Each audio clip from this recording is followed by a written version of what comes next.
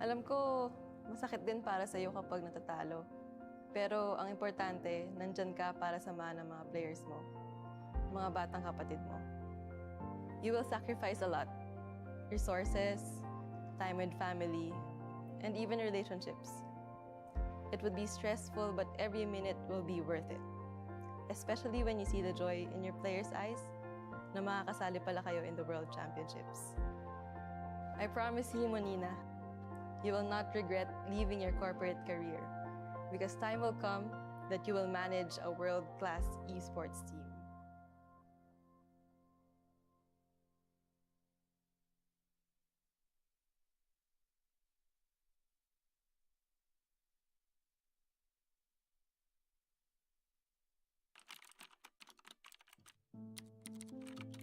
Hi Kel, alam ko tuwing tinatanong ka nila kung anong gusto mo maging, wala ka pang masabi kasi hindi mo pa naiisip yung mga ganun.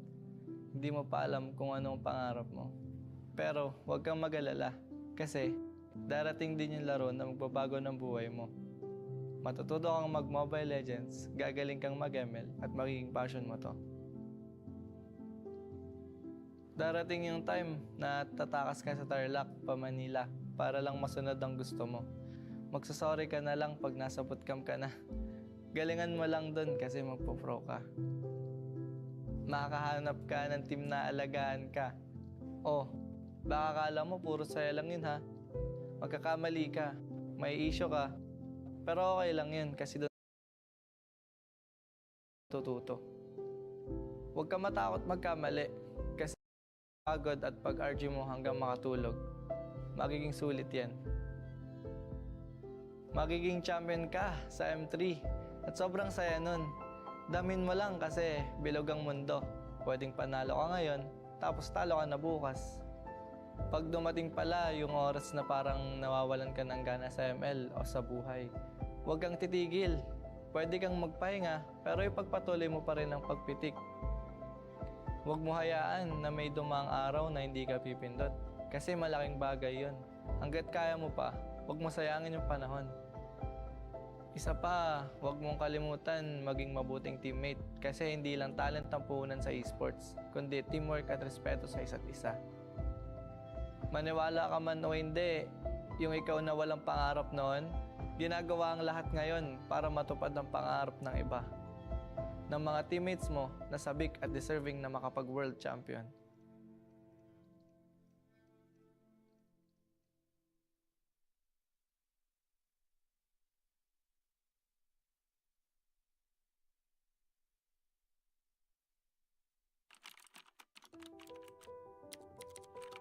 Jay, kamusta ka? Kamusta yung pagbebenta mo sa palengke ng prutas tsaka pagtatrabaho mo sa babuyan? Para makapagpa-load ka at makalaro ka ng ML. Kahit pa 2 oras yung biyahe papuntang Bagak para maghatid ng baboy sa palengke, hanga ako sa'yo kasi kaya mo magtiyaga. Huwag kang mag-alala. Lahat ng sinakripisyo mo, magiging worth it. Dahil sa Mobile Legends, magbabago ang takbo ng buhay mo tsaka ng pamilya mo. Oo nga pala, huwag mo kalimutan magpasalamat sa ate mo kasi pinayaram ka niya ng cellphone para makalaro ka. Mag-thank you ka rin sa mga pinsan and kuya mo kasi sila yung mga unang nakasama mong batak sa ML. Darating din yung panahon na makakabawi ka rin sa kanila. Sa atin lang dahil gigil ka sa kaka-RG, magiging top 1 ka sa stars at diyan ka madidiscover ni Boss D. Simula dito, marirealize mo na iba pala ang pagiging pro sa pagiging RG boy. Na kailangan mo pala mag-isip at kailangan mo matuto sa mga macro plays. Diyan ka rin magiging content creator. Enjoy mo lang yung pag-vlog and pagko-content mo kasi yan yung makakatulong sa pamilya mo. May purpose lahat na nangyayari kaya huwag kang mawawalan ng pag-asa. Darating yung time na kakailanganin mong lumipat ng team para pagbigyan naman ang gusto mo at yun yung makapag-focus sa pagiging pro. Don't get me wrong magiging thankful pa rin tayo sa content creator na Renny J kasi dahil sa kanya may abilidad ka na para sundin yung puso mo. Since natulungan mo na yung family mo, pwede mo nang tuparin yung sarili mong pangarap. Dahil dito, marami kang may sasakripisyo. Vlogging, projects, oras sa pamilya. Pero huwag kang mag-alala. Worth it lahat yan. Kasi mas magbubunga yung hirap mo at magiging M5 representative kayo ng blacklist. Ito na yung chance mo para patunayan sa buong mundo na may bubuga ka. Yung respeto na hinahanap mo, Makakamit mo yun. Dahil simula pa lang, alam mo na mas matimbang ang bagay na pinag-iirapan.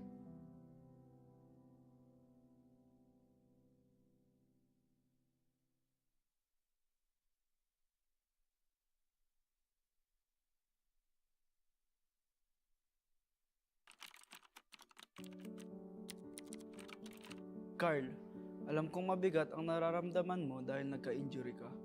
Gusto mo pa naman maging professional volleyball player. Pero, gusto ko lang malaman mo na ang mga pangarap ay nagbabago at lumalago. Hindi ka man nakapag-pro sa volleyball, magiging daan naman yan para mapadpad ka sa esports. Dahil sa support ni mama at lola, magiging player ka sa Mobile Legends. Mula rito, huwag kang matakot mag-risk sa mga bagay talagang gusto mo. Kahit na mukhang malabo, subukan mo pa rin. Hindi mo malalaman ang mga kaya mong gawin hanggat hindi ka umaakbang. Balang araw, mabibigyan ka ng pagkakataon na maging kasama ng Blacklist International sa SEA Games. Mai-intimidate ka sa una pero okay lang yan. Huwag mong baguhin kung sino ka. Oo, hindi ka man pala imik at madalas kang nabubuli dati dahil dito. Pero isang araw, makikita mo na ang pagiging soft-spoken mo pala yung kakailanganin ng magiging team mo. Huwag ka basta-basta sa suko, ipagpatuloy mo lang ang ginagawa mo. Kasi kapag gusto mo talaga ang isang bagay at pinaghihirapan mo, makukuha mo yan. Maging positive ka lang, kakailanganin yan ng mga kakampi mo. Marami kayong pagdadaanan. Kapag mahirap at malabo na, maging liwanag ka. Tignan mo, yung dating injured Carl na hindi pinalad maging pro sa volleyball, handa nang tumuntong sa M5 World Championship ngayon.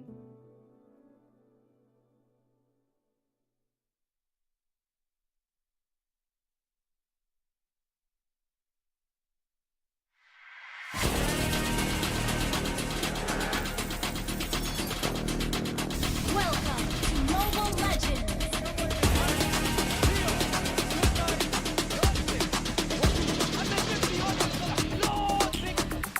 النيم براوي والبحر واخوك سفاح واللي الاول وانا مرتاح اختصاص اكتساح انا الحفر الزلط زاد Lang tayo, look at your face so kabado. Dito sa aming teritoryo, can get this ground sa amin ito. Ang laban na to ang magiging binhi, di na papayag masakop muli. Lahat ng daraanan namin ay mahawi, alab ng puso'y di mapapawi. Sanay sa digmaan, dugong palaban, babangon, babawi kahit sugatan. Sinag ng araw, tatlong bituin, Pilipinong may giting nagniningning. Sanay sa digmaan, dugong palaban, babangon, babawi kahit sugatan. Sinag ng araw, tatlong bituin, Pilipinong may giting nagniningning. Dami mo daw sinasabi pero ba't ngayon di ka mapakali? Panay lang ang kamot sa anit at kahit alam mo na di naman to makate. Dugo pati laway at pawis tumulo, akala mo ba lahat to madali? Hindi nagmamadali, akyatin ng hagdan na talagang matare. Ganyan talaga ang mga batang Pinas, talagang malakas kahit anong meta, wala kang ligtas. Talagang matigas na parang daliri ng mga kalaban. Sa gitna ng laban, shooters namin talagang savage, di papaawa sa aming lupang sinilangan. Ang dami ng binilangan, ng isa, dalawa, tatlo, handala ba kayo? Ito na pang-apat. Kaya dami na naman iyakin kahit dadaanin pa sa mga tipi-tipi-tipikal. Paano kami hahabulin? Marami tong dasulina, lalamunin ang lahat ng dipidal. Sanay sa digmaan, dugong palaban, Pilipinas lang malakas. babangon, babawi kahit sugatan. Pilipinas lang malakas. Sinag ng araw, tatlong bituin, Pilipinas lang malakas. Pilipinong may giting nagniningning. Pilipinas lang Sanay sa digmaan, dugong palaban, babangon, babawi kahit sugatan. Sinag ng araw, tatlong bituin, Pilipinong may giting nagniningning. Ang maong away ang sinugdanan, di mo sugot madakpan pagbalik. Tanang agian kay dirit sumapalik, ang init sa tughan kay dili mawakli. Sanay sa digmaan, dugong palaban, babangon, babawi kahit sugatan.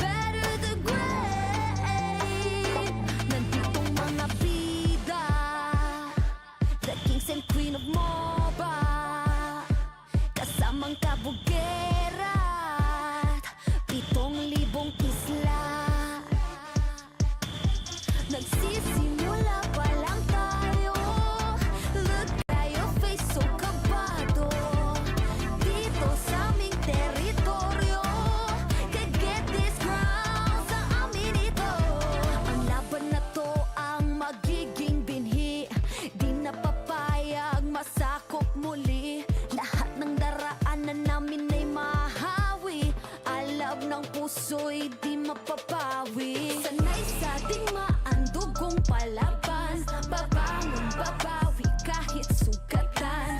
Sinag ng araw, tatlong bituin. Pilipinong may giting nagniningning. Sanay sa ating maandugong palaban.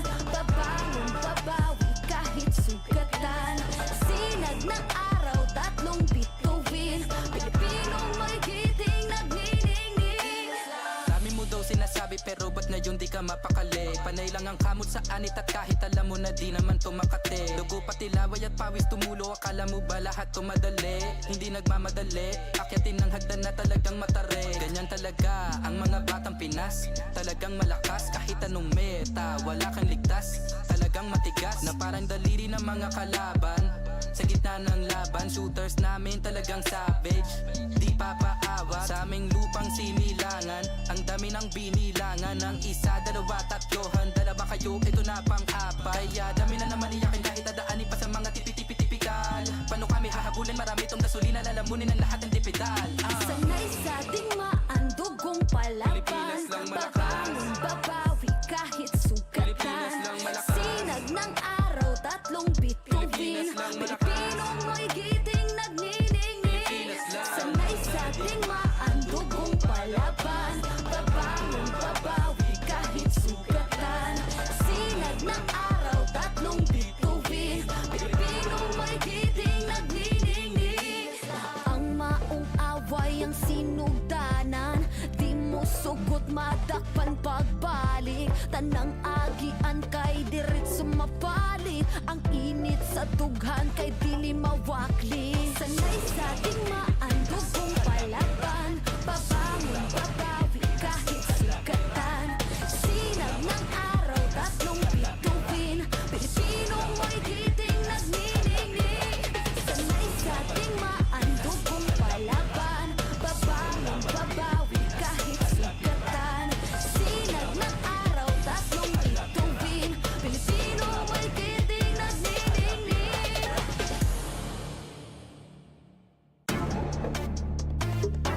We're better than great. We're better than great. We're better than great. Nanditong mga bida.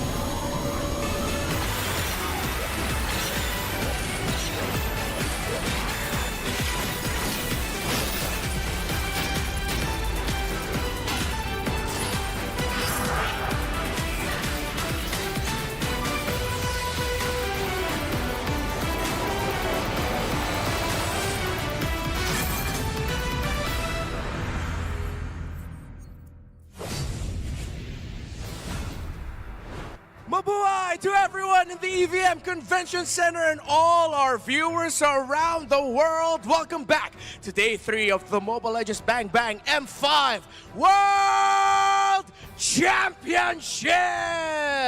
We witnessed some breathtaking individual displays yesterday, from miraculous comebacks to mechanical outplays. It was action after action, and today we will have 4 more intense best-of-3 matchups to push the tempo and raise the stakes. There's a lot of questions in the air.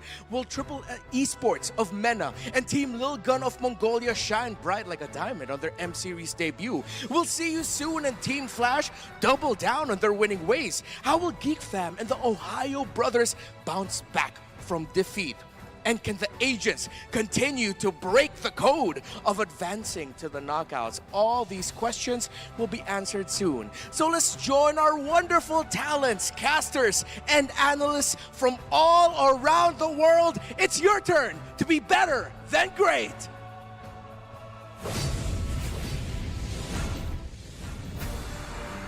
Maraming salamat, Renmar. And nasa halfway mark na tayo ng ating M5 World Championship Group Stage. Ito ang day number 3 at paunti-unti na nating nakikita ang mga posibleng humarap sa knockout stage. Pero syempre, dito muna tayo sa unang match natin between See You Soon versus Triple Esports. Ako nga pala si Ingan, kasama si Midnight, and of course, debut match ni Hans for the M5 World Championship Group Stage, where the M5 is powered by Moonsoon, presented by Kidia, our global presenting partner, and supported by ROG, our official gaming phone, Grab, our official super app partner, Smart, our official telco partner, and Maya, our official digital bank. Maraming salamat sa ating mga sponsors dahil kayo ang dahilan kung bakit ganito kalaki ang M5. And shout out to our global presenting partner, Kidia. Ang Kidia ay isang giga project na ginagawa sa Saudi Arabia at ito ay isa sa magiging future ng capital of entertainment, sports, culture, and it aims to change the world of gaming and esports. Of course, ibang klase yung ganun. Meron din pa na pag-giveaway ang Kidia Gaming. Kaya tara na sa M5 dahil mamimigay ang Kidia ng 5 sets of tickets ng Knockout Stage 2 and ng Grand Finals. How you say? I-follow nyo lang ang official MPL social media accounts natin at ang social media pages ng Kidia. Samahan nyo na rin ang comment kung bakit deserve nyong manalo at itag ang dalawa nyong kaibigan na gusto nyong isama. Yep, simula ngayon hanggang December 7 ang giveaway at i-announce ng winners sa December 8 via Instagram story at sa Kidia Gaming. Kaya naman, mag-i-update kayo sa kanilang mga social media pages. Grabe, ang dami na nating natuklasan nung day number 1. Day number 2, ang daming game 3s din. And day 3, will it be full of sweeps or will it be parang day number 2 din na purong 3-1 or 2-1? Well, pwede naman 4 games, di ba? Mainit-mainit ang laban natin. Pero ako ang gusto kong i-highlight dito, again, yung mga emerging regions. And I feel like this is a very good match to see and witness, lalo sa first series natin. Kasi yung See You Soon actually napanood natin, and yung Triple Esports, hindi pa debut match din ng Triple Esports this time around. And sa mga sumusuporta sa Pilipino dyan, remember, may Filipino din sa Triple Esports. Not a player, but a coach, not just Coach Lyric. Grabe naman. Grabe naman talaga na pinapakita ng ating mga Filipino-blooded talents, casters, or players, and even coaches. Nagkalat na tayo sa buong region, Midnight, bro. Dugong palaban eh. Wala eh. Yun na yun eh. Sabi ni Maymay, dugong palaban. Dugong palaban eh. Ilalaban eh. Itaas ang bandera. Sanay na tayo sa digmaan eh. No, and of course, gusto ko lang din pala batiin all the way from the English desk. Birthday pala ni Lapel. Happy birthday kay Lapel. Yan. Happy birthday sa'yo. Nandun sila sa kabila. Alam ko hindi mo kami naririnig, pero happy birthday sa'yo. Nag-greet ka naman na namin kanina, so happy birthday. Birthday din nga pala sa ating lovely tawag dito partner from the backstage, si Zen Angeles. Tama. Happy birthday din, maligayang kaarawan para sa inyo. And grabe, day number 3, ang bilis. We are already halfway at unti-unti na nating nakikita kung sino nga ba yung pwedeng umangat, pwedeng malaglag. And for Group A specifically, sino kaya magiging second place? Kasi parang ang dami nagsasabi, Onyx, this is Onyx Group eh. Yeah. I'm honestly excited about this Oo. at kung anong posible mangyari. Kaya naman, para makita kung ano ba nangyari kahapon, let's watch this daily recap.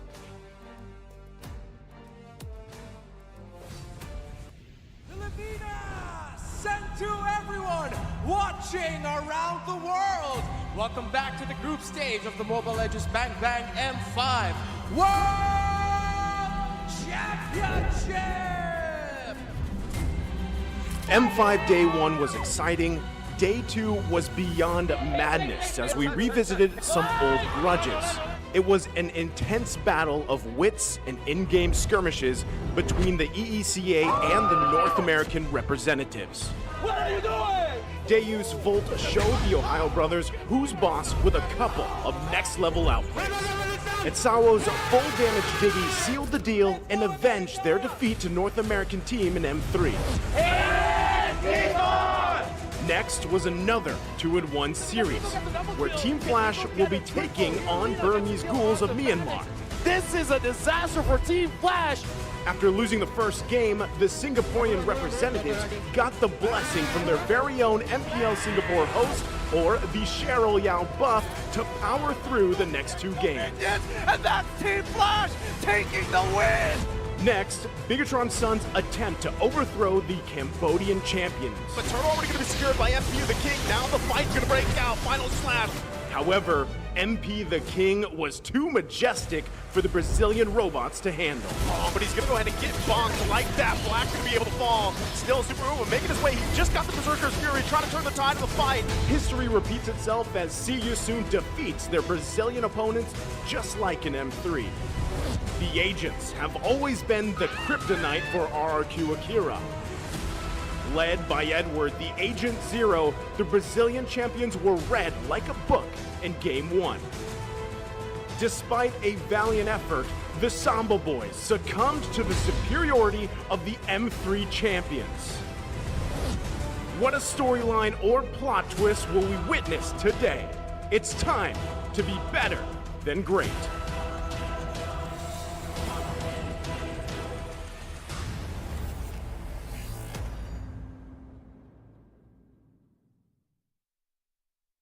Grabe naman yung day number 2, pero let's take a look at the Kidia play of the day. Ayan, sinimulan ng 3-man flicker. Final slash ni, ano yung tawag mo dito, Midnight? Stream Felix. Stream Felix. Tapos, bigla akong na-realize na, sorry, I'm Felix pala, yung tamang basa dyan. Pero ito yung malupit na play actually ni Sunset Lover, no, yung pag-utilize ng Faramis. There's a reason why this hero has been really phenomenal in the current meta. Ay kita natin, grabe talaga magligtas o mag-reset ng teamfight ng isang Faramis. Kaya naman dahil sa magandang play na yon, we see that See You Soon is currently behind Onyx.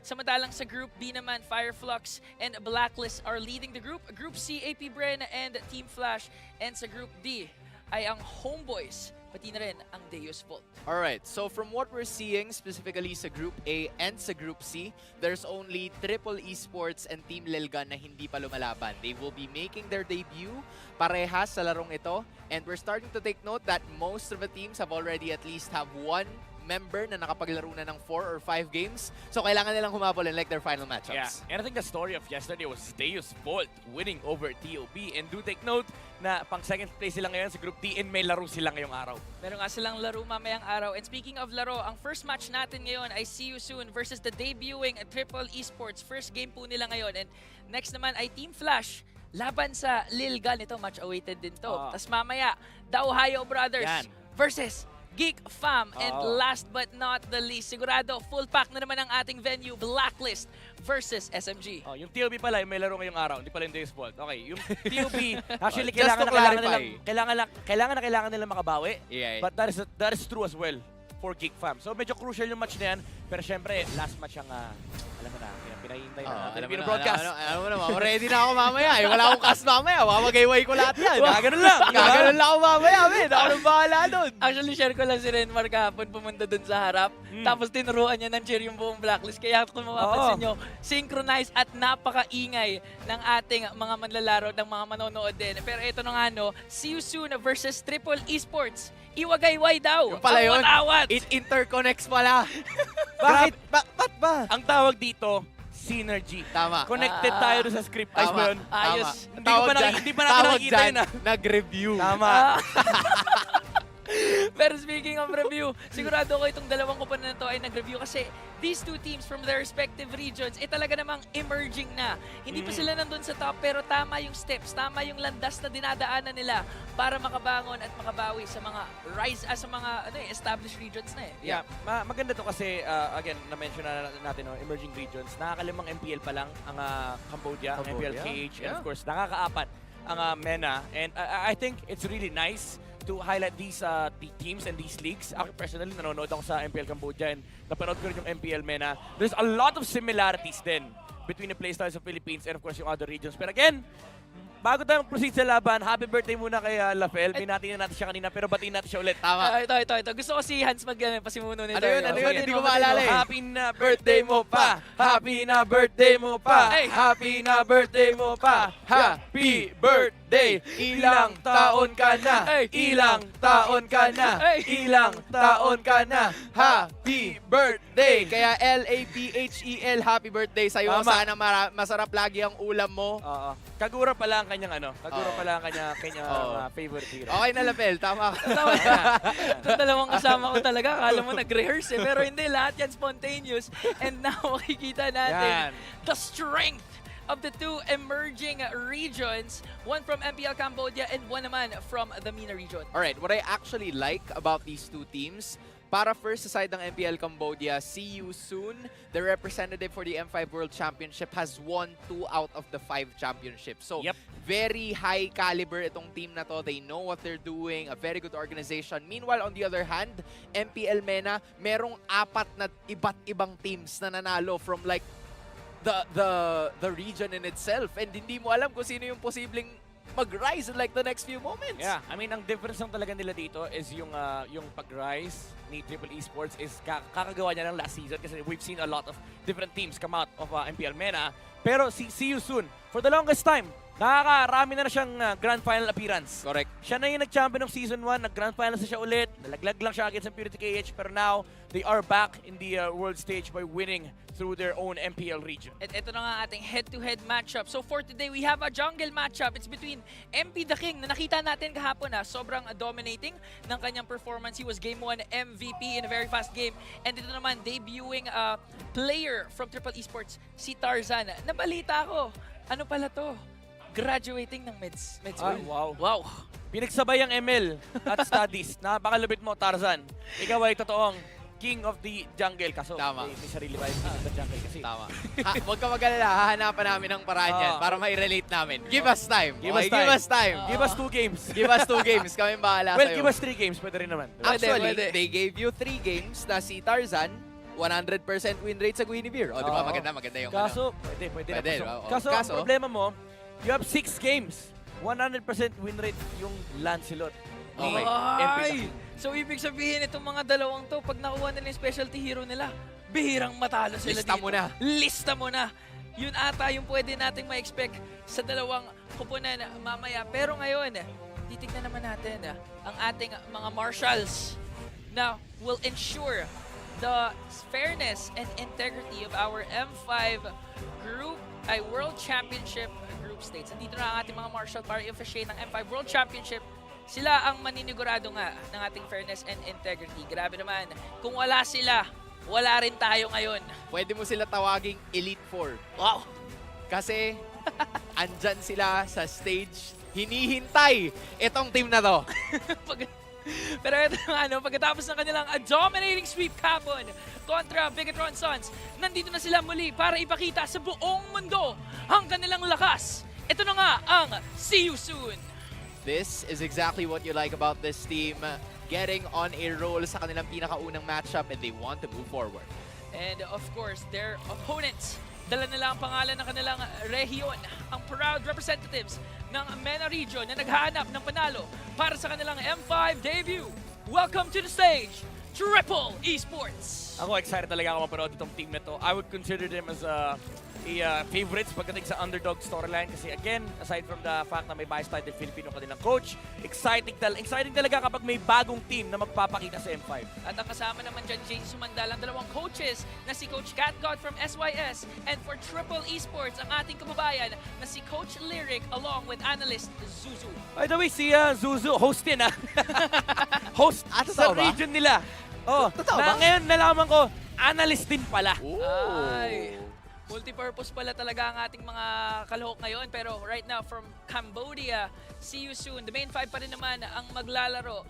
It's gonna be Kusei, MP the King, dalawa nating kababayan from the Philippines. Shrimp Felix. Shrimp Felix, Ra, and Boxy the King.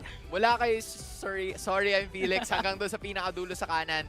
These dudes have been playing together ever since. Nakatungtong na sila ng M3. Meanwhile, MP the King and Kusei, this is gonna be their first international championship. Pero now, we have Triple Esports and your names are seeing right now. Yep, again, the debut of Sano, Tarzan, Sanji, Coffin, and Troll. Napakalupit ng kanilang ififield na lineup dito dahil yung kanilang jungler na sub ay nilagay nila sa gold lane. They are playing without Fury. And they are playing without Lark as well. So interesting yung magiging dynamics ng pagpasok dito ng Triple Esports kasi literal na debut ng roster, pero debut din ng performance nitong mga players sila sa kanilang role, specifically si Sano. Grabe. Tapos alam ko din, may magkapatid dyan, pero mamaya na natin malalaman yan. Let's look at the VTR muna.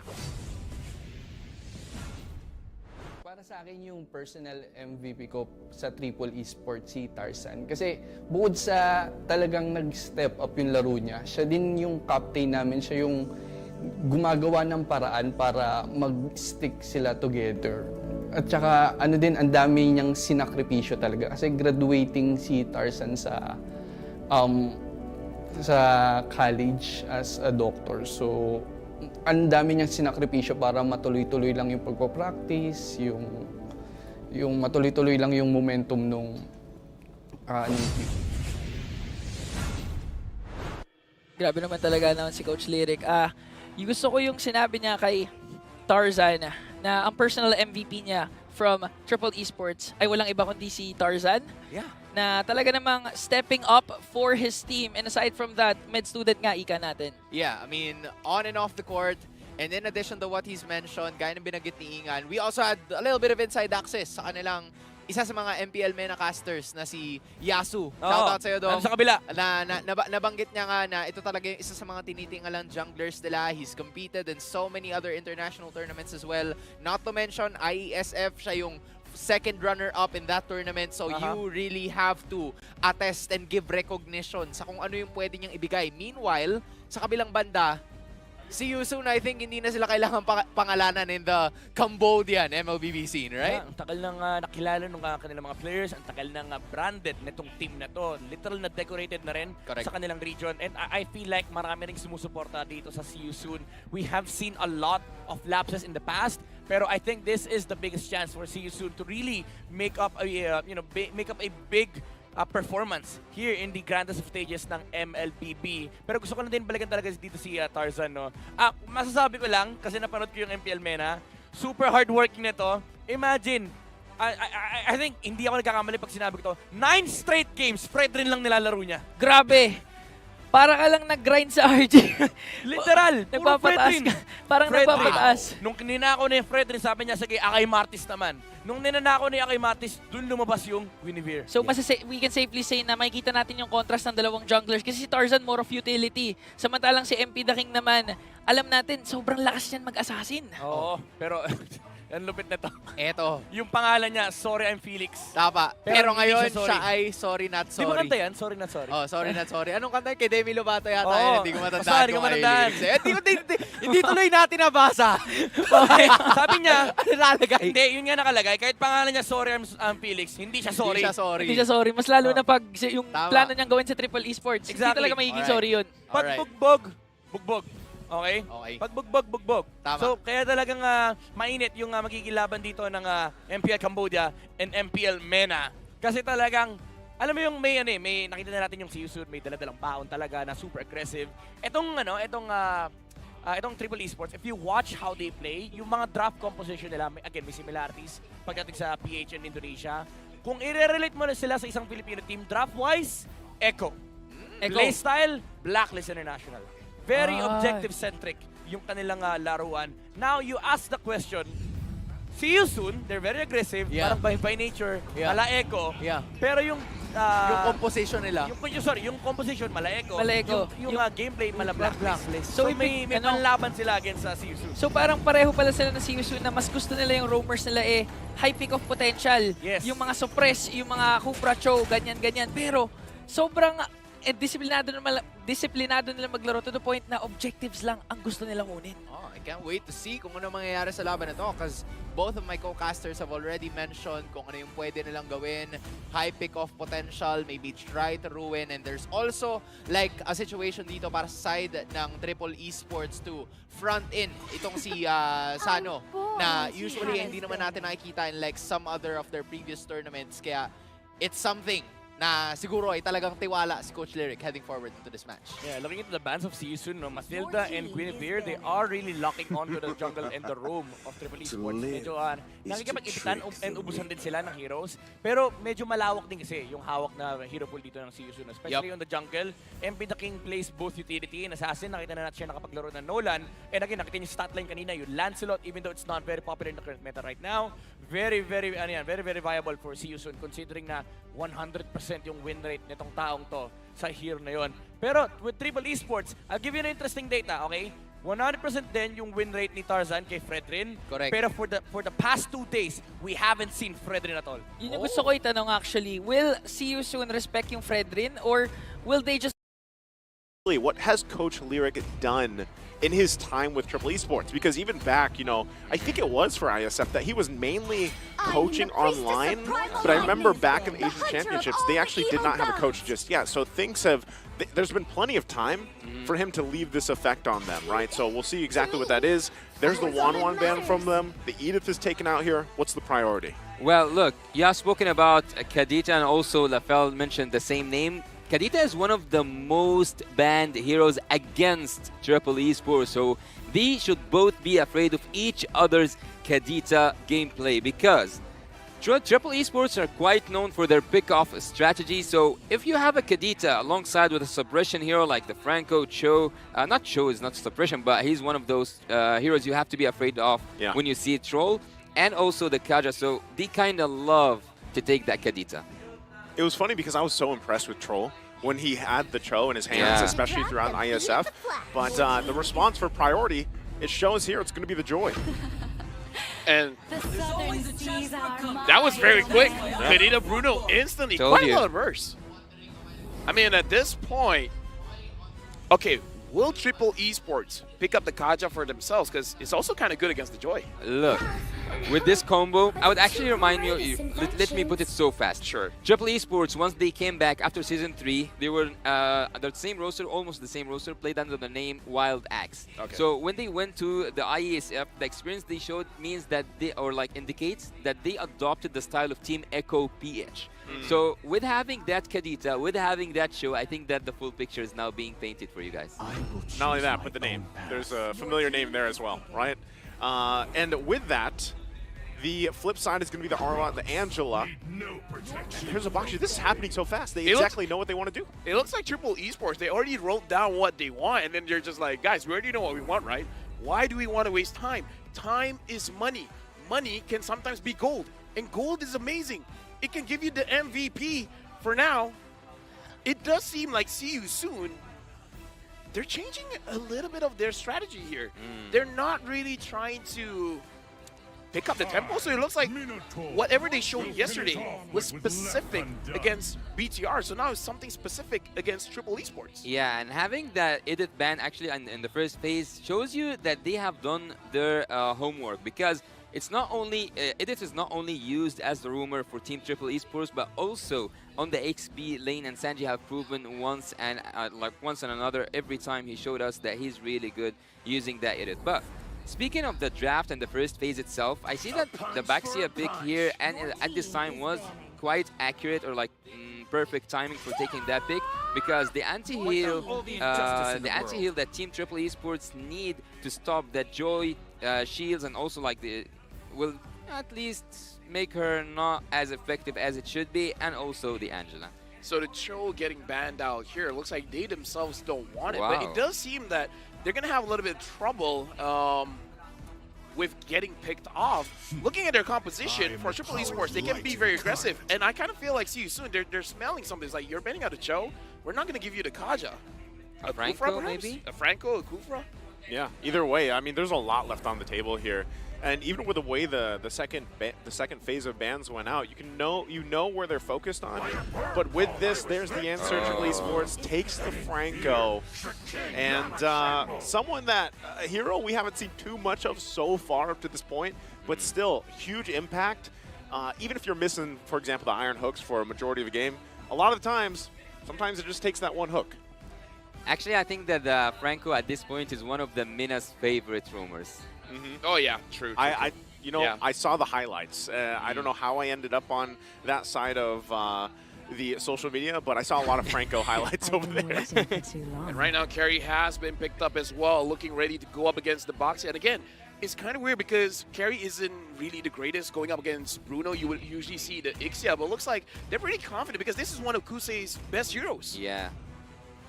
Yeah, he's going for his he's playing in his comfort zone, but seeing that Angela right now has been swept with the room, and also right now I don't think actually they do have this is a 100% win rate hero for Boxy the King. I think that having the Joy on the side of Team CU soon actually equalized the equation between the damage dealt in terms of the magical ones and also the physical ones. And the true damage, you have true damage. So right now, Triple Esports, I kind of feel like this Franco is amazing going up against the Joy. And Whoa. they're having a Damas, a debut pick.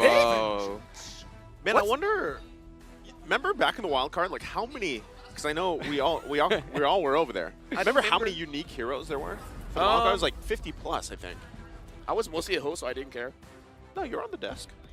That one time. We shared the desk. Dude. Yeah, my guy. My guy. Anyways, looking at the draft, what do you guys think? More importantly, what does Yasu think? Well, I think that Stams is quite a surprise to me. So I don't know. I haven't seen Sanji ever play that hero. But speaking of the numbers and speaking of surprise picks, I would also say that Carry at this point was kind of surprised. But looking at the meta and the way it's going, and also having 3 heroes with high HP, it actually makes a lot of sense for Team CU soon. So it's gonna be a tough match. I feel like the tempo is going to be the thing we're going to be talking about the most. Can Thamus deal with Arlet in the EXP lane? We're jumping into the first game, the first best of 3 in the game. In the game? In the day! Someone else take it from me. You're doing so good. I lifted the dry. All right, you know, and as we jump into it, looking how things are going to fall into place here. Yasu, you already shared some of your thoughts about the lineup, but one thing too, even if you looked at that index before we loaded in, the lineup rating here is in favor of Triple Esports. Yeah, it was actually like 7 point something against 5.6 if I'm not mistaken. So actually, as I told you, Team Triple Esports, and looking at the roster, no one is taking something out of the ordinary, even also the comfort picks except for the Sanji. But they seem to be a little bit invading the jungle, passing without allowance. I would say that Thamus is very interesting because that is one of the counters when Arlet was first introduced. As one of the laners not only can sustain against the Arlet, but is able to fight as well. And Boxy the King here goes in. Yeah, earlier aggression once again, and you know we got a little look at the emblems there. Oh. I love this. Felix should be fine here. The fact that Troll took that focusing mark emblem, there's some Franco players that actually don't take this. There's some that do, and I think it works out great, especially the fact that you are playing with this lineup that is going for these ISO plays, ISO-centric pickoffs, if you will. Again, the Kadita is there, and really that's going to help scale up the damage as well throughout the game. And having Brune right now and looking at him, I think that the Has clause will be the priority for him. So he will be able, with time, to take a 2-to-1 and balance it. Actually, he can defend himself at a certain point. Sano is actually, I'm quite curious what can Sano bring up, because he's not even a gold lane player. He is a jungle player. Well, I kind of feel like with junglers, they understand the macro play very, very well, so perhaps that's one reason why they want him there. Now, the Turtle is going to be a very interesting point because Triple Esports should be having a good time here on the Turtle, but the fact that Boxy the King is using the Kupra, he can turn the tables around. We're going to have to fight out for it. MP the King surrounded right now, still going to be working for it. Gets the Heart Guard. Tarzan will get the Turtle here. Triple Esports happy with that. Can they get away from this fight as well? Felix won't be able to land the final slash. So right now, Triple Esports gets that win. Oh, ouch, ouch, ouch. That was a really good timing, making that retribution, securing that first turtle. Team Triple Esports, actually, this is kind of, I think they are in their zone by now. I don't think that they are afraid from being on an international stage, and ironically enough, they were. I just forgot. I kind of feel like that was a situation where CU Soon was anticipating that perhaps Triple Esports isn't going to fully commit on the turtle, because I saw the movement coming in from Boxy the King. He wanted that level 4 first. There's the lockdown with the rough waves. Can he actually survive this? Boxy gonna flicker out. He's fine. There's the beats come down. Troll will fall in the mid lane. MP the King and the rest of the squad to help Boxy out. So hard for Team Triple Esports. If you have too much confidence, the recalls from Coffin and also using his spells, not taking the kills down, I think that things wouldn't look as good as Team Triple Esports won. But so far, I think that, and also having that matchup between the Samus and the Arlut, I think it's Sanji. What is that? Already able to dodge that final slash, but will inevitably go down. I think I cursed him. I think I just said like he will take that battle down, and he went down. For now, the first 3 minutes, it is all see you soon. They got 2 kills over 0, and they have a very small lead when it comes to gold. The question is, Triple Esports with this draft, what are they trying to achieve? When is the power spike? When will they get rolling? I think for Triple Esports, I think that they will need until mid-game. I think mid-game will be a really comfort zone for Team Triple Esports. But looking here at the itemizations between both of them, he already managed to get the Has Claws. He's utilizing, or like he's focusing on himself to take the damage and not taking it on the defense side. So I'm more focused today, as I told you, on Sano because oh, there was a flicker. Oh. Already catching Raw there. Boxy going to be a little bit too late. Felix going to be in trouble now too. Has to flicker out. The battle for this turtle going to play out. MP the King joining the fight. Going to chase down Troll. The damage is there as he's looking to get the kill. Felix falls, but so does Troll. Turtle going to be secured by MP the King. Now Tarzan in trouble as he falls there as well. See you soon. Comes out swinging. Well done by Troll. But looking on the other side of the lane, I saw that Bruno was taking the first turret off the game, which is also a trade somehow between seeing all these kills go down for Team See You Soon. Taking a turret was kind of equalizing that equation, but taking back to the point where I was saying that when Franco hooks someone, when he ults someone, when he focuses on someone, will he do it? He's going to be looking for Kosei here, but the rest of the team is there. Oh! Boxy jumps in, finds the rage. Troll is down in an instant. Taken down so easily. And with that, Cuffin also on the bottom side. Sanji has to get out himself. MP the King is hung top. Triple Esports trying to keep it together. Boxy going to jump in once again, but it's Tarzan. He's quite tanky, so just back and forth action here. Whenever I bring up this topic, he always dies. He always falls down. Troll. I cannot bring it up. You can't. They might actually go for this, but once again, it is Tarzan.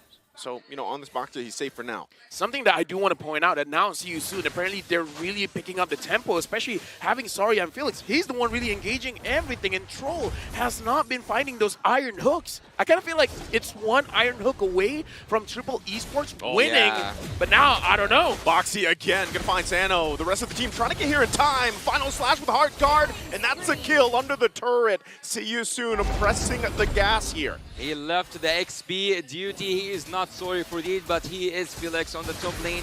He joins his team as partial roamer, I would say, because Joy is taking care of both mid lane and bot lane. But what's remarkable, whenever the Bloody Hunt is used, we will see that Boxy, the King, will join the team fight flicker, but he didn't find it.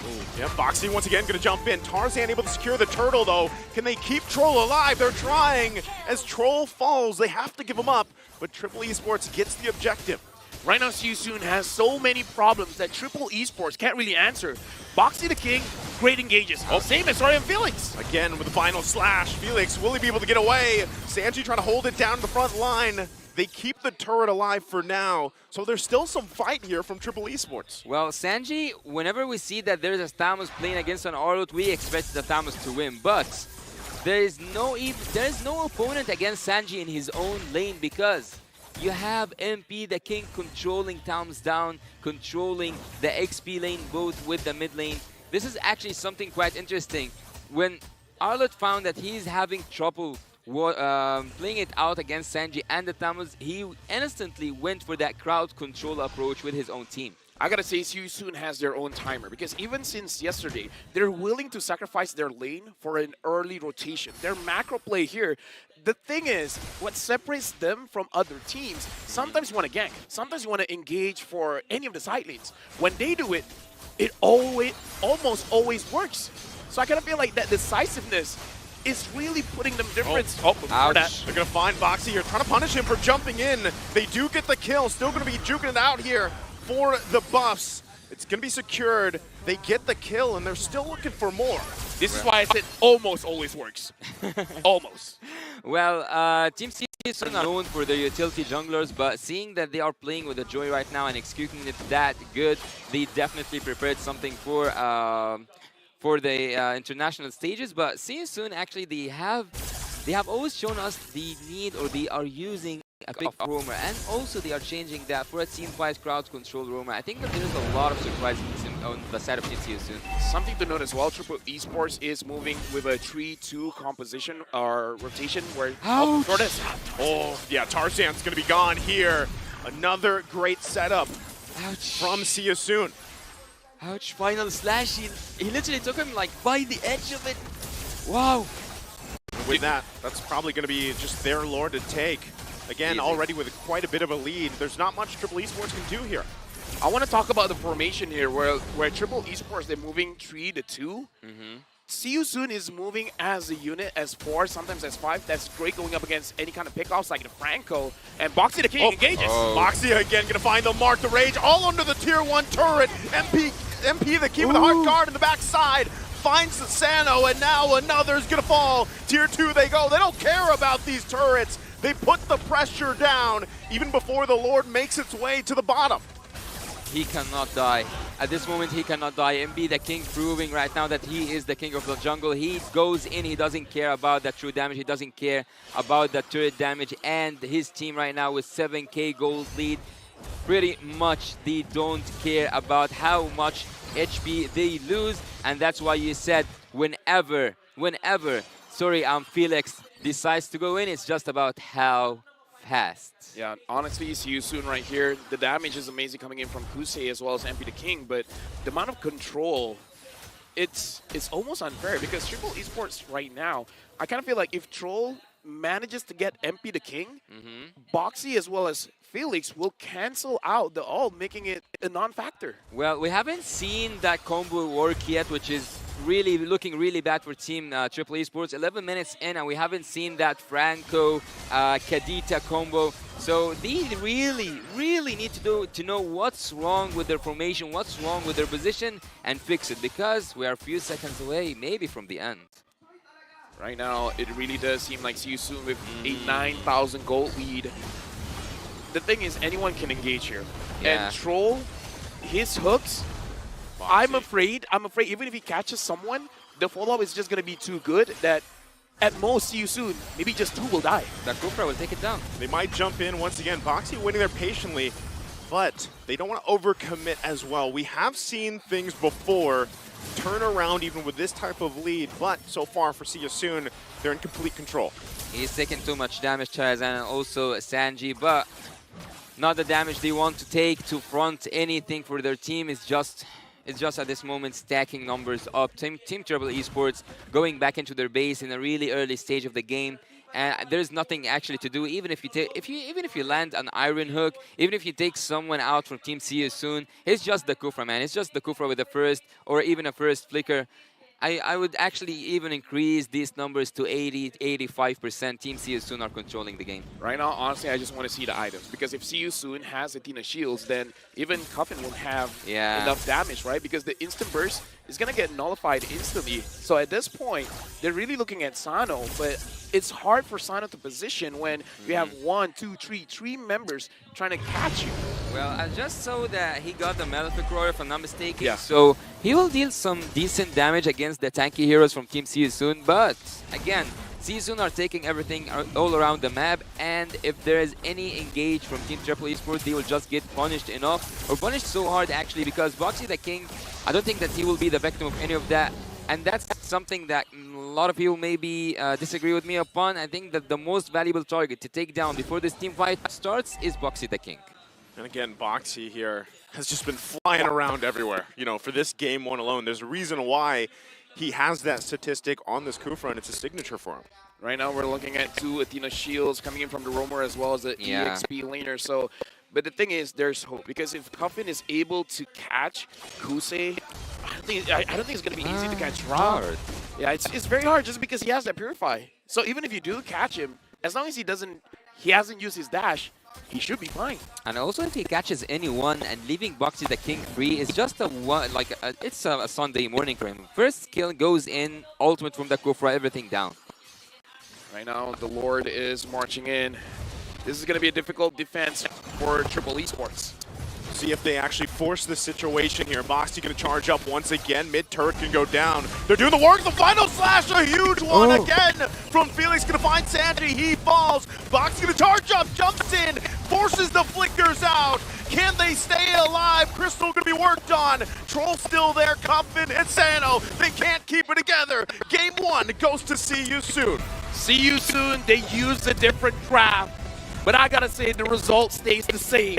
They're able to increase the tempo before going to the mid game, and it was too much for Triple Esports. The mind games are real, team. See you soon. I believe, and actually I will ask the coach after the game finishes, was he intending to give them that pick-off composition for Team Triple Esports, because he gave them the Franco. He knew that they will go for the Franco. He knew that they will go for the Kadita. So he knew how to counter that, and that's by a crowd control,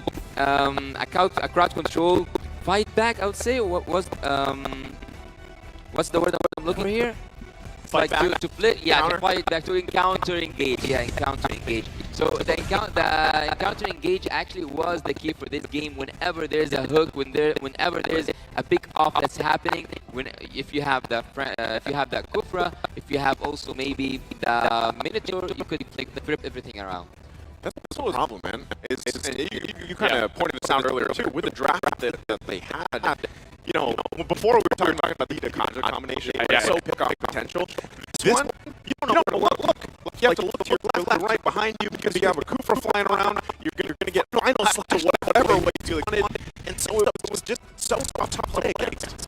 Yeah, but that we will be talking about our MVP. Now, I don't understand the language, but I'm pretty sure good luck. Have fun. Do our best. Crush them. That sounds right. That sounds right. And the MVP, sorry, I'm Felix. I think he's sorry at this moment, to be honest. Well, Team See You Soon, with having Felix and MVP, shows us that he didn't struggle at all in the X lane, even though he should have struggled against the Mammoth, but he managed to get the MVP. And that's because he took a lot of damage, he initiated a lot of fights, and he moved around the map. At some point, if I'm remembering correctly, Naisu, you said that he didn't care about his own lane. So, looking here at the highlights, we will see how much effective moving around the map that Harlot was benefiting his own team, and the King was able to not just take care of the lane or the XP lane, and the mid lane was also able to take care of all the objectives and the neutral objectives. Look here at the top lane. I think that, yeah, Sorin Felix with all that crowd control dealt, Sano cannot actually do anything, even if he had all the damage in the world, as you said, Lafel. 2 Athena Shield, 3 Athena Shield at some point, and you wouldn't expect Bruno to carry everything around. I would say the biggest difference here is choices. Because See You Soon, they have the choice to be proactive. When it comes to Triple Esports, if they want to be proactive, it really is on that iron hook. Alright. You have other ways with the Kadita as well as with the Taoists engaging, but we don't see them moving quite a lot together to really be able to make a difference. But here's the thing, you don't have a team fight composition at all. You are all of your picks are focusing on taking one person down. Here's the thing, I would say, even See You Soon, the way that they played, it's kind of like a pickoff. It was kind of a pickoff, but the way that it worked and the way that they executed, especially having a Kufra and an Arlot, was quite dangerous, right? Because we already talked about how kind of carry fits into this current meta, and with the way the things unfolded, you had so much time to build up and scale up that you needed to. You know, and that's kind of how the course of it went. I would say just here, Triple Esports, they didn't really use their draft to the greatest potential that it has. Because even looking at a Kadita just now, a lot of penetration, having the Rupture. Draft quite well. I think that even if they use the draft of the Triple Esports, I'm speaking of Triple Esports, if they use the draft quite well, they couldn't have made anything possible whenever they do anything. Boxy the King is just there to just counter that engage, make everything flip around for the side of Team See You Soon. So it was so hard for Team Triple Esports. also focusing on one target at a time. Yeah, it's so hard. Even in the XP lane, you have Tamus, you don't have like that team fight crowd control hero that helps you on the XP, like the Terizla or anyone else. It was so hard. It was just the key for this game for Team CSUN. Focus on the Bruno, take him out, defense on the Kadita, by taking the Athena shield, and you're all good. Right now, really looking at the damage dealt here. Even Kusei, I would say even the early stage of the game, he won his lane. I would say that's kind of like the general direction here. I kind of feel like in the early game, Sanji did win the lane against Felix, but like you say, He left. Yeah, in the mid game, it's like, well, you win. I'm gonna go somewhere else where I win. And the reason why I say even see you soon is using this composition as a pickoff, because in the early to mid, Felix used the final slash to get one. Yeah. He was separating one person from the rest. So if they're moving as 3, they're moving as 2, he catches 1. That's what I'm saying, man. There was the execution factor, like you said, it was kind of pick-off potential. Yeah. I mean, you're not expecting that, right? So much from, for example, even the R-Lot. A lot of the times, you see them kind of wait in their lane, but yeah, at that point, it was just like, all right, see ya. Sanji, See you soon. See you soon. See you soon. Have the lane. Take the XP you want, I'll get the kills. And a lot of the times, again, the way they kind of layered their initiations, whether it was the final slash, whether it was Boxy jumping in with a Kufra, they had multiple options. And I feel like, again, that's why you have to look back at Triple Esports and be like, you know, they were either trying to catch their breath or constantly looking left and right, their head on a swivel, as they like to say it, because they didn't know where they were going to get initiated from. Even at one point, like you guys saw from the highlights there, CSUN was deep into territory of the tier 2 turret with both of those still up, right? They did not care. Again, why we typically see Angela being banned out, right? Because of just how much value the Heart Guard provides. Okay, but we should all give credit for the Angela and also the meta picks, but again, it was for me about the macro game itself. It was about the strategy that Team CSUN pulled off, because they managed to ignore the XP at all to focus all their efforts on one place, which was the gold lane, which was Sano, and they took him out once and again and again and again. And even by doing that, they weren't only focused on taking that lane only. Taking that lane, suppressing every hook, or like preventing every hook, countering every engage. It was frustrating at a point for Team Triple Esports. There was no way to get this game back for Triple Esports. Nice. Do you have a watch? I do. I have 2. I kind of feel like for the next game, seriously, I have 2. I feel like for the next game, because this game felt a little bit like deja vu. I feel like we have to look at the timers. When does See You Soon decide enough's enough, we're going to move as a team? Because I feel like even yesterday, perhaps it's around between 3 to 6 minutes, is where they say the lane doesn't matter. We can start moving as a team and start getting those pickoffs offs. Because it really does seem like, okay, they're not going to move, we're going to move. They're the aggressors. The timing is something that I kind of feel like all teams should pay attention to. At that moment, if you don't see the opponent laner, you have to assume they're moving around the map. Enemy it was missing. just 1 minute. Enemy missing. That's I when think you it hit was that. just a minute. Just 1 minute and he left Tamus alone. Enemy missing. No, I think... No, I think the first minute he was still there because... He got burst down underneath the turret, if you remember, in the early stage. And then after that, I didn't see him at the XP lane again, to be honest. Well, I got 2 watches, so I'm gonna prepare. I have 2 phones, so I have 4 watches. Hey. And that works too, right? Yeah, you can. But speaking of Triple Esports, if you're talking about the timing here, right? The timing for this, from what we've seen from CSU and even yesterday, this is very reminiscent of that. And that's why you said it's deja vu, right? That's how it worked. Deja vu.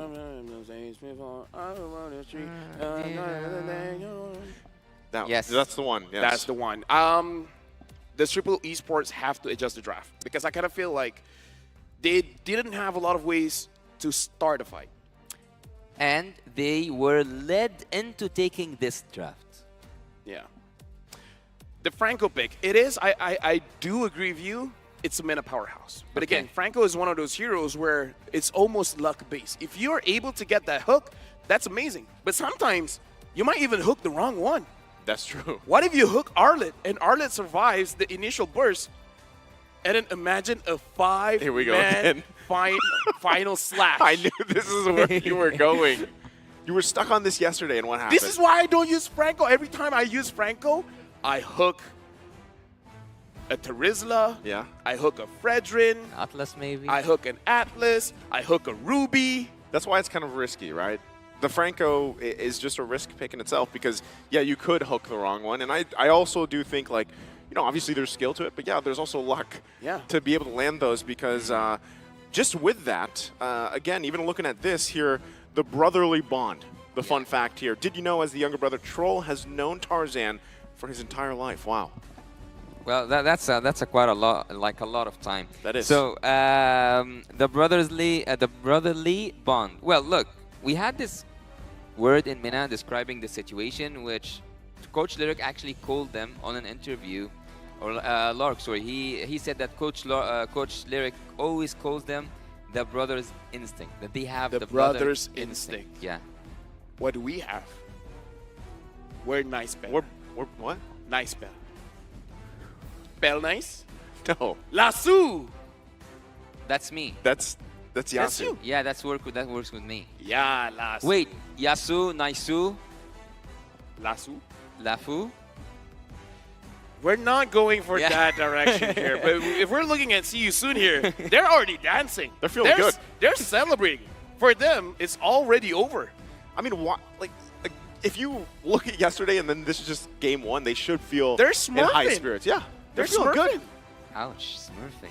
No, not just today. Ever since yesterday, man. They never seem to lose control in a game. They build a massive lead early on and then they don't let it slip because that's been something that's happened to a lot of these teams where they get, let's say, 5,000 to 8,000 gold ahead and then all of a sudden it slips through their hands, right? But so far, and at least from what we've seen for See Us Soon up to this point, I know it's still technically kind of early on, it's been on point. They get the lead, like you mentioned, and they work around with it so well. Now, I have to kind of question here, and maybe Yasu can take us through this because you know you're more familiar here, especially with playstyle and what maybe even Triple Esports wants to bring to the table for Game 2. Well, what they should bring up to the Game 2 is to stop going for these specific picks. It was obvious at some point that it was too good to be true. Like you are every hero that you love to play, every hero that you are so confident to play is just there for you to take. Of course there was a trick behind that. Of course there was a catch behind that. But Team Triple Esports seemed to neglect that and go for the easy bait. Well, during my time in the competitive scene, there's two ways to win a game. Oh yeah, you didn't know that? There's two ways to win a game. Achieve your win condition or deny a win condition. That's number one. Number two, the reason why I talk about tempo is during training, you have a macro plan in mind. If you disturb the tempo, all of a sudden the shot caller is going to have problems thinking about what to do next, right? So if you plan, you're going to start moving at minute 3.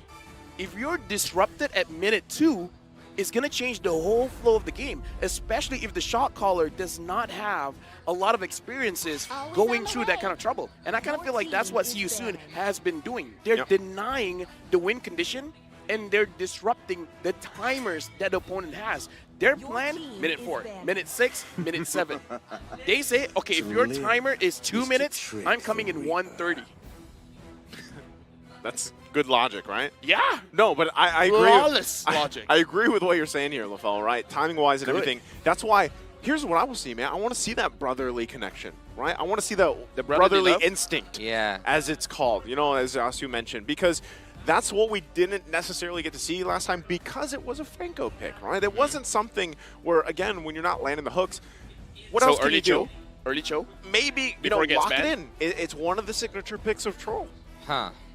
Well, I will explain the brother's instincts thing before we go into the draft, which actually got triggered after we saw every time that Tarzan's trying to take a turtle or a lord, his brother Troll comes in and takes out the jungler, especially with the Cho, with any suppression or even like with crowd control, he just secures that place. But let's look here what happened. Nolan is up to the task by Team Triple Esports, and even before that, before we continue with the draft, Joy seemed to be the problem for Team Triple Esports. I would actually quite agree that Joy was a problem for Team Triple Esports. They couldn't handle it. Taking Nolan, expect amphibious. Let me ask you this, Yasu. Ask. I'm expecting a Ask on you, Kaja. Shotan. I'm expecting a Kaja. No, that's not it. Sorry, How's Tarzan on the on the assassins, or like Nolan, for example? Does he have it in him? Because from what I remember, he loves the utility.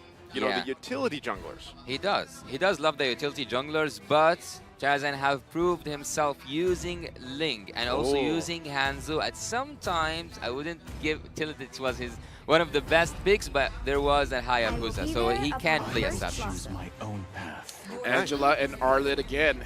Ouch. So we really have to see if Triple Esports with this Nolan, they got to be a little bit more proactive. I want to see a more aggressive draft because Nolan can enter the jungle and he can outpace most junglers at this point. Phoebus for Team Triple Esports at this point. Do you think they can both prevent Team CSU from taking it and also using it against the Arlut?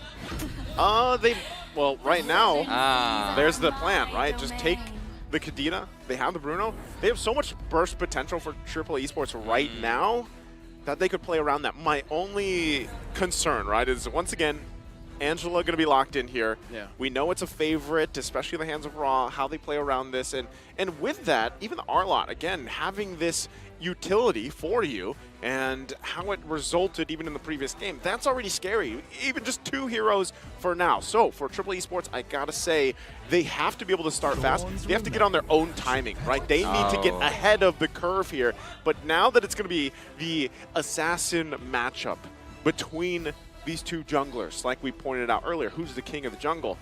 Well, this game could be a deciding factor for that. It is definitely going to be on the roamers for me personally, because Lancelot as well, I would say it started in the Philippines, but before that, artificial intelligence, Angela is an android. Probably uses a USB-C charging port and not lightning. Hey, nice.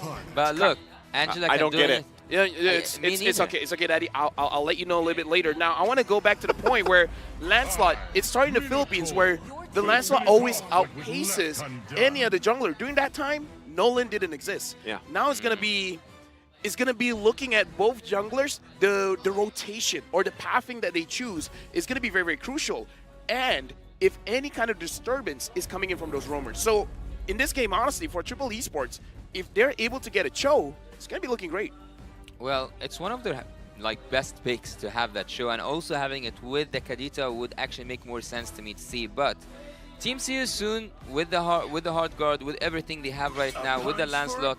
Again, you have spoken about Tarzan and how good is he using the assassins. Also, MP the King is not known for his assassin picks, so he's also known for the utility junglers. Both of them are stepping out of their comfort zone, but Kufra is out as well as the Joy from the last game. Which message does that sing? Well, again, when it comes to that matchup in the jungle, both of these junglers will be duking it out. My biggest concern, though, once again, Angela, Android or not, is going to give an upper hand here, especially with the Lancelot. Now, you know, the performance here is going to come down to some of those early skirmishes and those dances and how they played off. And, oh, man, they take the show. Show is amazing. And again, you just still didn't get. She's an Android. I don't get it. USB-C. Yeah, I don't get it. Android. Yeah, but what's the catch? Oh my God. The Charger's the cat. Yeah, I know, like... I have idiots on the table. Oh my God. Oh, Phoebus! Phoebus! The one I'm rooting for. I mean, the Vovius here is going to be good, but my only concern is that Arlit can pull him back. Oh, wait. Who's playing what where now? If my meta braid, it should be a Kadita room and a Phobius mid. Kadita room and a Phobius mid. And Atamu's playing against the Arlit. Again. I mean, he did technically win before. Technically. Yeah, but it didn't matter. It didn't matter that he won the lane. No. Okay, imagine. We're imagining. Thamus can win the 1v1, correct. Okay. If he wins the 1v1, where can he go? In the jungle. Isn't that where Nolan wants to be? Yeah. Isn't there where Lancelot just goes to Nolan's jungle then? That's why I say the pathing is going to be very, very important, because if Thamus wins, goes inside the jungle looking for Lancelot, and Lancelot's in the opposite jungle, the pathing is going to be important. Well, the last Mark my words. Mark. You've got a USB charger I can borrow? USB-C? Thanks. Yeah, I do. I get it now, by the way. You guys are still idiots. I've got it the whole time. I'm not taking it back. I didn't get it yet. Maybe I'm more than... Okay. Look, we will discuss that there. But look at the numbers again for the favor of Team Triple Esports, 8.8 to 4. Go Either ahead. way, we're going into the land of dawn. We'll see you soon. Tremble against Triple Esports, or this time, Triple Esports understands the meta, understands the game, pushes us to game number 3. Game number 3. I think that's a dream for Team Triple Esports to look up to, but it seems like from the early game we will see some action happen in the jungle. This time it's not the action Triple Esports wants to see. Right now, okay, go ahead. No, I was just going to say, you know what's interesting too about this? You're interesting. Thank you. Is, yeah, going back to the timing thing, pressure-wise, you know, LaFell is really, how do these roamers even put the pressure on these junglers? Because that's typically what happens when it's the assassins being locked in for that role, right? They kind of have to play around that. And also, on top of that, I think with this, when it comes up to these objectives, you have to be able to win and extend some of those fights. And again, that's where I feel like Nolan's going to struggle a little bit, because we know that he can get whittled down a little bit earlier. I would say when we're talking about tempo, it was quite a few patches ago where the buff, the way that it operates, the more people there, the tougher it's going to be.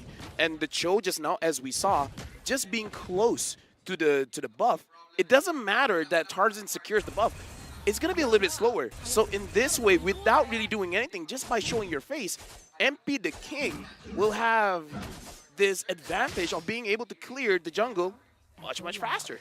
Well, having the tank slot will actually make more sense when you go into the engages. We will see that he will have a lot of fun. There's not that much. There's even no crowd control that can be mentioned here from the side of Team Triple Esports. So he will have fun playing that tank slot. But there's something I'm really concerned from the side of Team See You Soon, which is Kosei on that Claude. Where's the setup that he needs to have? Is it just the final slash? I don't think that that's enough. I mean, I kind of feel like the Cho can be able to do a lot as well with the Jig Kudo. Because even here, See You Soon, I saw the difference in gold just now. It's 200 difference. Oh. Well, with that, both of these just trying to get that level 4. Turtle now going to be spawning here, still battling it out. They're going to put the pressure once again on Tarzan here. Boxy almost at level 4 as well. Still on the top side, though. They actually might just decide to find out. They get the flicker out. Still going for it. Boxy trying to hold it down again. A lot of this back and forth. And look at this. A level difference. MP the King just with one. Before that, go ahead. There they go. They're going to jump in. MP the King able to secure the turtle. Has the heart guard alongside with it. Sandy trying to hold down this front line. Cuffin there as well. There's the final slash. It's going to be canceled out. They're still working for it. Sanji will fall. See You Soon running here, but they did get the turtle. And I'm sorry, even though I'm the anchor, I gotta analyze here because we saw the difference. Because the difference in gold just now for MP the King and Tarzan before the turtle was 200 difference. That's one small item, and it was one level difference. And that's what happens when Boxy the King is able to slow down Tarzan. He only slowed down for one buff, but that one buff made a huge difference. Yeah, and also as an analyst, I would say that Team Triple Esports were so behind and also triggered the previous ultimate so early on. Oh, is it an ult? Oh, he's going to go ahead and use the Way the Dragon, but again, just kind of messing here with Tarzan. Rest of the team here as well. So Triple Esports, as you guys were mentioning, you know, they need to kind of keep things under control, right? Early game still, but that small lead is starting to build for See You Soon. Yeah, I think that Team Triple Esports could have done much more better in that team fight because they triggered everything right before the turtle fight. And not just that, the positioning was off point. It was totally off point. MP the King with the second skill with the Retribution, that's what we know about the Lancelot. Also having one level advantage that made his Retribution even more dangerous, let's say, for Team Triple Esports. Everything is aligning for Team See You Soon win. Wow, kicking him right into the Phantom Execution. Cuffin, though, going to use the Demonic Force, trying to stay alive for it. Still going. Heart Guard now on MP the King. Goes under the turret. He's in trouble. Cuffin falls right there at the tier 1. And I got to say, good execution by Boxy the King. He was holding on to his dashes, and he's dashing towards the mid lane turret, trying to bait it out. And unfortunately, Cuffin took the bait.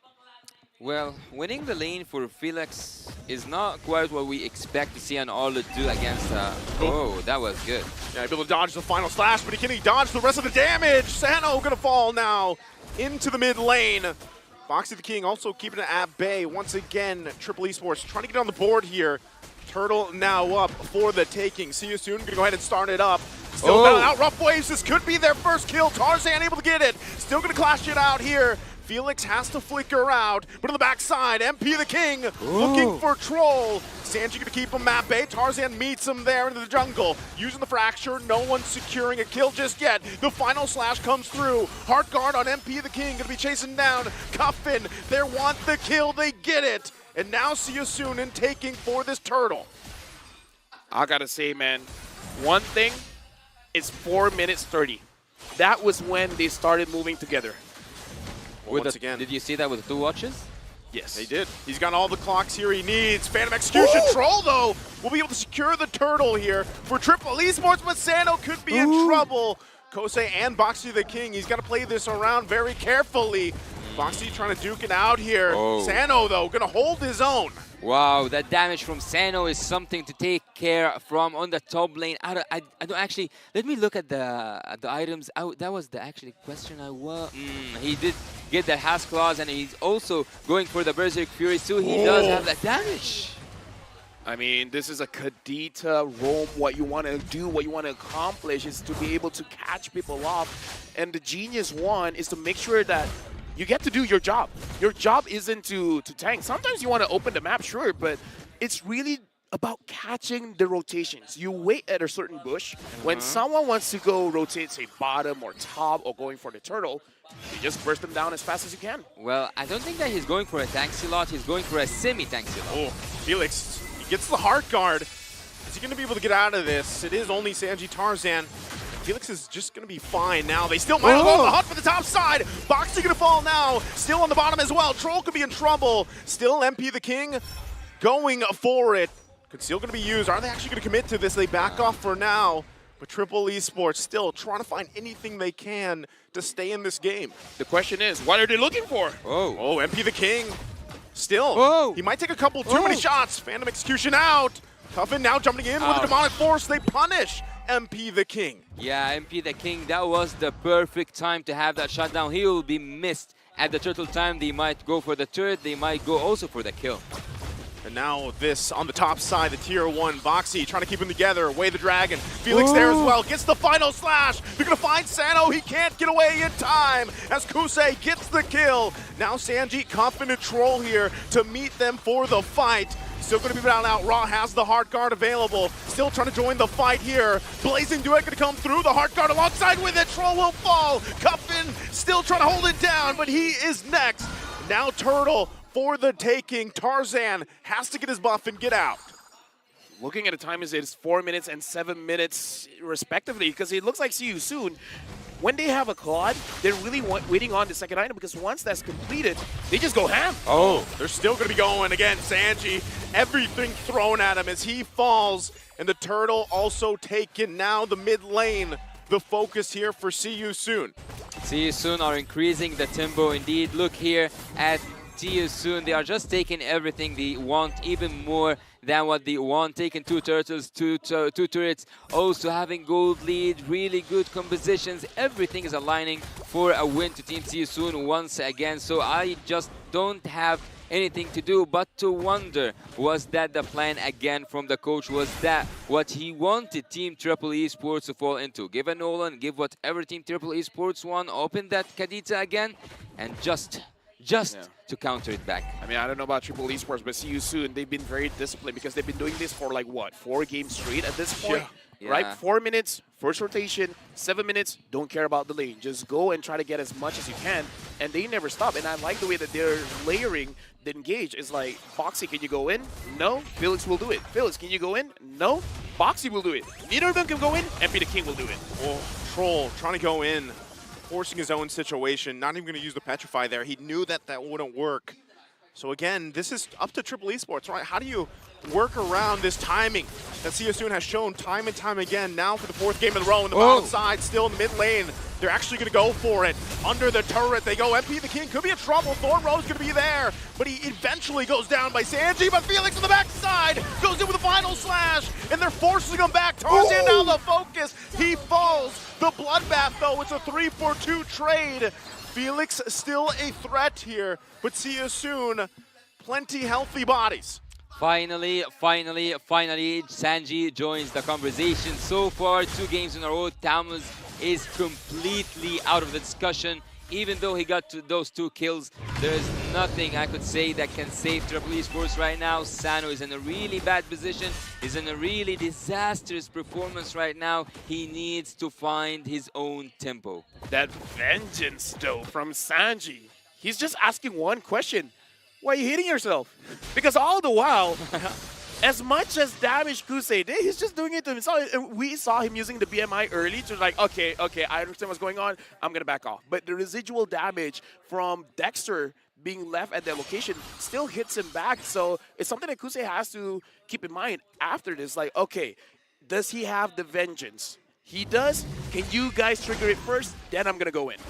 There's something that's really good if Team Triple Esports did right now, and that's to focus that there's no magical damage. Yeah, magical damage for Team See You Soon that can be worried about. So building up some physical defense is the solution. Whoa, Troll gonna get taken out very quickly here.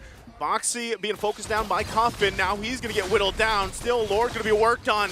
Cuffin waiting for the rest of the team. Heartguard comes through on MP the King. Just going for the backside. Sano could be in trouble. They have to take it through. Phantom Execution gonna be used. There's the vengeance as well from Sanji. Final slash to follow up. Sanji taken down. So 2 down for Triple Esports. This is a go signal for the Lord. And again, Kusei, this time he learned his lessons. He didn't go for it. He still has his Blazing Duet. He's going to make sure it's like, all right, we're just going to pick them off one by one. We have a 4,000 goal lead. If we don't have to force things out, we don't have to. We got to make sure that the game is clean. We're going to execute it as best as we can. Tarzan right now, also with this Nolan, he's not finding his targets. Yeah, Tarzan, I wouldn't say that Nolan, even though it's one of the best picks, if not the best pick right now at the M5, arguably, I would say he didn't show up in this game so far. But Triple Esports, I don't know. Right now, honestly, the question is, Triple Esports, what are they looking for, Yasu? What can they do? What can they do? To buy more time. To buy more time. And that's what, yeah, speaking of time, to buy more time. Because if they took that defensive item, or like if they bought the defense items for the physical, they can actually pull off something. Well, they just got the Wind of Nature on Sano, right? That might help them out. They got to deal with this Lord as well. Final slash going to come through on the right target. Cuffin taken down in an instant. That was obvious. Now down 1 member. Still the assault on the base going to go. They should be able to clear things out, though. But most likely going to lose something. Boxy going to jump in. Looking for his own setup. Can't find it just yet. Blazing Duet with Kosei. And now they go in further. Another final slash. Whoa. Looking to end the game here. Tarzan going to be in trouble. See you soon. Waiting for their moment. Sanji trying to keep them at bay. But it's a full force besides Kosei from See You Soon. And they're going to go ahead and work on the base. But are they actually going to be able to end it here? Sanji trying to keep them there. Couple hits, no minions just yet. Boxy will fall. Ra has to flicker out. Cuffin's back here with a vengeance. Chasing down Felix. Now MP the King gets the Heart Guard. They're going to find it out. But they will disengage. See You Soon gets the 3 turrets. 2 turrets. Buying some time, making the defense possible. That is what Team Triple Esports are aiming for. But will they use that last opportunity to make a defense, to make it back against See You Soon? They need defensive items. They need to buy more time. The time manager, what do you have to say? Well, right now we're going to look at the instant replay and really see what happened. See You Soon looked a little bit desperate. They really want to end the game as fast as possible. And I kind of feel like part of the mistake is they start to tunnel vision. And I'm not so sure why, because they're in control of the game. And they're just allowing for Triple Esports to catch their mistakes. And also something really interesting is that Team See You Soon, when they went in for the base or for the crystal, they didn't have Kosei alive. So they didn't have that damage that can take the crystal out. But I don't think that this will be the case for the next time. Team See You Soon, if they want to go in and to finish, they will do it the proper way and not the savage way. Honestly, having the blade armor onto Sanji as well, I kind of feel like it falls on his shoulders. Yep. He's the real reason why Kusei can't get away with all those blazing duets. So at this point, it almost seems like you want to bait See You Soon for an engage. Let them go in first, and then you just counter back. Yeah, I think this is kind of the plan here, because if you cannot deal, or if you don't have that much of a output damage, you can be baited. Oh, troll! Oh, are they actually going to go for it again? MP the King able to get the Lord. Now they're actually going to collapse down on Sanji. Cuff in there as well. Heartguard going to go through. Troll to fall. Now Tarzan on the run. One hit away. Ra gets the kill. Still going to be fighting now. Cuff in there, waiting for Sano. Sano and Sanji left to their own. Kosei jumps in, looking for more. Boxy flickers in. Triple for Ra on this Angela. And that looks like it's going to be it here as they clear out the mid lane. They wait for the minions to push in from the bottom. See you soon. The timing is there, and they clean it up from Sanji. Ra is crazy. He's godlike. They sweep the series 2-0. Godlike Android Ra able to claim a victory for his team. And again, see you soon seems to be the master of time, where they are ending games at a blazing speed. 2-0. That's not what we all expected here on the desk. We expected to go for a full series, but it didn't look quite good. And also I can tell from the faces of Team Triple Esports, they didn't like what just happened. They didn't enjoy the game at all. It was a dominant game, one-sided game 2 times in a row, and not just that, they were led into the traps one time after another. Triple Esports, they have to up their game if they want to make it and survive this group. It's gonna be really tough coming up from here. They still have Onyx. They still have a lot to do. Oh my. They still got a lot ahead of them, right? But now that we've seen See You Soon, yesterday, today, very similar performances. I would say maybe they were a little overconfident with the lead that they had when that one, assault on the base, but still, ultimately, a very clean performances from See You Soon, and it's tough to think, how do you interrupt those timings, right? I mean, even if they had 4 clocks here, LaFell, I think it's tough for some teams to handle this, but again, the tempo, it's blazing, it's on point. I would say some of the basics when it comes to understanding the timings is that at a certain point, you have your turret. That is your base defense. But some moments, you got to let it go. You got to wait at the bush behind the turret to make sure if someone is looking for a kill, you don't give that kill. Understanding when they're going to move is the first step to know when you're supposed to hide. Yeah, they weren't in position actually to do what they did, Team Triple Esports. But looking here, we have the MVP of the match. I think it should be the Angela. Yeah, it is the Angela. Ra takes 7-0-11. Wow. That's not the KDA you expect to see from an Angela actually, but seeing that he went for the full damage, also really good cooldown with that fleeting time, 7-0-11. I actually want to see how much damage output did he deal, because he was the one and only magic damage dealer from the side of Team See You Soon. Okay, here's the thing. This is the kind of Angela that will never allow you to have a Savage. Oh, you got a Maniac? I got it. Bobby boo. You don't get a Maniac. We get a Maniac.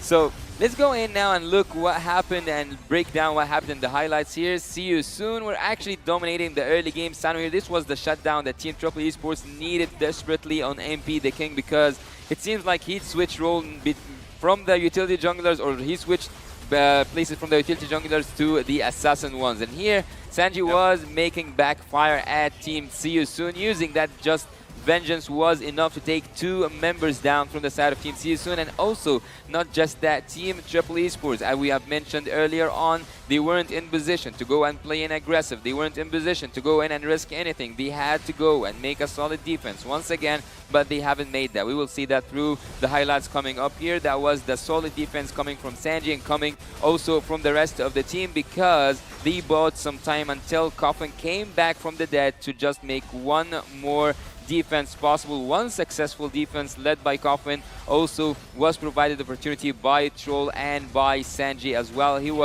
There was the turning point for Team Triple Esports, but again here when they went in for that Lord, when they went in and risked it all with the Troll joining with the first kill, here is the double kill, here's the triple kill, almost a Maniac. Team See You Soon actually were brutal. We're savages against Team Triple Esports. I would say See You Soon won in the first 30 seconds. 30? the first 30 seconds, because that was the timing that you're gonna do your buff. And it is at that point that Boxy slowed him enough, and then during the first turtle, there was a 1 level gap, and then after that, see you soon. It's all them. Not only that, but the first 30 seconds, if you will, you talked about the rotation so much as leading into the game itself, and that's kind of what unfolded there. It worked really well for them. Even MP the King on this Lancelot, whether he went, tanks a lot or the damage version of this Lancelot, which he, kind of had his own version of this, had that endless battle, had the Thunder Belt and everything else, but really a lot of it, he was able to just rely on Raw, the game MVP here, and it worked out so well for them. And when you looked at those highlights, even considering the itemization here, you saw how much of an advantage it was to have these tankier initiators, these basically the shields, the heals through, and it kind of whittled down Triple Esports in the lineup that they had. Well, if Lafel says it's 30 seconds, I trust him. This guy have 2 watches, so I will trust him when it comes to time. But speaking of time, that fleeting time was actually so good on the Angela. Multiple times he was able to trigger his hard guard and managed not to just make his team survive. Actually, he didn't use his hard guard ultimate for his team to survive. It was more about going more aggressive and taking more out of the Triple Esport troops and also jungle. Here the damage dealt by both teams, whereas the Angela, 30 seconds. My personal worry here, Tarzan did the least amount of damage in his team. And that's a Nolan. That's a Nolan, that's a jungler. The only one lower damage was Boxy the King, and he's the opposing roamer. So I kind of feel like, again, the first 3 seconds threw Tarzan off. Yeah, I think they did. And, usually we have to acknowledge the fact that usually when these assassins are locked in the jungle, that's kind of like one of the boxes early on that teams have to check, right? They have to disrupt those rotations. They have to disrupt some of those assassins, because that's when they get down, it takes a little more work for them to build back up. And that's kind of what we saw there, even looking at the stats, right? The damage, like, you don't pick Nolan for that, right? That's the struggle. But look, speaking of the stats, there was a stat over there on the screen a while ago, the total heal. The total heal was 76k, I guess, from the side of the Angela. Even having that heal, that doesn't even equalize the damage output from Triple Esports. So they were healed more than even needed at some point. I mean, that's what happens when you're really dominating the game. But again, that was our first best of 3 series of the day, and See You Soon is really posing as a threat. Once again, the M5 World Championship is powered by Moonton, presented by Kadia, our global presenting partner, supported by ROG, our official gaming phone, Grab, our official Super App partner, and Secret Lab, our official chair partner. Up next is the best of 3 matchup featuring Singapore's Team Flash and the wildcard team from Mongolia, Team Lil Gun. Stay tuned. The M5 World Championship group stage will be right back. And I gotta say, I'm really looking forward to see what Lil Gun has for us. We'll see you then.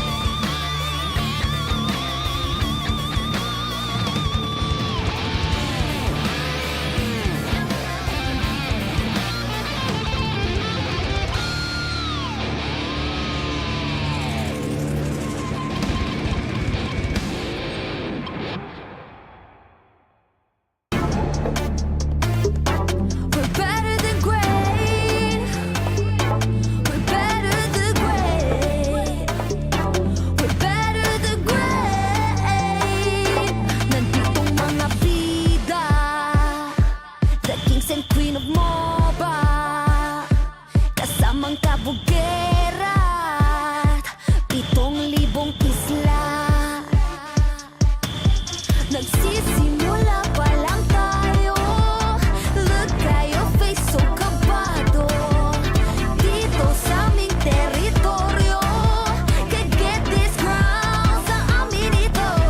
Ang laban na to ang magiging binhi, di na papayag masakop muli. Lahat ng daraanan namin ay mahawi, alab ng puso'y di mapapawi. Sanay sa ating maandugong palaban, babangon babawi kahit sugatan. Sinag ng araw, 3 bituin, Pilipinong may giting nagniningning. Sanay sa ating maandugong palaban, babangon babawi kahit sugatan. Sinag ng araw, 3 bituin, Pilipinong may giting nagniningning. Dami mo daw sinasabi pero ba't ngayon di ka mapakali? Panay lang ang kamot sa anit at kahit alam mo na di naman to makate. Dugo pati laway at pawis tumulo, akala mo ba lahat to madali? Hindi nagmamadali, akyatin ng hagdan na talagang matare. Ganyan talaga ang mga batang Pinas, talagang malakas kahit anong meta, wala kang ligtas. Talagang matigas na parang daliri ng mga kalaban. Sa gitna ng laban, shooters namin talagang savage, di papaawa sa aming lupang sinilangan. Ang dami ng binilangan, ng 1, 2, 3, dalawa kayo, ito na pang-apat. Kaya dami na naman iyakin kahit dadaanin pa sa mga tipi-tipi-tipikal. Paano kami hahabulin, marami tong gasolina, lalamunin ang lahat ng dipidal. Sanay sa ating maandugong palaban, babangon babawi kahit sugatan. Sinag ng araw, 3 bituin, Pilipinong may giting nagniningning. Sanay sa ating maandugong palaban, babangon babawi kahit sugatan. Sinag ng araw, 3 bituin, Pilipinong may giting nagniningning. Ang maong away ang sinugdanan, di mo sugot madakpan pagbalik. Tanang agian kay diretso mapalit, ang init sa dughan kay dili mawakli. Sanay sa ating maandugong palaban, babangon babawi kahit sugatan. Sinag ng araw, 3 bituin, Pilipinong may giting nagniningning. Sanay sa ating maandugong palaban, babangon babawi kahit sugatan. Sinag ng araw, 3 bituin, Pilipinong may giting nagniningning.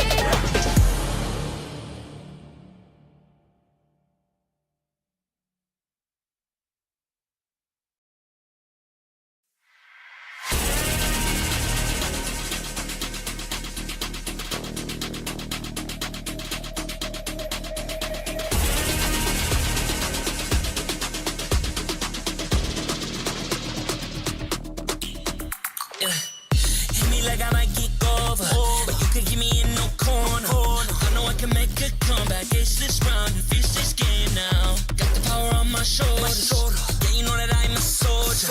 You can keep me off my guard, but you can't keep me from my honor. I feel like the floor is higher, the energy's getting higher. You're saving my arms, 'cause I know just what I got.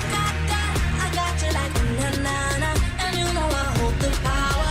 This feeling I love, oh yeah. Making my grind good to great, so don't stand in my way. Standing tall and I won't fall over. We are better than great, good. We are better than great. We stand tall, won't run away. We are fun, nothing gon' change. Great, we are better than great. Can't get it great, I'm better than great. I play my own role, I become the greatest. Transcend myself into this game, yeah. I build a power to dominate fate. Championship mind, no time for the weak. What's up to the game, shall reveal. Better than great, that's how we feel. I feel like the floor is higher, the energy's getting higher. You're saving my arms, 'cause I know just what I got. I got you like na-na-na, and you know I hold the power. This feeling I love, oh yeah. Making my grind good to great, so don't stand in my way. Standing tall and I won't fall over. We are better than great, good. We are better than great. We stand tall, won't run away. We are fun, nothing gon' change. Great.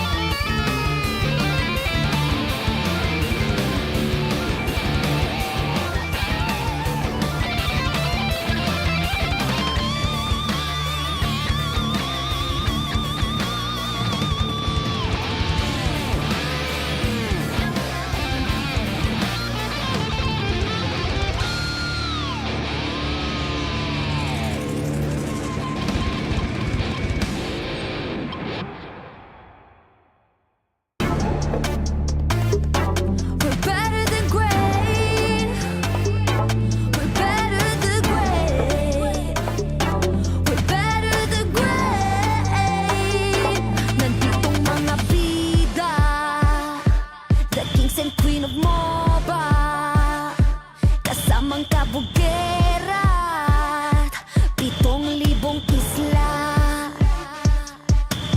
Nagsisimula pa lang tayo. Look at your face, so kabado. Dito sa aming teritoryo, can get this ground sa amin ito. Ang laban na to ang magiging binhi. Di na papayag masakop muli. Lahat ng daraanan namin ay mahawi. Alab ng puso'y di mapapawi. Sanay sa ating maandugong palaban. Babangon, babawi kahit sugatan. Sinag ng araw, 3 bituin. Pilipinong may giting nagniningning. Sanay sa ating maandugong palaban. Babangon, babawi kahit sugatan. Sinag ng araw, 3 bituin. Pilipinong may giting nagniningning. Dami mo daw sinasabi pero ba't ngayon di ka mapakali? Panay lang ang kamot sa anit at kahit alam mo na di naman to makate. Dugo pati laway at pawis tumulo, akala mo ba lahat to madali? Hindi nagmamadali, akyatin ng hagdan na talagang matare. Ganyan talaga ang mga batang Pinas, talagang malakas kahit anong meta. Wala kang ligtas, talagang matigas na parang daliri ng mga kalaban. Sa gitna ng laban, shooters namin talagang savage. Di papaawa sa aming lupang sinilangan. Ang dami ng binilangan ng 1, 2, 3, dalawa kayo, ito na pang-apat. Kaya dami na naman iyakin kahit dadaanin pa sa mga tipi-tipi-tipikal. Paano kami hahabulin? Marami tong gasolina, lalamunin ang lahat ng tipidal. Sanay sa ating maandugong palaban. Babangon, babawi kahit sugatan. Sinag ng araw, 3 bituin. Pilipinong may giting nagniningning. Sanay sa ating maandugong palaban. Babangon, babawi kahit sugatan.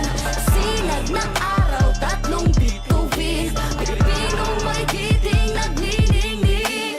Ang maong away ang sinugdanan. Di mo sugot madakpan pagbalik. Tanang agian kay diretso mapalit. Ang init sa dughan kay dili mawakli. Sanay sa ating maandugong palaban. Babangon, babawi kahit sugatan. Sinag ng araw, 3 bituin. Pilipinong may giting nagniningning. Sanay sa ating maandugong palaban. Babangon, babawi kahit sugatan. Sinag ng araw, 3 bituin. Pilipinong may giting nagniningning.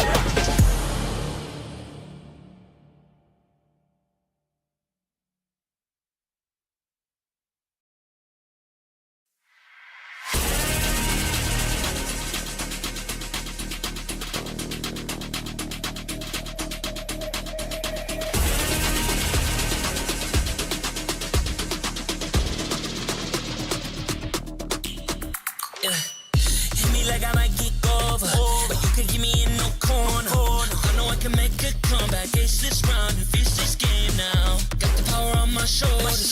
Yeah, you know that I'm a soldier. You can keep me off my guard, but you can't keep me from my honor. I never take your inside. The energy's getting higher. You're saving my arms. 'Cause I know just what I got.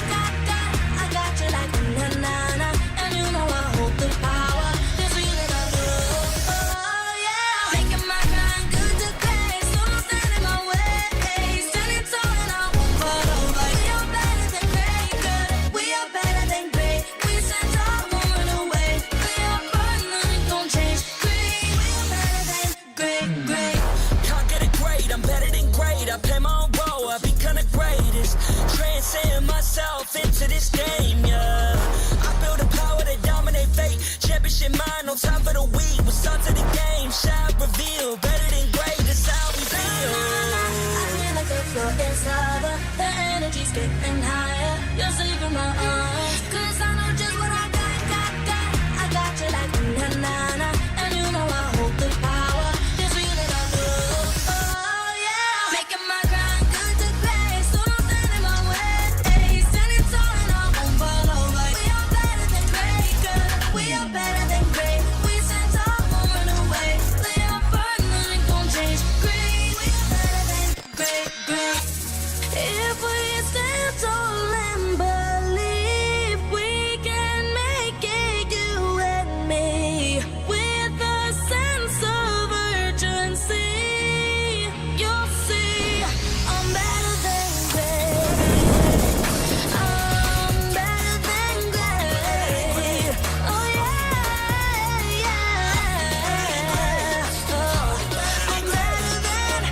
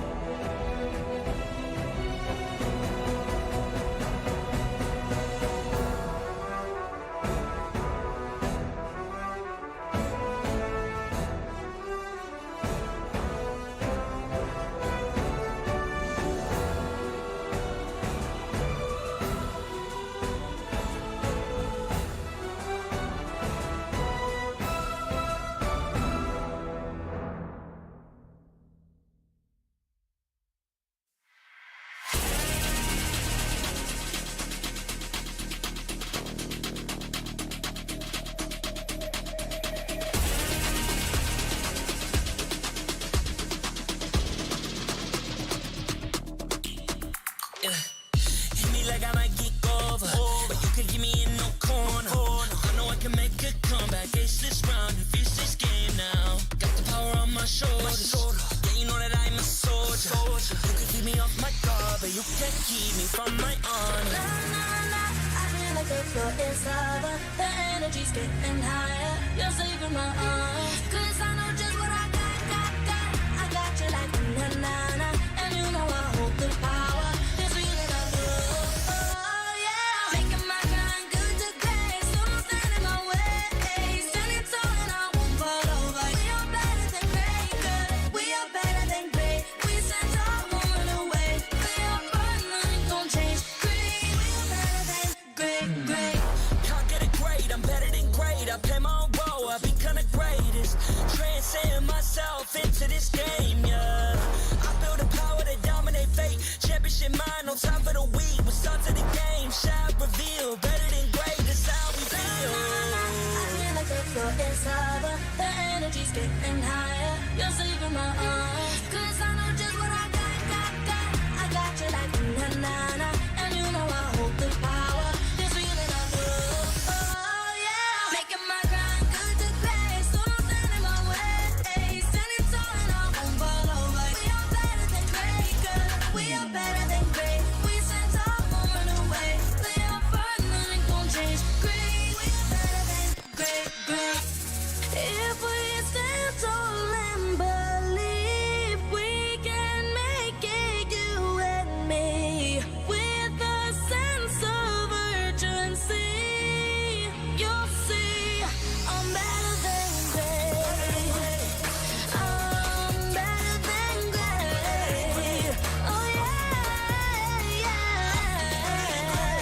Oh, I'm better than.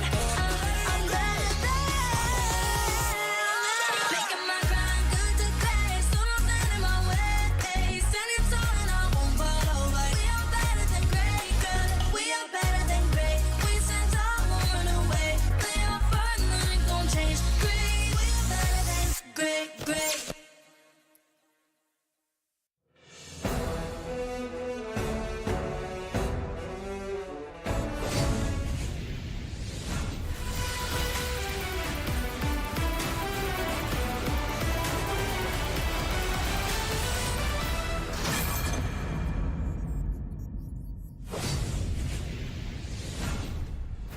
It's another match, another series ahead of us. Hopefully a bloodbath one going the distance.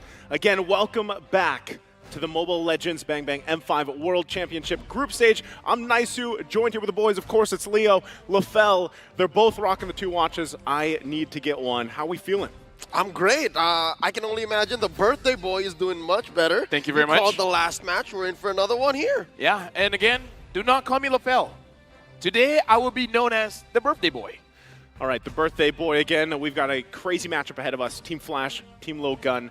And there's more in store for us because we do, of course, have to thank our sponsors. That's right. The M5 World Championship is powered by Moontime, presented by Kadia, supported by ROG, the official gaming phone. Grab, the official Super App partner in Secret Lab, our official chair partner. Thank you very much. In fact, today is all y'all's birthday. If you want some of the cake sponsors, come to the room. I got some cake for y'all. Thank you very much. Hey, that was some great cake that we just had Amazing in between this. cake. Amazing again. Thank you, Moonton. Thank you, Moonton. And also, don't forget to find the best M5 content on TikTok.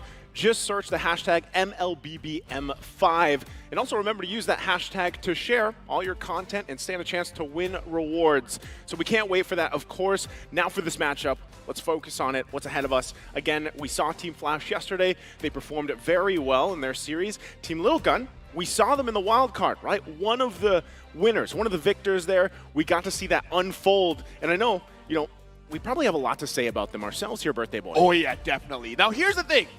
For all of you that don't know the lore of Team Lil Gun, they will lose the first match because they want to download what's happening in the game, and then they'll have a reverse sweep.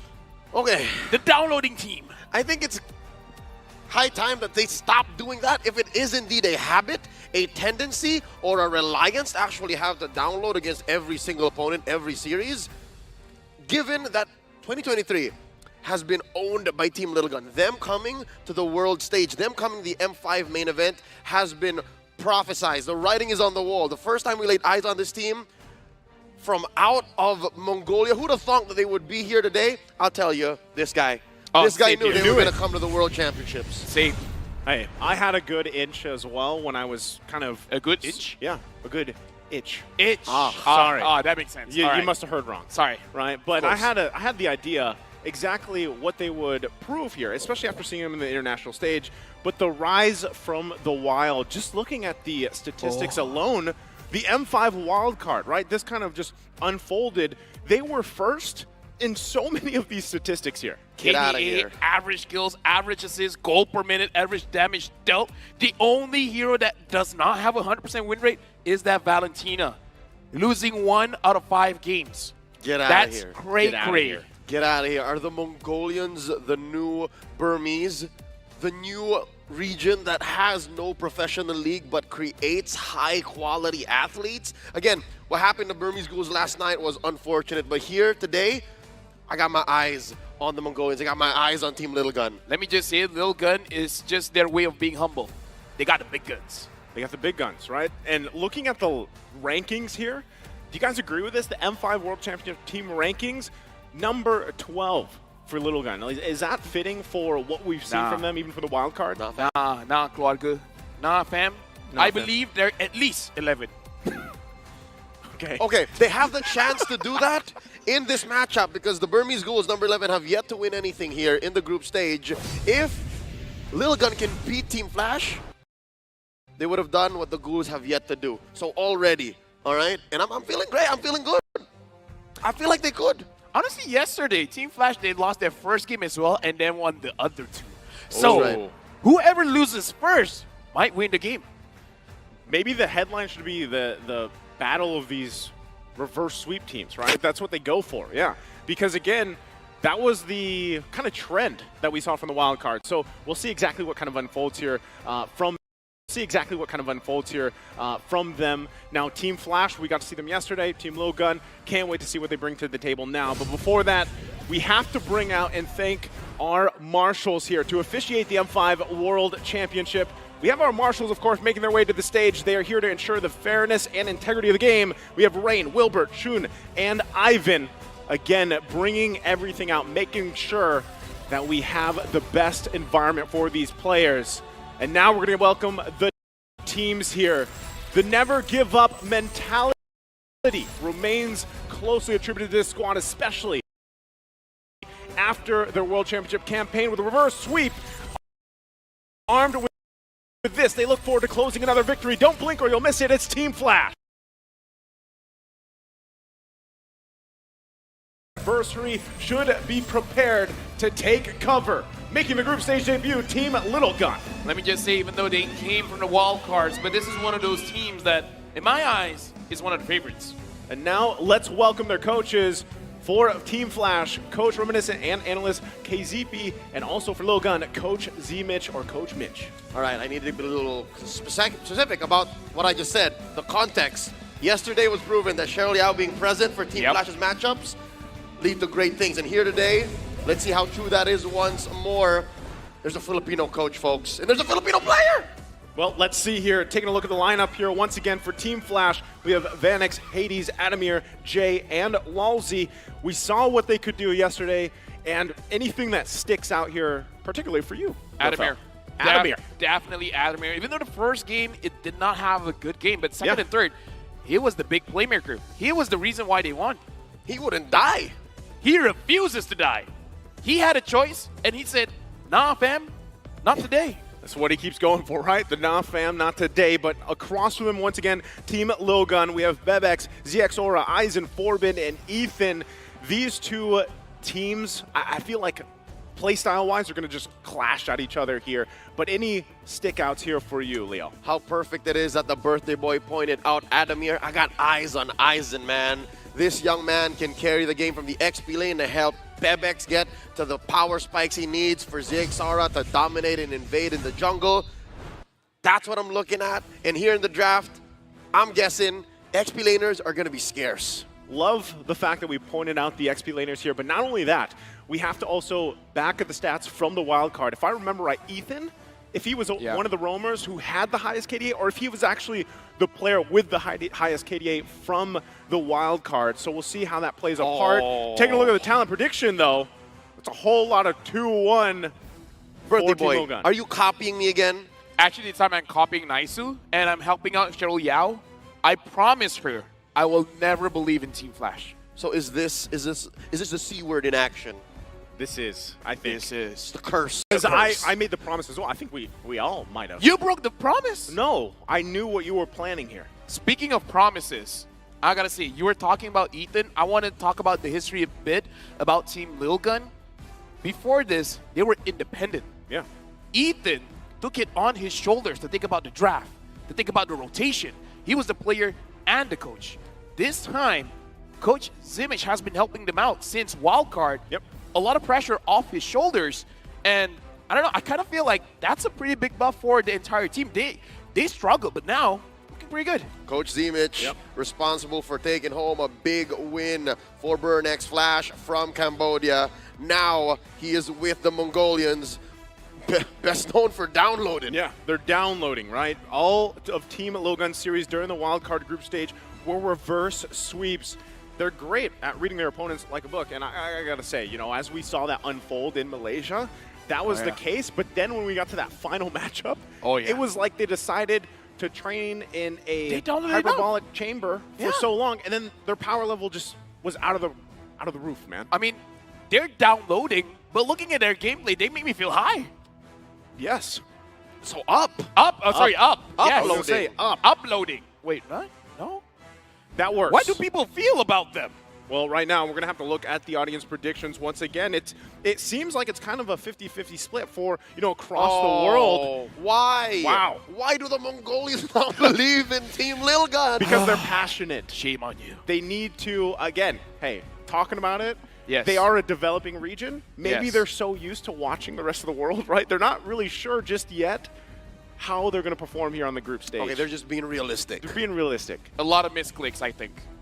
That could work too. Perhaps, I don't know, the button just... Okay, imagine a scenario. Imagine. They're holding their phone. Yeah. Okay. They're voting. Right. And then someone forgot to throw away the skin of the banana. So the banana was right in front of them as they're going to vote. And as they step on it, their fingers slip. So you're saying this happened 1 ton, just 1,000 times across Mongolia? At least half of the population of Mongolia slipped when they were voting. Well, that's unfortunate. Maybe they'll get a better chance of watching out It's for a problem. those. Hey, watch They out have a for lot those of banana bananas. kills. Yeah. You know, you have to work around that once in a while. But speaking of that, we're going to jump right here to the draft for game number 1. Again, Team Flash versus Team Little Gun. We'll see exactly how this plays out. Again, both teams going through their own reverse sweeps up to this point. A lot here, obviously, on the line as we get through day number 3 here of this group stage. We have Team Logan on the blue, Team Flash on the red. First phase of the band's already coming out. I'm excited to see that they're respecting the joy. All day yesterday, she was hardly contested. And now, Team Lil Gun with Coach Zimich at the lead, taking out that, the Fanny, and the Valentina, while Team Flash gets out a couple of hot picks as well, the Faramis and the 1-1. I like the way that they're approaching it because the Valentina ban kind of shows they want to prioritize the Faramis. And the fact that they open up both Nolan as well as Guinevere, it opens up the possibility of Team Flash having the Guinevere as well, where we saw Hades using the Genius Wand, really stepping up the tempo for Team Flash.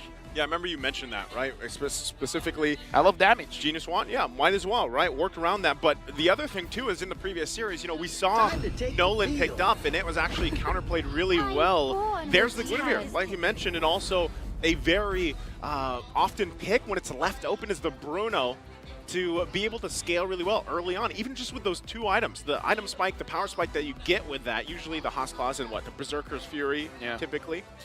One of the better matchups against Bruno is the Ixia. However, during the wildcard stage, Bebex didn't really use Ixia the best way possible. Like, he did the laning phase well, but during the team fights, he's not being all that aggressive. The Arlet, however, is one of the better picks for Lil Gun, and as we saw today, A lot of flashy plays. Actually, no, not just today. Ever since yesterday. Yeah, no, it was you. Birthday Boy was looking for a 3-man, 4-man, 5-man final slash. I didn't get it, though. Let's see if Maybe you do Isaac now. can pull one out, because the Matilda here confirms that it is going into the XP lane. There's only really the roam for the Matilda these days. How does Team Flash want to close up? Do they want to go ahead and give Adamir the XP lane hero now? I would believe Terizla is a great pick, because if not, they're just going to ban it out. And if he wants to be a little bit more aggressive, perhaps even the Khalid. Because I do believe if they don't pick up their EXP, high chance it's going to get banned out. So either the Khalid or Terizla. Terizla didn't do too well for him personally yesterday. Right. Khalid, much better. They could play around that. Also, the fact that just with the first 2 picks, right, for Team Lil Gun, I like this a little more because you have the Nolan. And going back to the point what we saw from the previous series, he had a very hard time finding those initiations in. But with a Matilda and Arlott there to help you with, finding your own angles or even getting out in, sticky situations, that's there available with you, like we saw even from the Matilda play yesterday. So the answer here to round out the first phase is going to be the Lilia parking that into the mid lane here. How you feeling so far, Lefel, about Team Flash's lineup? I would say a lot of control here. They're making sure that they have the priority whenever they want to engage on Churl or the Lord, because Lilia, Guinevere, as well as Bruno have quite a lot of AoE, either damage or setup, so it makes it a little bit easier for you to contest those turtles, especially going up against Nolan. Now, I'm looking at the hero pool in terms of the mid. Not much is open right now. Like, the best that I can think of is perhaps a Novaria. Sun rises Get when the I vision, give the word. work around that. There's the Khalid ban, that we kind of were theorizing if it would pop up here for the XP lane for Team Flash, but that's not going to happen. Also, we'll see if that even the last ban is, again, the other possible option, which was the Terizla. We'll see if that works, but so far, I would say, yeah, what is going to be in the mid lane there for Team Lil Gun? Novaria probably, right, at least for a vision to work around that, but still, is that really the best case? Also, we have, because the Guinevere is there, does a team possibly even want to take a Diggy? I know there's already a Matilda there. There's the ban, right? So, because that's what I'm thinking. They could actually go with a Diggy in the mid lane and then the Matilda in the roam, and they could even flip those around if they really wanted to, but it's banned out. So now, once again, what is left on the table here? Good question, Joseph. I forgot. What was your question again? What's left on the table? Available. What could they go with? For Lil Gun or Flash? Yeah, for the mid lane, for Team Lil Gun.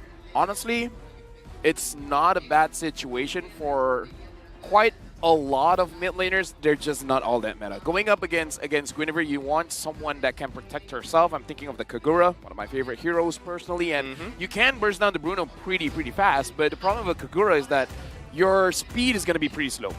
You need level 4 minimum, and even at that, sometimes you don't have enough damage. So I'm really looking at Novaria as a possible good pick here. The other crazy one is the Lunox, but you only pick up the Lunox if it's super tanky from the opposing side. You'll see that smile on the face of Adamir. He knows that Mitch, he knows that Team Liligan are afraid of him on that Terizla. So he leans hard into it. All right, coach. They know. They first pick up the Minotaur. So I'm guessing what's left for him. The Paquito. Yeah. The Lapu. Paquito, probably, if they, if they want to go that route. Really the basis, though. If they pick something up like a Ixia, even a Yuzong. We haven't seen a lot of Yuzong. Which is weird, right? It is very weird. Hero of the M5. That's right. They could go for the Ixia here. Could go for the Brody too. Oh yeah. It's risky, but we've seen a lot of gold laners liking the Claude. Yeah. I mean, again, it has its own kind of like win condition you can go with. Kaja's going to be picked whoa, up. Matilda mid. So Matilda mid. There's the Brody. A Matilda, and then a Rome Kaj. I don't know, man. I guess they're hedging on the fact that the Nolan deals so much damage. 4 minutes is going to be the time. That they can afford to do this with the Matilda in mid. I'm looking at 4 minutes. I kind of feel like at 4 minutes, Lil Gun will do something here. Again, if you think back of their playstyle, the wild card, when they showed these reverse sweeps and everything, they loved the timing, the early momentum, and if it's pick-off potential, but then you sprinkle in some utility with the Matilda, that could work really well for them, plus the Arlott there. Nolan, though, he's their glass cannon, so to speak, for the majority of this game. This Kaja has one good target and one bad target. Good for the Lilia because you can't escape with the black shoes, and Lilia has very low HP. But bad with the Guinevere. If the Guinevere exits her fake body, then you're gonna be, you know, locking on the wrong target. Yeah. Her Kage Bunshin. Yeah, the fake body. You got to work around that.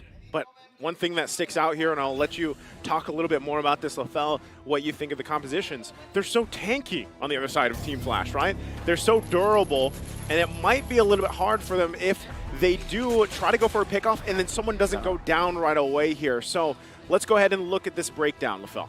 The weakness of a very strong body is if you take down the body very, very early on. Because if your composition banks on the fact that you guys can just trample. If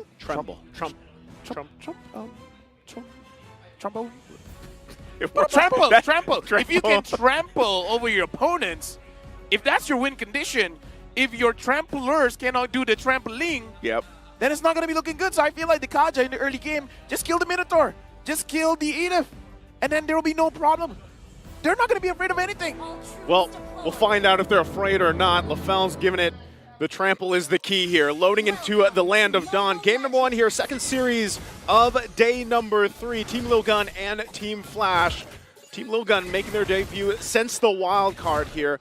We'll see exactly how they decide to download this game alone and come out swinging, or do they answer to Team Flash here? Already early rotations coming through. Lefel, how are things looking to play? Right now, it does look like what Team Flash was trying to do was to pressure the mid and perhaps try to figure out where Nolan is. But Forbid, as well as Ethan, has been doing quite a good job to make sure that they stay in their own lane, making sure that Zixora is not getting, I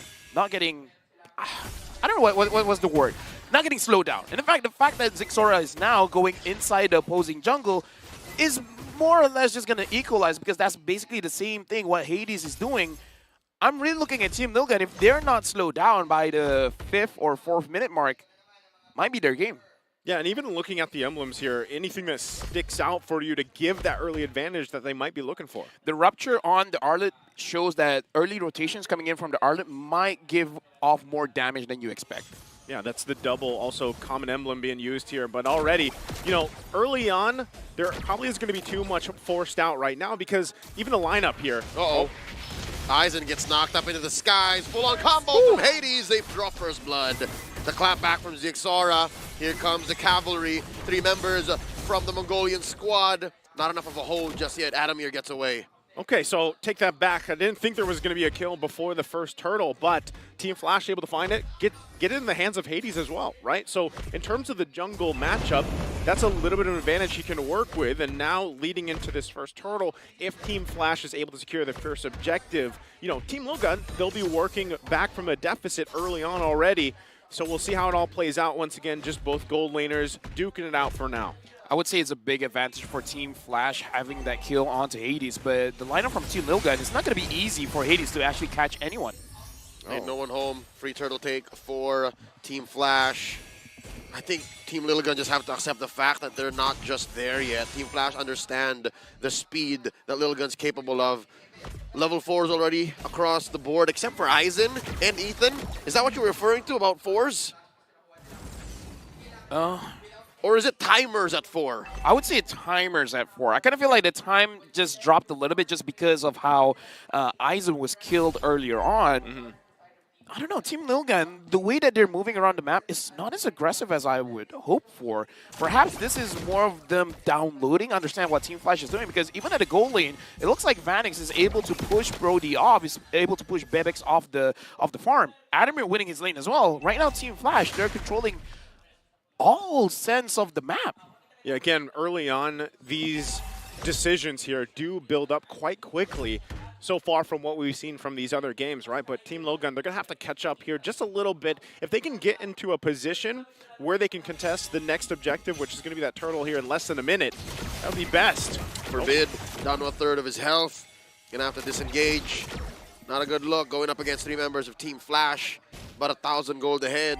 You can already see how those little items actually add up. Yeah, right now I'm really looking at Ethan as well as Xora. I kind of feel like they should be moving around the map together, because at this point you could get a kill, because I feel like the Fracture is going to be strong enough, especially to take out Jay. If they can take out Jay, making sure that perhaps 2 or 3 deaths before the Lord starts, it might affect his confidence, and it can affect how they want to play around that neutral objective. Cool. Double blades here too, also for Team Logan. So I feel like the past 4 minutes has been that setup. Like, let's wait till we find the pickoff we're looking for, right? Ethan is going to be the guy to do that with the Divine Judgment, and that's what they're looking to follow up. Get that initial burst down, get the numbers advantage, and then turn the tide from there, because what's across from them once again is Team Flash's very durable, tanky lineup. Here we go. Ethan with the Divine Judgment. Down goes the big old cow. Lozy gets taken down. The trade-off for Bebex and Ethan. Big wins for Team Flash underneath Tier 1 in mid. They're forcing the issue. Jay crossing the threshold. Black Shoes on out. Turtle still getting taken care of by Hades. Team Flash with a big dub. I would say amazing play coming in from Team Flash. The right idea, trying to take down Lolzy very early on. It's kind of like investing your resources to make sure that when the Lord comes, it's not going to be all that great. But hold on, Eisen taking a little bit of damage. Going back to my point, Adamir as well as Hades tried their best to protect Lolzy, and just by default, you got a lot out of it. So amazing play by Adamir as well as Hades. Yeah, again, when you saw that team fight kind of unfold, that's exactly what they were going for, right? They had the double blades they were working for. They got a quick kill on Lolzy, but after the initial burst was done, there was nothing else they could do, right? They just kind of run out of firepower, so they kind of have to upgrade and get to a point where then you have Bebex there later on to provide some of that damage, pump out the torn apart memories, because when that initial burst is gone, Team Logan just kind of runs out of, firepower, so to speak. So with that, they might want to just go ahead, stay a little passive for the most part. If you can't grab a kill with Ethan utilizing the combination with the Divine Judgment, then maybe just play a little safe for now. But really the question is that the right choice with a Nolan in the draft? And that is tough as well. That's miserable. Grand Theft Purple, Hades guilty of 1 count already. Zixar has to lick his wounds. Yeah, Hades is Zexora finds Hades, and Lolzy finds Ethan. And the full-on combo using the ult to cleanse. Team Lilgun on the back foot. Right now, honestly, Team Flash, they're looking very good because Hades already completed his Genius 1. So at this point, he kind of doesn't even need his team. He can go in by himself. Yeah, the damage was kind of scary, right? Very scary. And you, and I think even Gideon yesterday talked about this with the Guinevere, the way that it works, but again, when you line it up with having this Minotaur, having an Edith by your side, you're not so worried, right? Because you can jump in with a spatial migration. If you land it, great. You pump out the damage, you get out, and you can have still set up peel even available for you, right? And that's why this whole time, man, Vanex has just been having the gold lane experience. He hasn't had to do too much. He's farming up, and eventually he's going to be the big threat here against Team Lilgun. The way that I look at it, with the build coming in from Hades, all the crowd control that Guinevere has is just icing on the cake. Yeah. Shout out again to Mundan. Because at this point, he doesn't really need all those crowd controls. He could just run them down. What are they going to do about it? The Genius 1 is enough.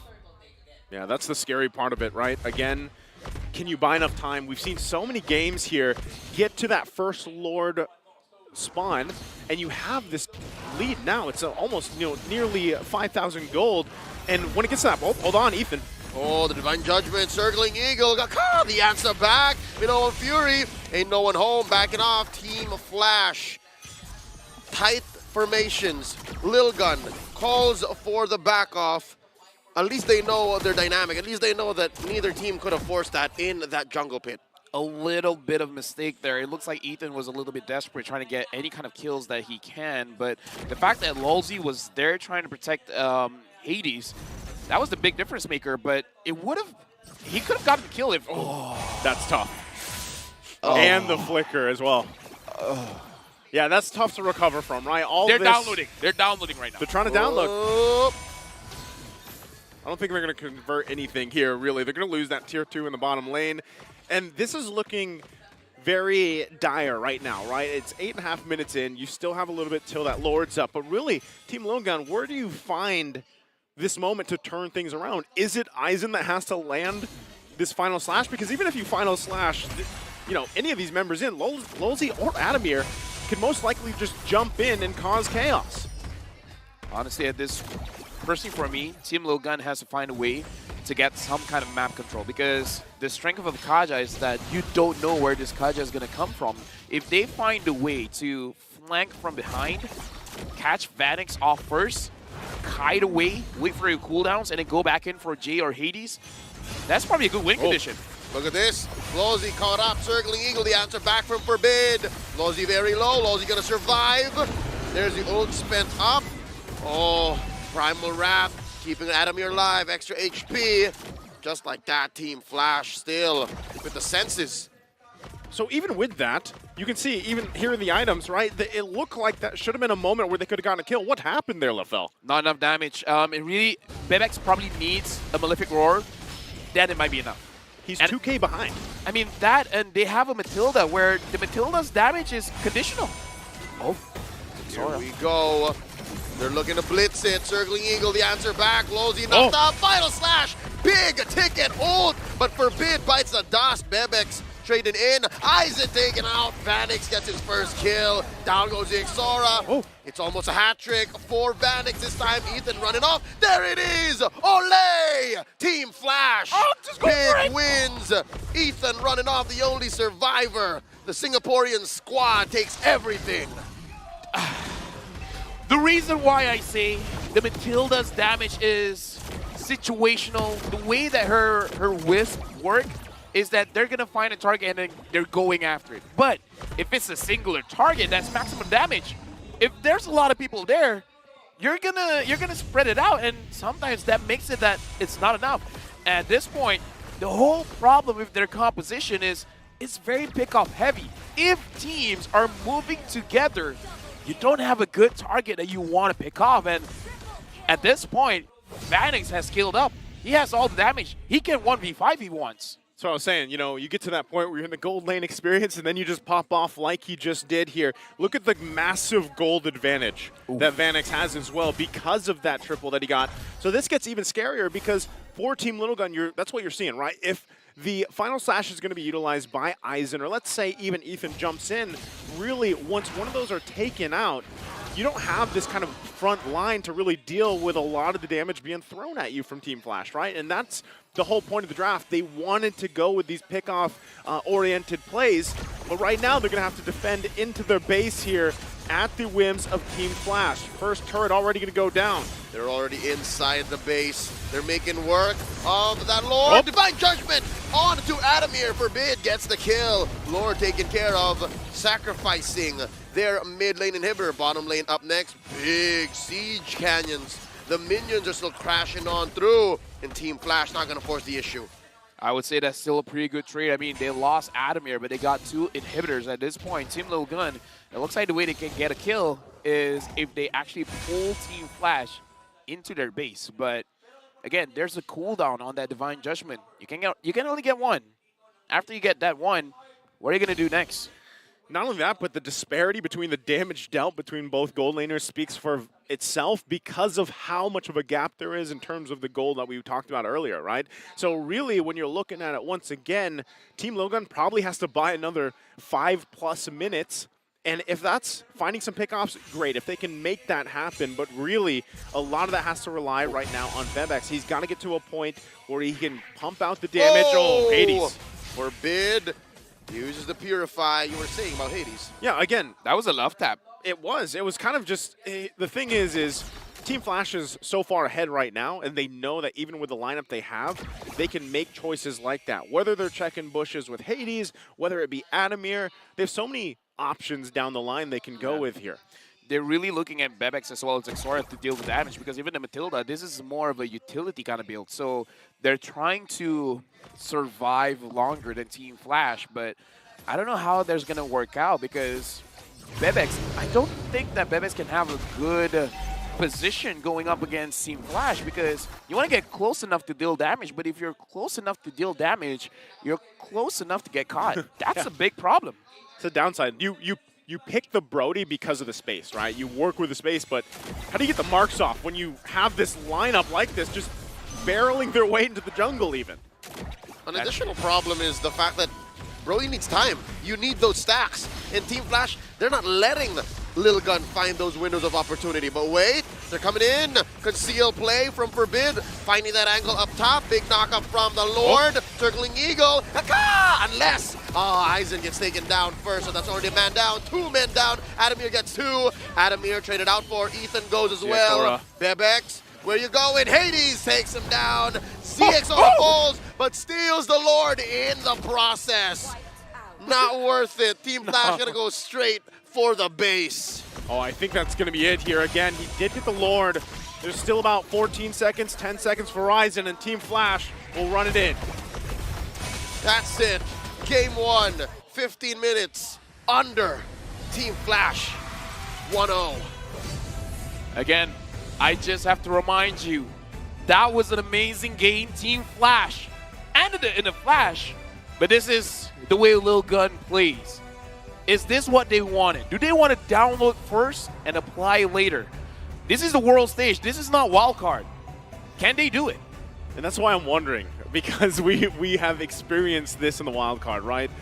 This looks like, again, regardless of if they are downloading or not, Team Flash, man, they dominated this game. They executed the lineup that they had very well. They worked around it, and they knew, hey, there's going to be a pick-off potential and threat from Team Logan with what they have, but it wasn't the way that it should have been with that lineup for Team Logan. Team Flash came out swinging. They played it perfectly. They rounded their bases with the draft that they had. They're quite tanky to deal with, and we just got to a point once again where you had that gold lane experience. You had the fact that Hades could jump in, pump up the damage if he wanted to, but still rely on peels and everything else. So really, this was just a well-executed game for Team Flash. I'm of 2 minds here. The fact that Team Lil Gun is notorious for allowing Game 1 losses, and the fact that this is a different stage. I don't think you should be playing this way, especially since Team Flash are not holding out any aces, specifically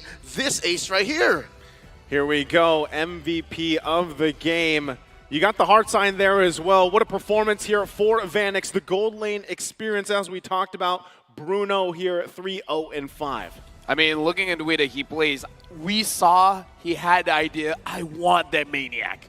And I kind of believe he deserved it, because in this game, he made sure that Bebex does not get to play that gold lane. Yeah. There were so many minions denied. Not only that, but just the way that this was executed as a team effort, right? Vanix, he was kind of just under the radar for a majority of that early to mid game. And as we take a look here, of course, at the highlights, it started off early on with that first blood going through. And there was some fight here, right, from Team Little Gun, really trying to pull things out to go in their favor. But once again, like I said, that initial burst damage that they had early on, if it fell off eventually throughout an extended team fight, when you have these tanky heroes across from you, you just kind of run out of firepower. What makes Vanix worthy of the MVP nod here is the fact that if you're playing a game this one-sided, wherein you're having, as y'all fellas call, the gold lane experience, it's so easy to throw a lead away like that. It's so easy to overextend. It's so easy to just click your ult and then say, hey, where's everybody else? Why aren't y'all protecting me? He stayed on 100%. He was woke. I gotta give props to Team Flash here, because they understand the timings. If Lil Gun wants to play around minute 4, they started the match at 1:30. Straight to the EXP lane, make sure that Aizen doesn't get to play, and then just go from there. They understand that if you start at 4, we're gonna start way earlier when you're not expecting it. And not only that, but even just looking at the breakdown here, once again, it was, Team Flash just coming out swinging. They really punished when there was an overextension from Team Logan, or even if they didn't give them time, right? Sometimes it was, okay, we're going to probably get Divine Judgment. They might be able to get our way. There's going to be a final slash thrown at us, but really they had the answers they needed. And when it got to the itemization part, right, it just, with the lead that you have, especially in the gold lane, for example, or any of these across from them, you just have that advantage that's hard to deal with. And now I'm wondering, even Nolan has struggled so far. We've seen it now time and time. He struggled, but he actually had quite the farm. This is very respectable from a losing lineup that's able to out-farm the opponent, right? I mean, call it what you will, a utility tank build Guinevere, but ZXaura had the items, ZXaura had the farm, it's just he couldn't find the opportunity. Yes, at that very last moment he stole the Lord, but that's the very last thing you want to do as a Nolan. You want to kill. Yeah, I would say it was way too late because if he was able to dish out damage, especially to Lolzy earlier on, making the Minotaur a non-factor, it will make it much easier for the Kaja to catch anyone off guard because having that Minotaur was one of the big reasons why Lilgun couldn't really catch anyone. Minotaur, the Edith, even Hades as well.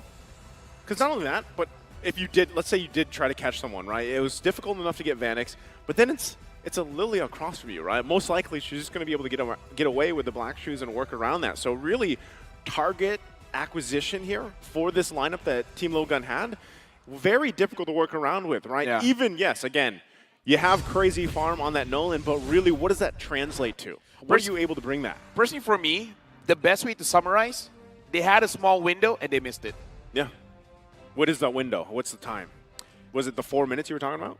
Well, based on how Team Flash played, they should have moved on the second minute. I kind of feel like the moment Zexora got level 4, kind of don't care whether the Kaja has the Divine Judgment or not. Just go for it.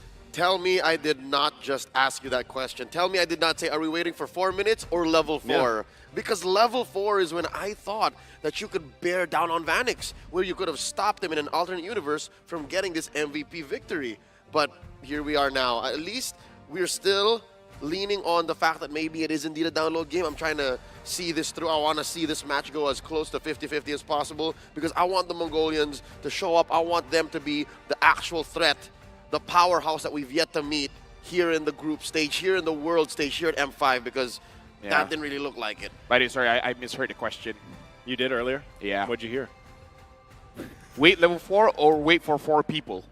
Oh. Yeah. So just like inch. You know what? It's my birthday, so it's not really my fault. It's fine. It happens. It happens. You know what? Right now we got to move forward, right? What's the next plan? Next plan is exactly trying to break down how the adjustments can be made. And I feel like we constantly did this, right? Watching Team Lilgun before. So now you're kind of wondering, right? Even draft-wise, technically this could be a draft that worked well for them, right? On paper, it's good. On paper, it's good, but they missed the window. So with that being said, do you see them come in with a different game plan for Game 2 here? Is it something that we've seen even before, right? Something that covers the bases a little bit more and isn't so ISO pick-off-centric that we saw from this one? I would say definitely because, again, the window was too narrow. It was too small. Find a composition that you have different win conditions. If one fail, another can pick up the pace because in this game, it's all on Zexora, it's all on Bebex. If they're doing well, the entire team is doing well. If either one of them wasn't doing well, the rest couldn't do much because the rest is just there to support. Even their mid lane is really there to give them the shields. Not a lot of damage. The way it sounds like is Team Lilgun is very Faramis reliant. The Ooh. Faramis fits their game plan the way it sounds Yeah. like. And I'm coming in as a Team Lilgun neophyte. This is my very first time actually calling them in a broadcast in a tournament setting. You've met them earlier this year. You've called them in the wild card. And I'm here, folks. I know there's a lot of fans watching from around the world as well, wondering, hey, what's all the fuss about? Why is this team so notorious? Why are we hearing about Lilgun just now and here at the world stage? I'm guessing, and I'm here, and I'm hoping to see the actual download meta come through because besides Team Lilgun, as you guys say, from the wild card, they're so consistently looking for the reverse sweep. I only know of one team that's very good at downloading. Who's that? Blacklist International. The code. That's right. I get it. Coach Bonchan at their leadership back then would allow for such things. Like game 1, we're going to do the same thing. Same thing. Let's go. 2, 3, 4, nothing. So that worked, and I understood that. I got the theory behind it. Now here with Team Lilgun, we're yet to see. And with that, again, you know, as we wait for the draft here, something that we did see from their performances, not just in the wild card, but throughout the year. And this was even back, you know, before when, Ethan, LaFell mentioned this, Ethan was the one doing the drafting and everything, and how they kind of switched up their play styles, even mid-series throughout their tournaments and the experience that they had. But that's one of my biggest questions is because at the forefront you have, you know, this team that had these crazy statistics from the wild card. Now, adjusting-wise, even for the draft alone, you know, when you have to look at it, right, it could be starting the roam. Start giving someone like Ethan a initiator, if that's the case, or we have even seen them go with one of the healer centric playstyles, right? Now, draft-wise, we'll have to see if they flip sides, because that could change the course of things here as the players get ready. I also just want to take a moment and say, Team Flash, that was an amazing performance, man. Like, I kind of feel like after yesterday, people are like, okay, the new Singaporean representatives, they're looking good, because it's always EVOs, it's always RG, and this time Team Flash coming in, and it was like, we're the champions for a reason. Yeah, I feel like there's, if you think about a lot of the regions, you know, that have been, let's say, in the M series for a while now, they have their own reputations, of course, right? But for example, for Singapore, for Team Flash here, I feel like they have come out and proven so much just in the previous couple days here. If you look at the playstyle and how that has adapted, and again, some of these names obviously are very familiar to a lot of people watching, right? You've seen them for seasons, if not for years at this point. And I would say, I'm even surprised how refined the playstyle is now from a team from Singapore, representing Singapore. And that's why I love the whole fact of even what we saw in the wildcard, where you have these emerging regions where the competition now is getting much closer, I feel like, around the world. Just to put it into context, Singapore has been around for quite a while. They've hit a peak of 3rd best region in the world in M3. Only 2nd to the Philippines and to, unbelievably enough, North America in that year's World Championship. They've even come close to getting medals at the SEA Games just a couple of years back. So here now, it's not a surprise for me to see Team Flash performing this way. It's just a matter of refinement, just a matter of actually going for the throat here. Maybe they can punish Team Lil Gun's propensity to just download games. Maybe they just sweep this right here, right now. I kind of feel like, as a Malaysian, knowing Singapore, their book smarts are amazing. It looks like Lil Gun, they're trying to download, but it looks like Team Flash already did their homework. Interesting, right? I can be smart. Hey, that's a good point that you bring up, because I'm sure a lot of people had their eyes on Team Lil Gun, you know, out in Malaysia even, how that's performed. But with this, once again, Team Lil Gun going to be on the blue. We have Team Flash on the red. First band's already coming out. The Nolan is actually taken out here, right? What's left open? Oh, Guinevere is also taken out of the picture. What's the priority? Is it That's it! Is it? Do it! It's not. It's the Bruno. Okay. If Flash takes the Faramis, they have the Valentina. So That's steal right. the Faramis. They can't go Faramis Valentina. Exactly. That should allow Forbid to do a little more. Okay. So they take the Valentina. They're on to us. They did their homework. Oh, I love it. Coach They did their homework. Coach Reminisce is like, Mitch, I see you. I will choose my own path. And This the isn't my Arlon. first rodeo. Okay. This is so is good. this the Faramis now? What other choices do they have? Gord. The Waria, right? Court. I don't hate it. Yeah.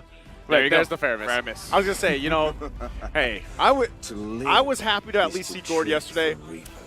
It was you know, I had a moment of, oh, man. Yeah. It's bittersweet. You see your favorite hero, but he didn't win. That's right. Hey, I've done that a couple times too, and it's all right. It happens. Gilahun. Anyways, right now, again, big fan of the Terizla. If they want, it gives you consistent ways to engage. But I'm also looking at the junglers. Yeah. And the Marcus gets picked up. So we're going back towards utility here, at least for this one. Team Lil Gun once again.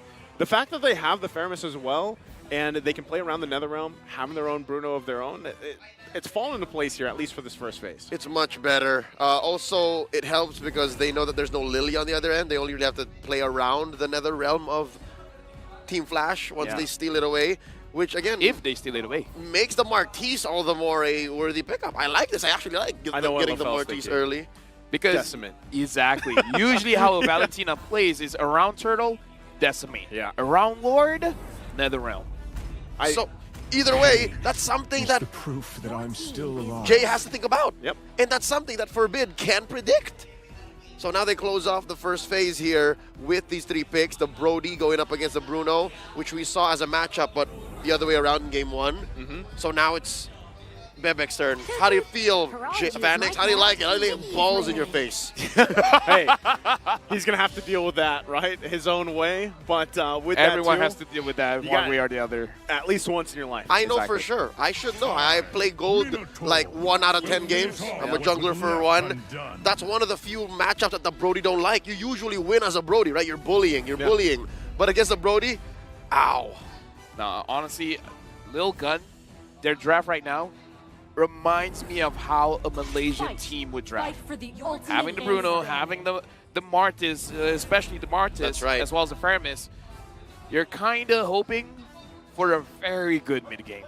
Because the Martis does exceptionally well the moment he gets 2 kills. Once the Martis gets 2 kills, it's all Martis. Yeah. The rest can just chill. Which is weird, because I feel like Martis is one of those junglers where, yeah, if you get the early decimate, let's say even a double, as you mentioned, you're kind of unstoppable for these objective takes for the most part, right? You work around that. Gentlemen, I smell an assassin afoot. I smell Hades going back to one of his old flames. They had the band, the Hilda. So Don't tell me. They're coming up. Lancer Ling. Oh, I was thinking we were going crazier with it. Hayabusa? Amon. Not impossible. Not impossible. I don't hate it. Amon. Amon, man, I don't hate it. There's a lot of, honestly, with Hades, there's a lot of these unorthodox picks that you might not assume could be pulled out here. There's nothing that the young J. Mark Lazaro can't do, man. Yeah. Growing up in the mean streets of Pasay City in Metro Manila, Philippines, come on. What do they call those that grew up there? There's a name for it. Batang Pasay. There it is. Kid from Pasay. Batang Pasay. It's Did like, I say that right? Reminiscent asking him is like, how's your hero pool? Yeah. Yeah. It's good. Yeah. Actually, no, it's just, yeah. Yeah, just yes. Just yes. Well, right there's the Kufra. Kufra jungle. Okay, maybe not now. Okay, okay. Sorry. That's a little too Batang. That's something else. that is something. That is something else. So with that, pretty sure that's Lolzy. Yeah. Last 2 picks here for Team Lil Gun. I'm gonna keep you guys on your toes. I'm actually on my toes right now. My feet is off the ground. Yeah, secret lab chair. Thank you. Thank you, secret Adjustable. Yeah. EXP. That's right. What's a good laner against Adamir's Arlot? Do they just take There is. there is. There it is. You do this voice line all the time. Yeah, something like that. I was so confused. Was it the clip or you? Yeah. You were the clip. Last pick, Matilda. So they're gonna go with. They're playing the double roam again. Yeah, they're going with that. Well, support. Double support. Double Yep. support. Double support. The Faramis here. I like it though better this time around because Yeah. Ethan is definitely playing the Matilda. I don't really Amon? like mid Matilda, man. Yeah. Not enough damage. So Last now pick. it's a choice: Lance, Ling, or Amon. They can't afford to pull the double swap, by the way. You can't go utility this time around. There's not enough damage. Yeah, definitely not. Definitely not. I would say they scale much better. So even if the Martis doesn't do well, it's not the end of the world. But you do want a very good good start to the game. So the safest, honestly, is Lancelot. That's right, but yeah. I do want it to be a little bit crazy. What if they just throw out the Fredrin? It's not. Okay. Oh, Hayabusa. All right. Hayabusa. We'll take it. Debut pick here. Again, I'm really wondering how many unique heroes we've been at, including the wild card. man. We had like 50 plus there. Let me just say, I played the Faramis. Yeah. I hate the Hayabusa. Why? Shadow inside the Faramis before a fight starts. You don't even use your abilities. Maybe just your You shuriken. scare him. And then you just basic attack, force the Netherrealm out before any fight. And then there's nothing that the Faramis can do. You're basically making it into a 4v5. Crazy how time has changed. Crazy how now it's the Hayabusa that actually counters the Faramis. Exactly. Oh, it used to be the other way around. It used to be the Hayabusa just trembling in their pants, you know? No, I've been told by pro players, like, don't fight against the Hayabusa. The Hayabusa just force out the ult and then you're done. Well, we'll see if they're actually going to be able to pull it off here. You saw the lineup rating, though, for Team Lil Gun. It's 8.4. Can they pull the lineup off? Take us to a game number 3 as we load up here into the Land of Dawn. Game 2, it's match point for Team Flash here as things get situated. LaFell, what does Team Lil Gun have to do here to get on the right foot? I kind of feel like Forbid has to find a very good catch, trying to give an early kill onto Zexora, because this is one of their very niche win conditions. If the Martis is able to get an early kill, he will feel unstoppable. The Hayabusa can be unstoppable as well, as long as he can control Team Lil Gun, making sure that they have a disadvantage every single time a turtle fight is about to start. And with that, anything here emblem-wise that sticks out for you? Honestly, the thing that sticks out for me is the tenacity coming in from Forbid as well as Bebex, making sure that if the Hayabusa comes and ganks them, they have a better chance of surviving. I also like the fact that Team Lilligan now respect the power of Wilderness Blessing. Yep. They're rocking more of it now, and that means it's go time. They want to go a little faster. We'll see if that is able to play a part here. Once again, too, Aizen on this Terizla pick, the Riz himself. He was able to pull off some amazing things, you know, throughout the performances of this year alone. So that might play a big part in this in comparison to what we saw from game number 1.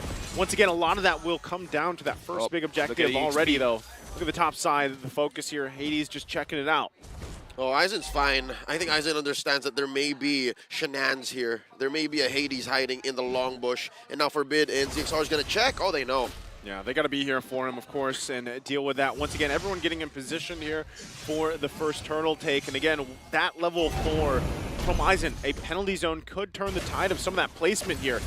But also, Lulzy already using that flicker to get out. Here they go. Forbid looking for a pull. Lulzy going to get popped here. First blood drawn by the Mongolian squad. Proud of myself. Called it. Forbid pulls someone in, give the kill over to Zexara. But again, this is how you play with this kind of draft. And it looks like they understand what Hades wants to do. And there's a turtle. Shields up for Team Lil Gun. Penalty zone coming in. Aizen commits the flicker. Jay at half health. Did steal the Netherrealm. Not going to force the issue. Hades clutch, taking his own orange. Yeah, even without the retry there, is able to secure it. Now we'll work on this purple. So with that, Team Lil Gun gets this little bit of an advantage that they have. Once again, they know some of this timing, the power spikes they have to work around against the lineup of Team Flash. I would say Team Flash also showed who is the real problem for Team Lil Gun, because 2 games now, early rotations going to Aizen. It looks like the way that they've studied is that if you shut down Aizen, you're going to have an easier game. But it looks like Team Lil Gun, they downloaded enough. They're like, fool me once, shame on you. Forbid, what are you going to do? Oh, birthday boy, I hate to say it. He did exactly just what you said. Yeah. He was literally coming in with the shadow. Basic, basic, basic. And then at the last moment, all right, forcing the Netherrealm. I can proud. see you being proud of yourself. See? I can be smart. Yeah. I told you guys, I'm going to be serious today. He's a professional. I'm a professional. By the way, unique hero count, 65. It's 65? 65. 65 unique heroes so far. That is great to hear. Again, we like to see a lot of this variability. Or that must just be the birthday blessing that you get to know that information. Oh yeah, that's the new Rome Boots birthday blessing. There it is. Now, bottom side. Already some focus here. Big jump from Lulzy. ZXR, perfect timing on the iframes. Missing, that could have been disastrous. Right now, Hades, the best thing that he can do is just to farm up a little bit faster than Zexora, having at least half an item more than Zexora, and at that point, even though it's a little bit late, you can't kill people off. Coming in, Ethan with the circling eagle, compromising Hades' position. Grand Theft Orange. That's ZXR stealing away the orange, but just in time, though, for the turtle to come up. Was that orchestrated? Was that a master plan by Team Flash? Because now the turtle's close to 50-50. Yeah, they're going to have to stall this out a little bit. ZXR about 20 seconds on the retry.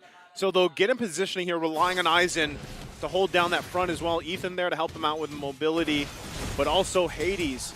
Does he actually want to contest this? He's going to go ahead. Oh! Has his eyes on the purple. Uh-oh. He's also looking to commit theft. Going ahead and playing footsies. Adamir and ZXR. ZXR and Adamir. The jump in, waiting.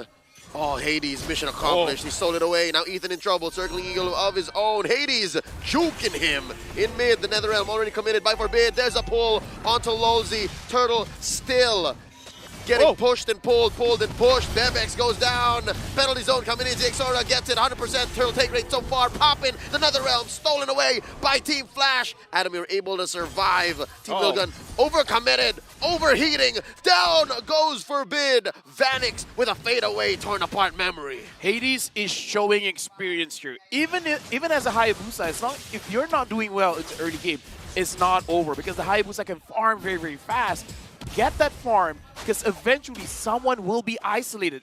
The problem with Team Lil Gun is that most of the members going for that turtle, you're showing your face. If 4 people is at the turtle and 1 person is clearing a lane, who's unguarded?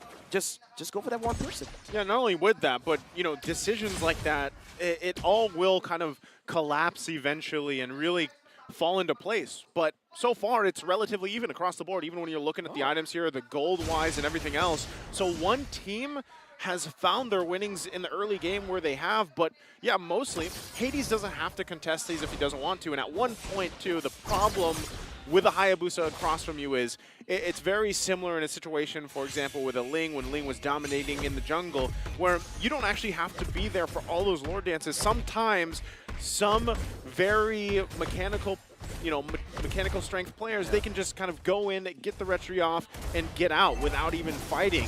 But look at this in the mid lane. Forbid, again forced to use another realm. Despite that, Hades just popping it that quickly. And now, Team Lil Gun thinking about it. 20 seconds to the next turtle. They can do it. They can force the fight. Lozi obliges, catches him mid-air, collects him with an ult, and now the circling eagle puts him right where he needs to be. Down goes Lozi. They pop a few shields. Penalty zone from Aizen. Double kill by Zixora. Gets a third. Triple kill by the Mongolian jungler. You're doing it again, LaFell. You talked about the snowball effect. When Zixora gets these kills here, is he where he needs to be? Oh yeah, definitely, but Hades definitely made a mistake. He did not have to use his ult just to bait out Forbid from using his Nether Realm. That was a little bit too much. Well, even with that, still trying to work for this turtle. Zixora will be able to secure that. That's 3 now for Team Lil Gun. Circling eagle, putting him down into the ground, taking a dirt nap. Team Lil Gun, they're a new team here in game 2. I mean, I guess downloading complete. Downloading complete now. The game is in their hands. But Vanix, I do have to say, the gold lead just now for Team Flash, it's mostly on Vanix. And that's where you want it to be. Salt in the wound. Salt in the wound. Hey, right now, though, you're still to find something. Yeah, Vanix. That's a boo-boo. I'm just saying that Vanix has been having a lot of free time farming. He will eventually become a problem. That's the basic gist of it. He's the only one who hasn't died. He's the only one who has a gold lead over his lane mate. So he's the one shining beacon for Team Flash, I guess. Yeah, because Lil Gun, as long as they don't make the mistake, because I'm really looking into a situation where they overcommit on most of their skills with Adamir, with Lozi, even with Hades, and then just leaving the floor open for Vanix to just free hit. Yeah, I feel like it's... Oh, hold on. They might actually look for a play here. Ooh. Again, they're going to get spotted out, though. Circling Eagle, committed already. There's a pull out of Vanix. Oh, they pop him. Maximum range. Vanix used the flicker, too. He thought he could get away. All right, the opposite. Worldy. Right now in the mid lane, still looking to capitalize on that kill as well. Team Lil Gun, they find exactly what they needed in that moment. And now they try to work gaining some space, right? 30 seconds, that Lord will be up here.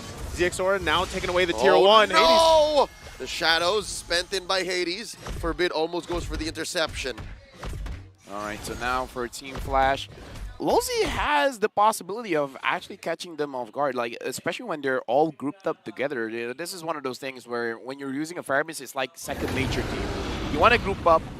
You want to be alongside with your carry, your gold laner, so that he can have the confidence to deal out the damage.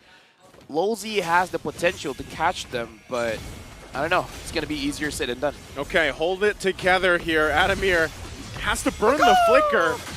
There's another realm as well. Big jump in by Lozi, point blank range. In comes Forbid, 3-man pull. Popping a lot of those NetherRealm extra HP bars. Now Hades in a compromised position. Does not spend the shadow kill. So this could be a re-engage coming in from Team Flash. Lord here at half health. There's a jump in, no one home. Lozi gets spotted. There's a pull one more time. Hades puts some shadows up. Looking for the jutsu. looking for the kills. Oh. Team Lil Gun takes it right then and there, welcoming Hades into their loving arms. A pickoff, a lord, a big win for Team Lil Gun. Hades, you gotta calm down, man, because right now he's trying to put too much burden on his shoulders. He's really trying to carry his entire team, but I gotta say, even if they got the Lord, it's probably not worth it. It's probably a better idea just to farm up and then having enough damage for when Lolzy makes a play. I know what he was trying to do. Yeah. I just don't know if it's worth it. Not only that, but given that the way that things unfolded in that fight, the zoning potential right now is so intense. Even here, assaulting that tier 2. Right now, Team Flash just kind of struggling. They have to get to their base and deal with this. It is only the first lore. They should be able to make quick work. But once again, the final slash as well. So we'll see how they play around this. If actually Team Logan wants to pressure even more so. Here we go. Mid lane, Holy Shields popped. Bottom lane as well, Lord still standing. Lolzy set it up, did not commit the ult. Team Flash able to successfully defend. Hades struggling to get a buff, struggling to farm up, make some moves, get some space across the map. His purple once more taken away. Not a good day to be an assassin player, let me tell you that. At this point, the way that Team Logan is holding the map, it's kind of hard to split push as well, because that is an option, but it's not an easy option to do when Team Logan is all over the place. Oh, there's one. A setup, close call, not gonna force it. Speaking of split push, look at Hades. He's actually making moves here. Not gonna overcommit. Yeah, he's not going to overcommit to that. He probably could have continued to put a little bit of pressure in there, but it's better to be safe than sorry, right? Wow. Gets back. Calculated. It's gonna work. Yeah. Calculated. And Perfectly fine. Again, I kind of, okay. Ever after. Even if I said, there's no way. Yeah. I don't know how to feel. It's like saying things will happen, doesn't happen. So, okay, Team Flash, they do have the capability to split. As long as Team Lil Gun is able to control the waves, it shouldn't be that big of a problem. But as long as Team Flash, they're able to have this like tug of war with Lil Gun, then yeah, perhaps they can take a few turrets. Not only that, but positioning for Vanix is going to be crucial, right? Obviously, he was picked off a couple times, or at least zoned in on from Team Logan. So he is, relatively itemization-wise and everything else, he's fine. Oh. There we go. Shadow kill already preemptively used, and just like that, Team Lilligan forbids, specifically says, not this time. I know what you're doing. Yeah, he's just trying to put the pressure there again, all before this next big objective comes up. But we might even see Hades just continue to put some pressure on the side. Here we go. The final slash puts them where they need to be. The Netherrealm, the response from Forbid. Oh, they're going to go for it. Now the call is to blitz the Lord. Lord at a 5th of its health, a 6th, an 8th, a 10th, and that's a score. ZXora committing the retribution. Both teams disengage. It really does look like Team Logan understands what Team Flash wants to do, because they put everything onto Forbid to force out the Netherrealm. And because the Netherrealm is not there, Team Logan understands they have a very small window to get this Lord.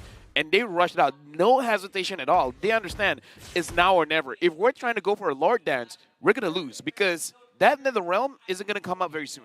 Yeah, and they, obviously the way that things are kind of unfolding here, they learned, hold on, Hades should be able to just get out of there fine, but they have to deal with this Lord now.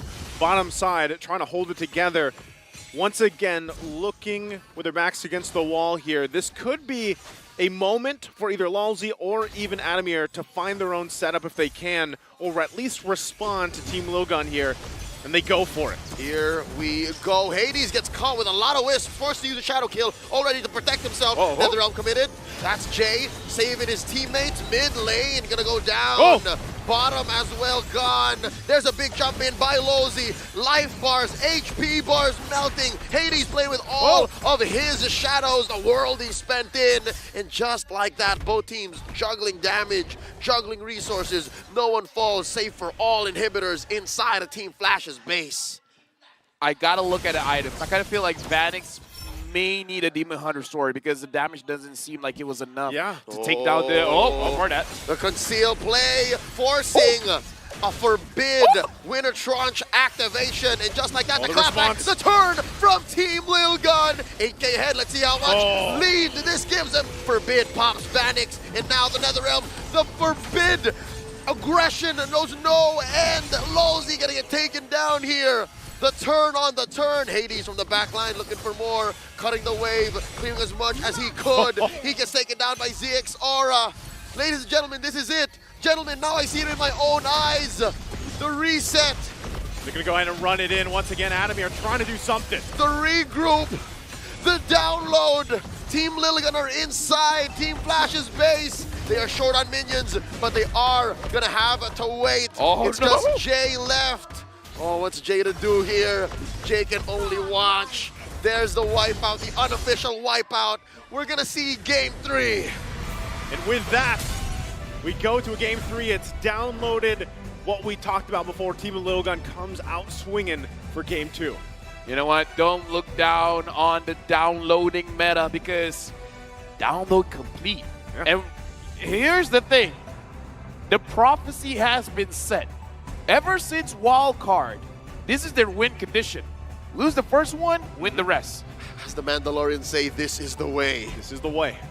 And with that, I gotta say, it's impressive because you don't know. Like, I mean, it's almost like a conspiracy theory at this point with the way Team Logan plays. I'd like to think it's less of a conspiracy theory, more of a preference, more of a strength, if anything. And now I'm wondering, I'm imagining, how did Coach Mitch take this? Meeting the guys for the first time, all right? How's everybody? So I hear you like downloading. How did he take it as a coach? I mean, here's the thing. We got to remember, Ethan was basically the coach for the team when Zimich wasn't there. So I probably feel like he is the one downloading. He's absorbing the experience and distributing to everyone else. It's like, guys, you know what happened early on? They went to the EXP. We got to expect that. Not only that, but the lineup here worked so well for them. Again, for MVP for this game, who is it going to be? And there it is. Once again, a performance here on the line for them to get to Game 3. ZX Aura, man, LaFell, you called it here. I don't know if it's because it's your birthday, but you laid down the foundation when this Smartiz was picked, and that's exactly what happened. This makes me feel very uncomfortable. being right feels weird. I mean, here's the thing. My first prediction today was right. Yep. Second one, there's a chance. It's already at 3 games, right? So I don't know how to feel about this. Well, right now, as we take a look at the highlights here, we'll see how it all unfolded once again. What I love about what Team Lil Gun did and the fact that we're giving the nod over to ZX Aura is the fact that, yes, a lot of these moments, it was Forbid who came in. It was Forbid who set it up. But it takes a lot of killer instinct, a lot of situational awareness to know when to commit and to know when it's your turn to be aggressive. And ZX Aura was right 100% of the time in Game 2. And during the highlights, we can see a lot of it was on Hades as well, where it looked like he put himself in a situation where he tried to make the hero play. He tried to be the reason for the comeback to happen. I love that mindset. However, it was not the right conditions because I see him trying to do that, but not with his team. It looked like Team Flash as a team didn't perform the same as game number 1. A lot of individuals tried to make individual plays. So that's what I'm wondering. When you go back to the draft here and we take a look at this, the breakdown alone, was the Hayabusa like too much risk? Was there something that better, could have been better in that situation? Because we know that Hades likes to pull some of these picks out. Okay. With the Faramis on Team Lil Gun and the now norm of forcing out the NetherRealm with your kit as a Hayabusa, all fair, right? There's a rhyme to the reason. But was it worth it? Was that one single solution for this one problem worth it? Because you also have your own NetherRealm. Yeah, I would say using the landslide could get you the same result. As a Link, perhaps not, because you're playing with energy. And your energy could run out when you're trying to take down the Faramis. But with a Lancelot, as long as there are minions there, you can accomplish the same thing. So I kind of feel like there are other options. It's just that since they ban out the Hilda herself, it seems like they already planned for this Hayabusa pick, but maybe a little bit of like being unflexible there. Like even though you banned the Hilda, doesn't necessarily mean you have to go for those assassins. Other options were there. And even looking at this, the breakdown here, once again, ZX Aura having an amazing game, MVP for performance. Adamir was doing his best with, what the hand they were dealt with this game. But still, overall, the story was told, and that's one of the things that struggles, right? When you lock in an assassin hero in the jungle, we even talked about this kind of extensively, usually when Nolan is picked up, right? Now, in that case, I kind of agree. Lancelot might have been better, something along those lines, because you can still kind of get into the team fights without worrying about getting just blasted, at one point. So even with the Quad Shadows, it's still difficult there. And with the few hopes for Team Flash to actually bounce back, you're looking at Vanix. You're looking at that Brody, where we noted around, 8-9 minutes? Yeah. Oh, he's having the gold lane experience again. He can do this. He can help Hades turn it around. It was just so difficult to think about because even the front lines of Team Flash were struggling. Again, I'm looking at Adamir, who was 100% the #1 damage taker in all this game compared to all other 9 players. He was the only real frontliner. I dare say, because Lozi was always looking for the catch. I'm just saying we're getting a lot of things right. And Leo, perhaps you get this one thing right. Perhaps Illigan, they're a Faramis team. Is the focus going to be there? Team Flash, they saw what happened game number 2. Yeah. Adjustments has to be made. Game number 1, if I'm not mistaken, it was banned out. And I kind of have this assumption that it might just be banned out for game 3, right? Because we come down essentially to a game number 1 here. And both teams, I mean, it's when it comes down to a best of 1, you really have to decide how you approach that draft. Once again, both these teams are known for the reverse sweeps and downloading things, so we'll see how they adjust. We are going to be taking a very short break before we head into Game 3, so go ahead, take your break, get some snacks. We'll be back after this for Game number 3.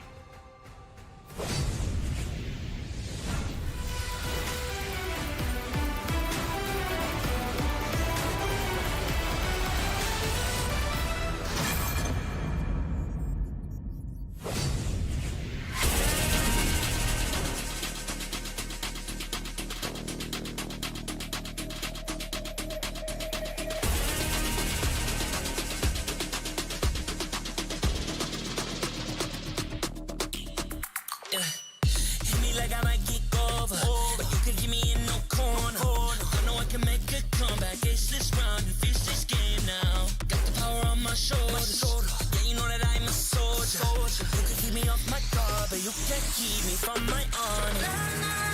I feel like the floor is higher, the energy's getting higher. You're saving my arms, 'cause I know just what I got. I got you like na-na-na, and you know I hold the power. This feeling I feel, oh yeah. Making my grind good to great, so don't stand in my way. Standing tall and I won't fall over. We are better than great, good. We are better than great. We stand tall, won't run away. We are fun, nothing gon' change. Great, we are better than great. Can't get it great, I'm better than great. I play my own role, I become the greatest. Transcend myself into this game, yeah. I build a power to dominate fate. Championship mind on top of the week. What's up to the game? Shall reveal. Better than great, that's how we feel. I feel like the floor is higher, the energy's getting higher. You're saving my arms, 'cause I know just what I got. I got you like na-na-na, and you know I hold the power. This feeling I feel, oh yeah. Making my grind good to great, so don't stand in my way. Standing tall and I won't fall over. We are better than great, good. We are better than great. We stand tall, won't run away. Lay up first, nothing gon' change. Great, we are better than great. If we stand tall and believe.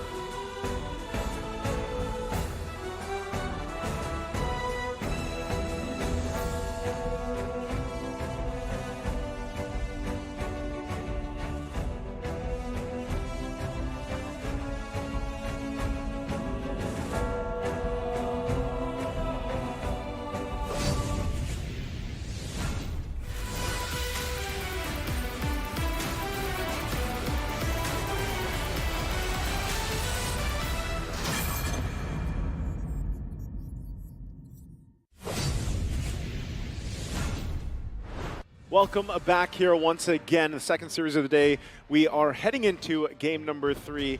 I'm Naisu, once again joined here with Leo and Sirius LaFell, and we're ready for what's come down to a best of one here between Singapore's Team Flash and, of course, Mongolia's Team Lil Gun. We just saw kind of game 1, very, I don't want to say it was completely one-sided, but it was also in favor of Team Flash. And now on the flip side, we see back to it the downloaded learnings here of Team Little Gun for game 2. Joseph, I think Birthday Boy would like to say something. I'm Birthday Fell. Thank you very much. Now it's Birthday Fell. I thought it was just Birthday Boy. Listen, man. What's going on? I got ADHD. I gotta change it up every once in a while. All right. Ask me again. My name's gonna change. Call me Ayman.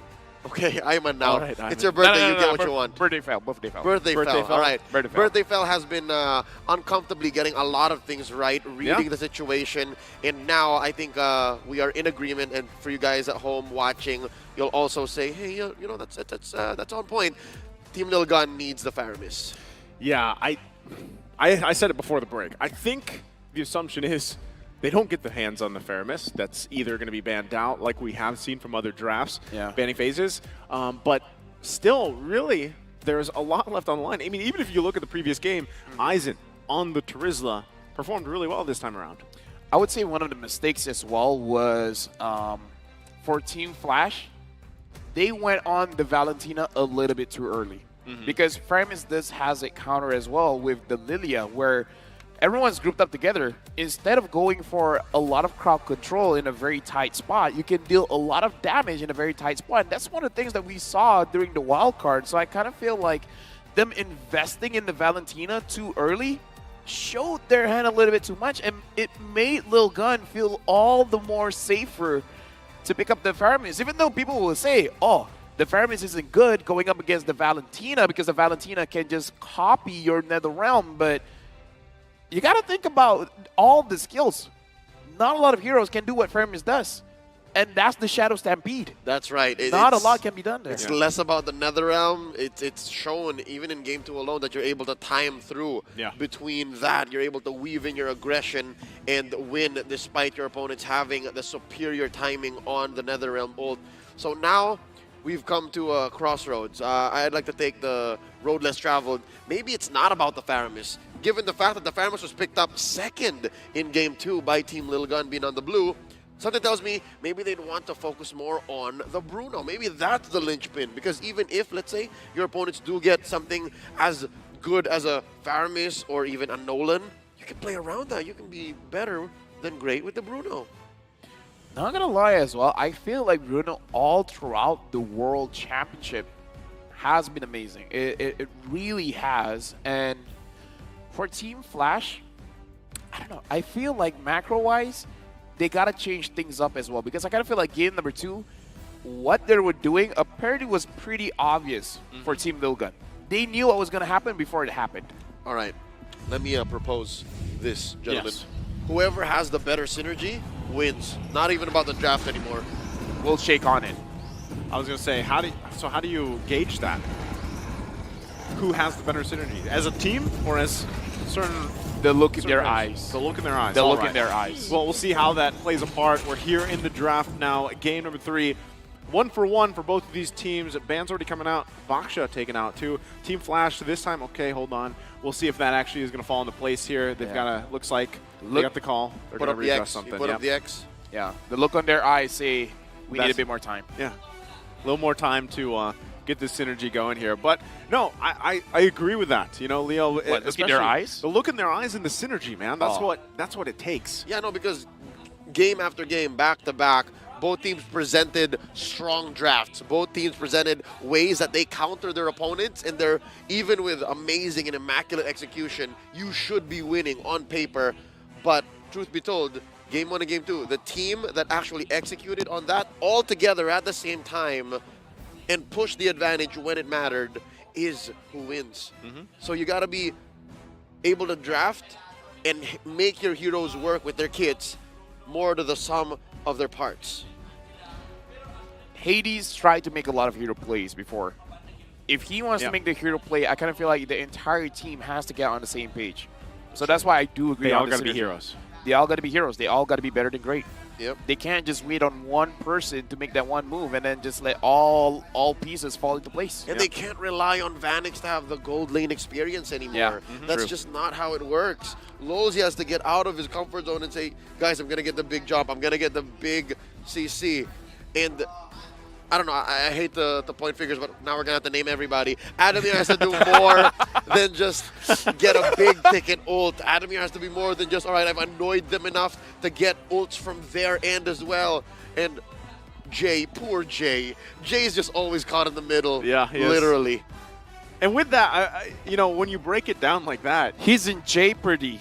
He's in jeopardy. That's right. Just like so much damage yesterday. Yes. Pick up the Diggy early. It is so much damage. Okay, but here's the thing. Realistically, picking up a Diggy early is bad just It's because probably not that good, yeah. if the opposing side has an assassin jungler, that Diggy is a boiled egg. Yeah, and as a non-analyst, I would agree. Yeah. But you're very clever, Joseph. You guys Only when I'm sitting closer to you. You guys might not notice, but backstage when I was talking with Naisu, we were talking about astronomy as well as chemistry. How are they going to notice? They weren't in the room. Yeah, no, I'm like, explaining it to them because, you know, my mother asked me a What are you talking question, about? which is the third planet in our solar system? And Naisu explained planet 1 up until planet 7 and how Mercury is also part of chemistry. Yes. He explained so much to me. He's my teacher. He is a teacher. He is a teacher. No, you're still teaching me chemistry, astronomy. Mr. Rezebek. Maths. Naisu is a detective. You know, I love every time that we're on the desk here, you give a little lore behind the scenes to Yeah. our viewers watching online at home. You know, some inside info. What happens behind the scenes of being a caster here. Leo is a chef. Leo is a chef. You guys might not notice, but I asked him for an egg. He gave me an omelet, and that omelet was made out of Diggy. With Leo's face cheese. says that did not happen. With cheese on top. Are you talking about me? Is there another Leo in your life? Yeah, it's got to be another Leo. Talking about you, baby. Hey. That Diggy was delish. I'll allow it this time because it's your birthday. Yeah. Birthday fell. Yeah, so If it's not the Diggy, he'll cook the Kaja because I like some of them birds. You like the I am. I like the I am. That's correct. That's Bahasa for chicken. As long as you don't cook the Akai, I'm all good. It's an endangered species, man. Yeah. Respect the Akai. Something tells me they were declared very recently no longer Oh, really? endangered. Still, I don't want to eat a panda. I don't know what parts of the world allow for that, but neither do I. I concur. I only know one panda in my life. That's our good old friend, Renmar, That's Santa right. Cruz. Our girlfriend? Our dear old friend. Dude, can you not hear? Can you hear that? That's the draft, LaFell. All right. No, we're not going. You said our girlfriend? Our No, dear our dear old friend. Our dear friend. Oh. All right, let's get to it. I need a new headset. Folks, just to be clear, we do not have a conjugal partner. We do not have a relationship altogether with the same person, all right? Let's get into this.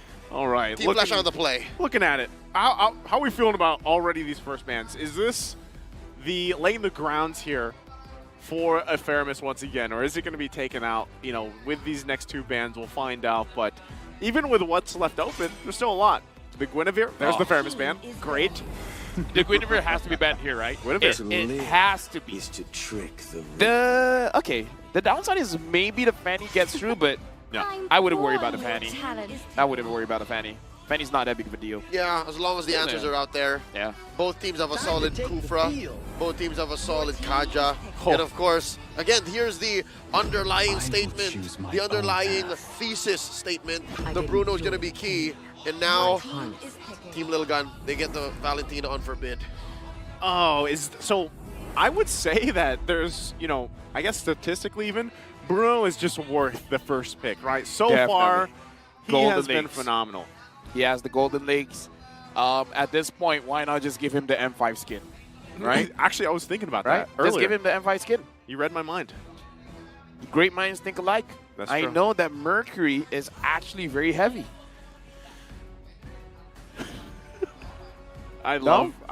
You know, yesterday we went to astronomy.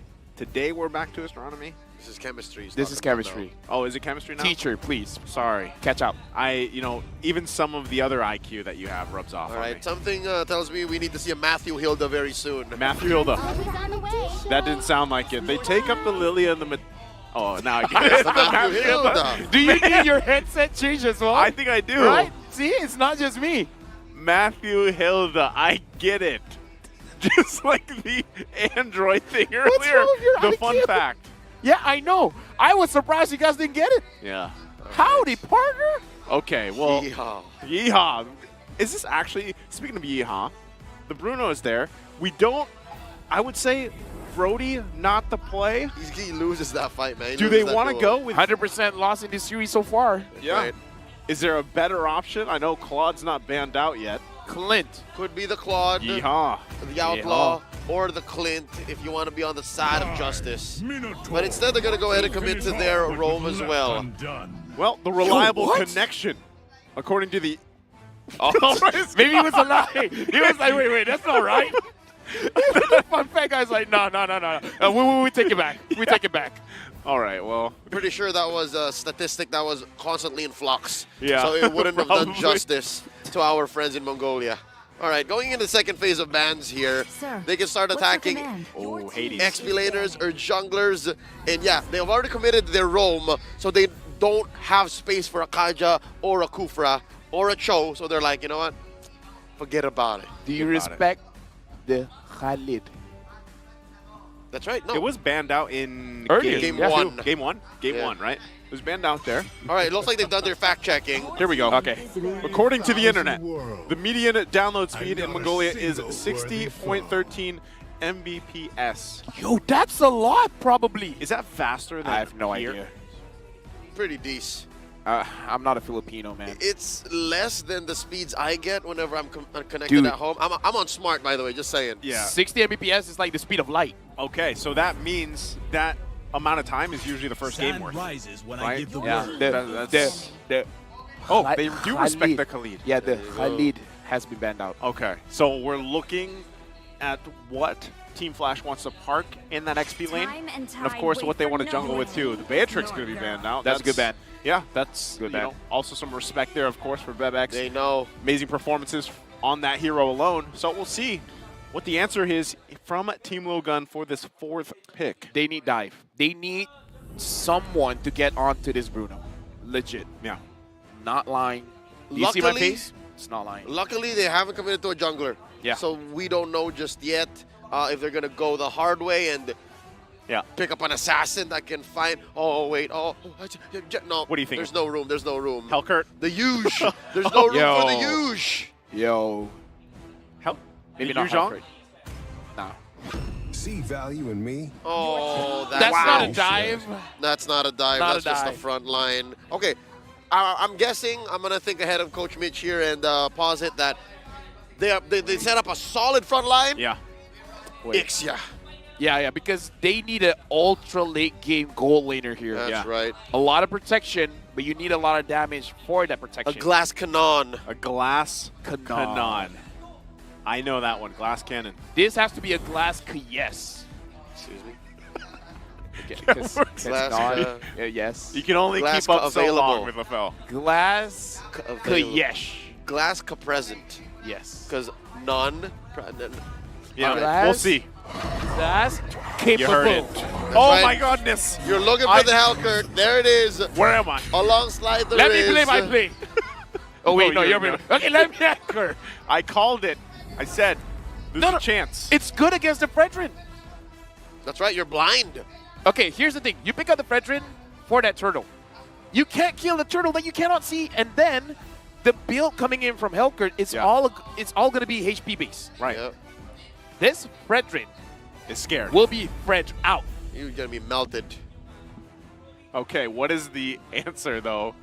There's for Team no Logan? answer. There isn't. Oh, there's always an answer Okay, here. fine. Clint or Ixia. The Ixia is the The best. Ixia, I think, If is they the want to go best. crazy, Leslie, but I don't think so. Because even if you're blind, Leslie you just does- lay down the full barrage. Leslie does nothing. Leslie does nothing here. Don't do it. Spray and pray. No. Leslie don't spray, but No, Ixia does. okay, that's The definitely. art oh well. We were Boys. very adamant on this. Wait, Cheryl Yao might be happy. I don't know. Vilga has to make this She work. is, because if folks, you're listening, if you're with us, Lil Gun's draft is less than optimal right now. It's just because the Brody hasn't been winning. So Yeah. our confidence is not there. No, that and okay, I see the logic. Brody needs time. Brody needs a solid front line so that he can get the moments to put on the stacks and then press the button for the ult. I'm just saying this should not be a good game for Zixora because going up against Lilia Bruno as well as the Hellcurt is not a game for... It's a minefield. Yeah. It's a minefield, gentlemen. Well, again, team lineup rating still favoring Team Logan here. You know, like we saw even from the previous game, it was in their favor. Obviously, all this comes down to the execution factor here as we get ready to go into what has come down to a best of one in this series number 2 for day 3. Is it going to be Team Flash or Team Lil Gun coming out with the series win? Looking at the rotations right now, we have to see if below 2 minutes the EXP gets attacked again. Will Flash go for that? But at this point, they don't have to. All they have to do is just punish Zixora on the turtle. They don't have to do anything crazy here. They can just go for full standard, and it might be fine. Not only that, but you know, even looking at this, because we've been talking about timings and the way, you know, that these teams lead into even that first objective. Whoa, already. Hey! Lozy put down to a fifth of his health. Ethan cancels it. Hit him and down. First blood drawn by Lil Gun. Concussive blast. Uh-oh, here we go. Even Hades is bothered. Forbidden Ethan, though. Joseph, you were saying. The concussive blast able to get the kill there, but yeah, I was wondering about timings here. How does this play a part, LaFell? Hey, you mess with the bulls, you get the horn. Yep. Wait, is Minotaur? He's bull cow. He's a bovine. Bovine? He's a bovine. He's a bovine humanoid. He's a bull human mix. That's right. Magical bull human mix. Mess with the horns. Wait, what? Mess with the bull, you get the horns. And the horns is... That's a lot of items. Is a concussive blast. No, we're starting this game off Whoa, in mid forbid. Goes for the flicker, spends it.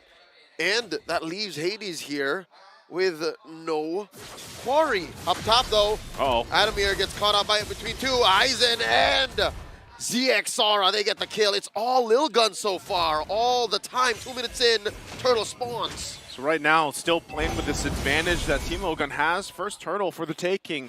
We'll see how they respond to this. Also, as Hades actually wants to contest into it. This is a huge advantage by the Mongolian squad right now. Ethan and Aizen putting up a barricade. These big, beefy boys. Adamir coming in from the flank, forcing ZXR to use the retribution, and indeed he will. He's about to get caught up once more, sending him down 6 feet under the ground. Team Lil Gun continuing the aggression, continuing the assault. Now Lolzy in trouble. Stolen Circle Eagle. Caw-caw! Lolzy survives though. 2 minutes and a half in. Team Lil Gun 3 kills up. Question, gentlemen, do you guys feel hungry? Because we might eat our words. Right now, Team Lil Gun is doing pretty well. And again, here's the thing. Team Flash was the one going for the EXP in the early game. This time, Lil Gun's like, we can do that. Birthday fell. Let me just rewind back. Before we started blasting Team Lil Gun's draft, did we not just say whichever team has more synergy, whichever team leans harder on their connection, on their calls, is going to be the one, despite whatever the draft says? Right now, Team Lil Gun has the eye of the tiger. Roar. Yeah. Contrary to popular belief, that baseline, the polyut, lasts much longer. Really? Yeah. Yeah, it's quite long. It's about 4 measures, if They're I'm not quite mistaken. long. Wait, what? Right? Team Lil Gun 1.6k ahead. And they're looking for more. Here we go, Lozy protecting Vanix with all he's got. Circling Eagle, is that enough? Ain't no energy explosion there, no taunts just yet. And just like that, Team Lil Gun still circling like sharks around the gold lane. ZXara versus Jay and Lozy. Vanix under the protection of his turret. ZXara like a man on a mission, taking a few hits. In comes Ethan with the heal. There's a Dark Knight Falls, but it's too late. Lozy already fallen. Now comes Adamir and Hades. Bebex flickering on out. ZXR bites the dust. Hades taken out by Bebex. Part of our memory enough. Now Vanix taking balls onto Forbid's face. Here comes Aizen. They're not done. Big coast to coast rotation. Vanix dashing on back. This may be an overcommitment by Team Lil Gun. Aizen gets a few hits. They both retreat. I gotta say, Team Lil Gun is attacking, imagining that there's no turret there. One thing that you guys have to keep in mind, below 5 minutes, right? Yeah. Minute 1 up to minute 5, whoever is in the gold lane turret, you will have some damage reduction. 25%. So probably not the best idea to dive that turret specifically. And but like, given that situation, even with that, if you consistently put the pressure there, hold on. Whoa, Bebex in trouble. 2v1, Lozy and Vanix get their man. But on the other side of the map, there was a turtle taken by ZXora. Joseph, you were saying. So, as I was saying, you focus down on Vanix trying to, put the pressure on him, then that might still be part of the plan. But with this, he gets a kill now, has this advantage himself. Yeah, there's still a gold deficit, but we'll see how they play around it, because for that, we'll see if they get more. Oh, the aggression from Team Flash. The rubber band has snapped. They go ahead and push in on that tier 1 down bottom, nulling Team Lil Gun's aggression. Well, look at this M-Series fact. The last M-Series appearance of Hellkurt was in M2, the lower bracket final, used by Zin of RQ Hoshi against Brent Esports. Well, that's an amazing fact. Another fact here is... before that. Guiding Winds, keeping Vanix safe. Lozy committing the Circling Eagle, popping him like a pinata. That's a 4-man kill squad from Team Lil Gun. Forbid stole away the Dark Knight Falls just to be safe. You don't see that often. It was like, wait, that's the wrong one. You're on the wrong team. It's like, oh, wait, yeah, Valentina. As I was saying, Lil Gun, they're on a timer. Hades, once he has the Sea Halberd as well as the Demon Hunter Sword, is going to hurt a lot. Demon Hunter Sword completed, should be the Sea Halberd after this. After that, it's not going to be good. Vanix, left to his own devices, gets knocked up, hit with a concussive blast. Taking a while, but they will eventually find their man. This is a 4v2 down bottom. Circling Eagle from Lozy, cancelled out, taken to the west side of this jungle. They disengage. Still the focus here on the bottom side, though. Still really trying to put the pressure, get this turret, open this side of the map up. Hades will continue on up on the top side. Turtle will be up in 10 seconds. So really a lot of these kind of macro plays happen right now. Team Lil Gun, though, trying to control, a lot of this pacing and a lot of this momentum for their favor and see how they transition to it. What is the response from Team Flash, though, now that this turtle is up?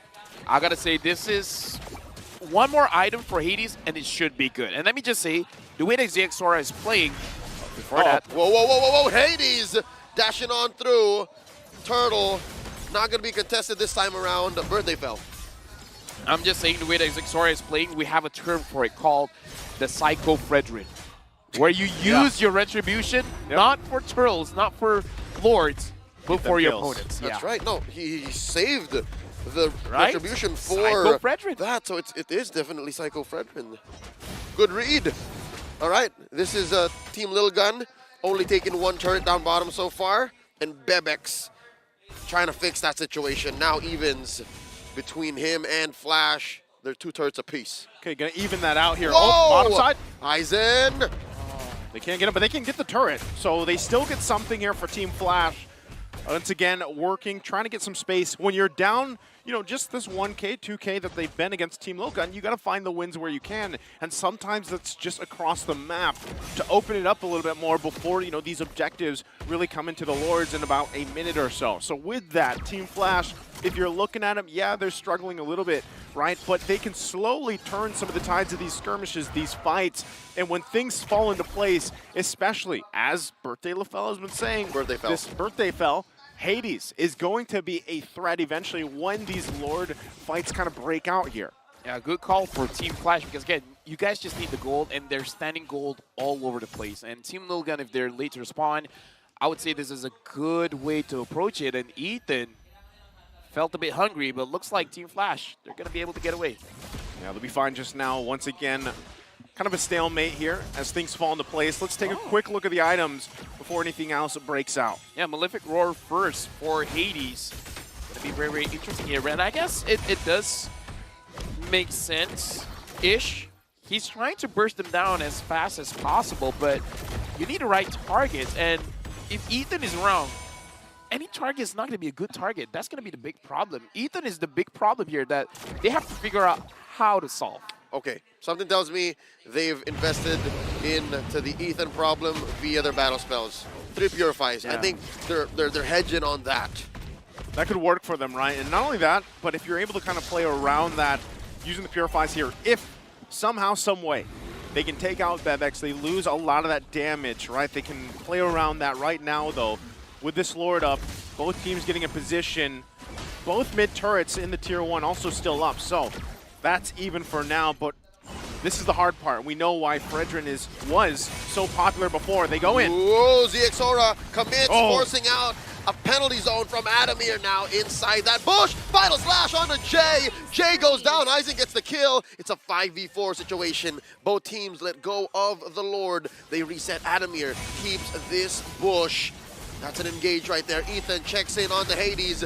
Silences him, forces out a Fury, and there's one more. Hades goes down. Aizen gets the kill. 3v5 this time around. Final slash, stolen away. Moved out of a position. The Lord clearly taken here by Team Lil Gun. Hades is a non-factor right now. Team Lil Gun, they're on him 24/7. Is the reverse bodyguard. Like, they're always threatening him, making it so that he is nowhere near any neutral objectives. Like, at this point, even if you get all your items, if you're not there for the fight, the items don't matter. And with that, I'm you know, it's tough to see, but Hades is in a very similar situation from the previous game. You know, when he had the Hayabusa, this time with the Hellcurt. At this point, you kind of just want Team Lil Gun to win the first game. Well, make them download the virus. Give them the confidence to lose game number 2 and 3. That's the logic, right? That's how you beat a team that likes reverse sweeps. Yeah, you let them win the first one. It's all they part of the downloaded the wrong file. Well, file or not, right now Team Lil Gun now with almost a 5K gold lead. Once again, very reminiscent of the previous one. They're going to continue to get these turrets down, get the space advantage they need. So you really wonder, Team Flash, how do they get back into this? How do they keep things at bay? Because by the next Lord, less than 2 minutes away, this could be a fully exposed base for them. What's 5-man penalty zone. Is sometimes LaFell will just ask for the most ridiculous things. I mean, if you want to win from a ridiculous situation, you got to do ridiculous things. You're right, Birthday Fell. You're right. But on a more realistic perspective, out of the universe. Number 1 is maybe they find a way to actually split up the map, open it up, so that Dark Knight Falls actually matters. Dark Knight Falls inside your opponent's base when you're defending really does very little. So maybe if they're able to buy space on the map, have more farm on Vanix, have Hades maybe isolate 1 or 2 members, go from there, that's one way Team Flash might be able to clap back. Okay, the real answer is... So that's not the real answer from Leo. No. I said like for me. Okay. For me. The real answer is to pretend you want a front to back. And then let Hades flank. Okay. That's the real analyst answer. That's one possible move is because we've actually seen this from MPLI. We've seen RSGPH, the champions from that very MPLI, commit to a reverse collapse. Wherein they were the ones baiting it, winning the fight along the way, forcing their opponent. So you're right. Is my real answer better? I'll accept both. All right? I'll accept both. Both are valid. Yeah, both are valid. Look, if the 5-man penalty zone happens, we'll scream. If that's your hypotheses, we'll accept it. That's right. Thank you, Mr. Rezabek accepts. All right? Your professor accepts. One thing that there it is, finally. Yeah, there it is. One thing I got to say, too, is Team Flash, think about how they won the championship, right? That is still a possibility for a team like this, and that is something that always has to happen because sometimes, LaFell, you said this yourself, tunnel vision can kill some of these teams here, and we've seen multiple teams kind of get so zoned in on one thing. That's right, and the lineup that Team Lil Gun drafted is very, very conditional, very specific. Now, they almost got Lozy. They committed 1 ult there, final slash. But right now they're repositioning. The dance has continued. Ethan put down to less than half health. Gonna have to heal out. Gonna have to retreat. Look at Adamir wailing away. Aizen. Big damage from Vanix. And Vanix is still alive. ZXora misses. Hades. There's a stolen. Dark Knight falls out. Hades goes for the steal, but ZXora back on the scene. 1 for 1 so far. Down goes Jay. And that's a trade. Vanix very low. Can ZXora gets it? feeds it up to Bebex. Now it's Adamir up on the docket. 3 for 1 so far. Team Lil Gun mowing through. The inevitable has come. Team Flash had the right idea. Get to a very cramped up position so that it's easier for Adamir to use the penalty zone, but unfortunately, he didn't get 5. He got 0. Jay will be up here in just a couple of seconds. They're going to lose the mid turret, though. Or are they going to push it in? It's a 5-man assault. Just 2 defenders, Jay and Hades. Panics up in 5 seconds. They're going to trample on through the base. Ladies and gentlemen, Team Lil Gun reloaded, regrouped, and reverse sweep this series. The download happened here. Team Lil Gun coming out swinging once again in game number 3 to reverse the series here. Coming in from the wild card, I don't know. This is definitely, like I said, one of the favorites. They lost game number 1, but at this point, that's their win condition, man. All teams, pay attention. Still 100% from the wild card all the way until the main event. From Kuala Lumpur to Manila, Team Lil Gun loves the reverse sweep. Again, it's their own method of madness, maybe. Whatever it may be, you have to acknowledge the fact that this team is a force to be reckoned with, and teams are definitely going to take notice if they haven't already. So as it all plays a part, you have to wonder, again, what more do they have in store for us throughout the group stage here ahead of them? But what a debut they had here for today. Okay, now that you asked the question, Joseph, I'd like to think Coach Mitch, he's brewing a lot, man. As they say on the internets these days, let him cook. Let him cook. And again, Leo can cook. Was there more to that? Dude, stop being so humble. Give yourself some credit. Mental health matters. That it does. It's okay, but looking back into the game, I kind of feel like it's not over for Team Flash. They won a 2-1. They won yesterday. They won yesterday. That's right. Today they lost. The group stage, sometimes you just got to take it as a learning experience. But again, you got to get through that group stage. Oh, I didn't notice that there was going to be a focus shot. Hey, what's up? Gentlemen, Birthday fell. can I just say, Birthday Fell, you put this into context. I'm loving Group C. Group C is the group of opportunity. I mean, say for one of our competitors. But yeah, no, it's back and forth, back and forth. It's back and forth. I would like to just say that even, you know, group stage alone is kind of wild itself, but let's take a look at the MVP here. Once again, this man has done it the previous game. He did it here for game number 3, ZX Aura on the Fredrin, who has been a staple hero for a while, kind of fell off. And then, once again, you kind of reminded why he's so strong. 0, 1, and 10. Dude, I'm gonna be so full. Like, why do we like think that, oh, this draft isn't gonna be good, and then the opposite happens? Caster curse, man. I'm going to play more Fredrin now. Yeah. I'm so happy that ZXR showed us the way. Fredrin gold? Do we want to actually go back to that where Fredrin's always picked up? Hey, I was never one to complain. I actually thrived in that meta. Okay, well. And here we are. Here we are. As we take a look at the highlights, you'll see things kind of unfold with that. And even so, ZX Aura, yeah, MVP, but early on, Aizen was helping put the pressure here with Ethan. And maybe this goes back to the point, Leo, that you mentioned. You know, that synergy factor, this just painted that picture for them. Honestly, as an analyst, the highlight that I want to see is game 1 and game 2 and game 3. What's the like? All of what them? changed? What no, like? Look at the movement on game 1, right? And the change in game 2, and the evolution on game 3. Like talking about adapting. Okay, they're evolving from one leg of the tournament to another. If this continues to happen into the knockouts, if Team Lil Gun are able to come through, there has to be some science to it. There has to be some statistics and mechanics that show, all right, after game 1, we know how to do this, this, and this. Then we step on the clutch. We switch gears, we win. Man, I don't know. Like, if it stays like this, I don't know if you can call them Team Lil Gun anymore. They might have to be Team Big Guns, you know, because as they download and they adjust on and on. Honestly, at this point, they have the Sharingan. Game 1 is the Lil Gun. 2, 3, 4, 5. Big guns. Big guns. That's when they bring it out. Dude, as a caster, I'm terrified of the idea of a best of 7. Against Lil Gun? Against Lil Gun. If Lil Gun's involved, man, dude, I would love to watch all 7 games. Let's go. I would still say, you know, as this breakdown here comes through, I said this in the wild card, like, this is my dark horse team here for the M5. I think they are so impressive just in the past months that they performed, and then wild card, and now here. It's the dark horse so far, all year The long. real wild card.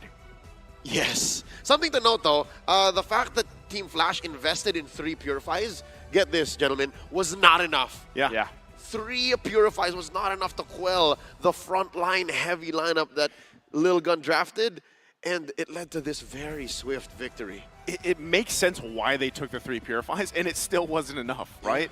Because of synergy, because of the layering of these ultimate abilities that was thrown at them from Team Lil Gun. It was so much to deal with that eventually, remember the pressure that we saw from the highlights in the bottom lane, a lot of the times you didn't have any room to move because there was so much pressure there around the turrets, even with, you know, that damage reduction buff that you get early on. It didn't matter. So do you guys still want to disagree with me? Just let Lil Gun win game 1? I mean, lose the battle to win the war, why not? Okay.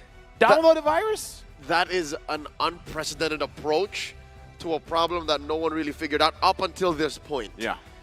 So I don't know. I'm not one to speak on behalf of the teams, man. It's tough. Because imagine a world. Imagine a world. Here we are. Where Lil Gun does this every single game. At what point does it become like something's up? Okay, it fails. Oh, sorry. It's successful until it's not. So only when they lose game 1 and then lose game 2 is when it changes. At this point, we need some kind of bet. If they keep doing this, they make it the knockouts by always losing game number 1, I feel like we got to commit to something. This is why I was saying, you guys can call it what you want, but this sounds like you guys have your own theories, conspiracies that might play a part. You're talking about losing game 1 against Team Lil Gun? This is my first time witnessing it. I'm still in awe. I know. This is how we felt in the wild card in Malaysia, right? Because the download meta? Yeah, it's something. It is something. And if that becomes the identity that they have and how they adjust things, it's probably their strategy until it isn't. Until they come out swinging in game 1 and they dominate it, right? Because that is a possibility as well. It's like fighting against a computer. This is my strategy playing chess.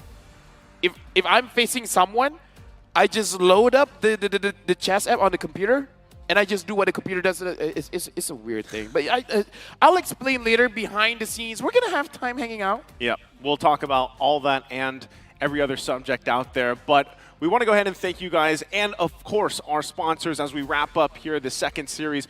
M5 is powered by Moonton. It's presented by Kadia, our global presenting partner, supported by ROG, our official gaming phone, Grab, our official super app partner, and, of course, Secret Lab, our official chair partner. Now, coming up next is an important matchup for Group D featuring the Ohio Brothers and Geek Fam. Stay tuned for the M5 World Championship group stage. We'll be back after this.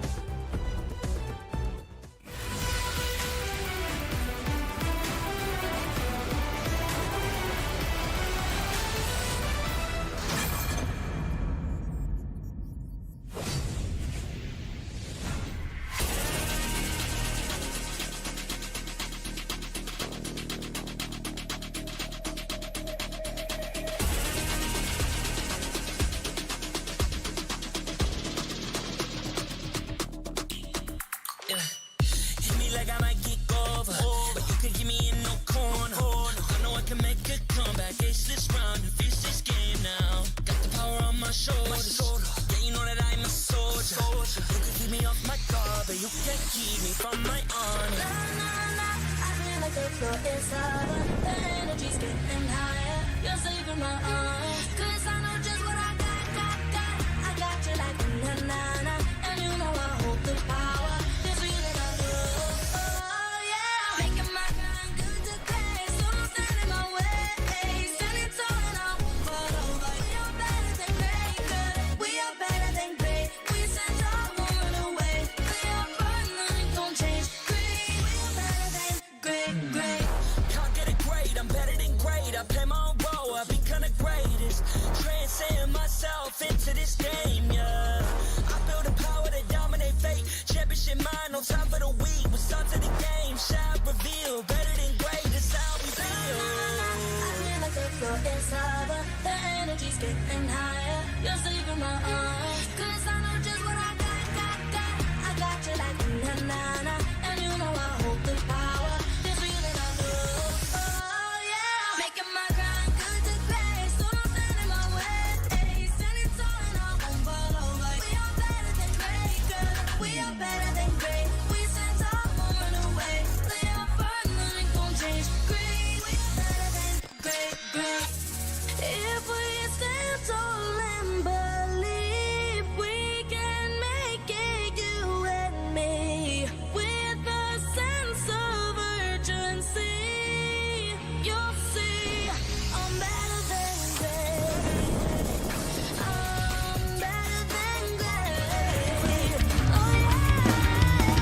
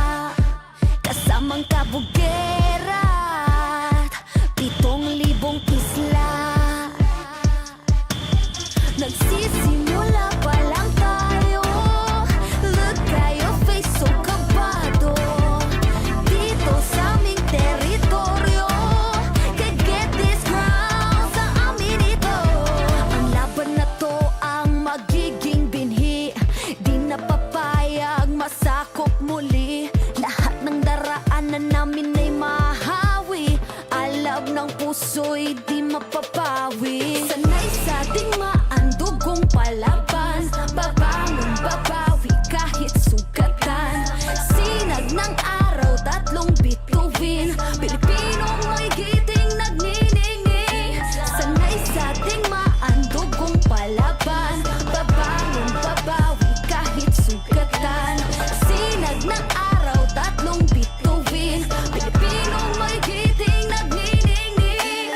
Dami mo daw sinasabi pero ba't ngayon di ka mapakali? Panay lang ang kamot sa anit at kahit alam mo na di naman to makate. Dugo pati laway at pawis tumulo, akala mo ba lahat to madali? Hindi nagmamadali, akyatin ng hagdan na talagang matare. Ganyan talaga ang mga batang Pinas, talagang malakas kahit anong meta. Wala kang ligtas, talagang matigas na parang daliri ng mga kalaban.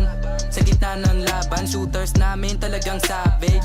Di papaawa sa aming lupang sinilangan. Ang dami ng binilangan ng isa, dalawa, tatlo. Handa na ba kayo? Ito na pang-apat. Kaya dami na naman iyakin kahit dadaanin pa sa mga tipi-tipi-tipikal. Paano kami hahabulin? Marami itong gasolina, lalamunin ang lahat ng tipidal. Sanay sa ating maandugong palaban, babangon babawi kahit sugatan. Sinag ng araw, tatlong bituin, Pilipinong may giting nagniningning. Sanay sa ating maandugong palaban, babangon babawi kahit sugatan. Sinag ng araw, tatlong bituin, Pilipinong may giting nagniningning. Ang maong away ang sinugdanan, di mo sugot madakpan pagbalik. Tanang agian kay diretso mapalit, ang init sa dughan kay dili mawakli. Sanay sa ating maandugong palaban, babangon babawi kahit sugatan. Sinag ng araw, tatlong bituin, Pilipinong may giting nagniningning. Sanay sa ating maandugong palaban, babangon babawi kahit sugatan. Sinag ng araw, tatlong bituin, Pilipinong may giting nagniningning.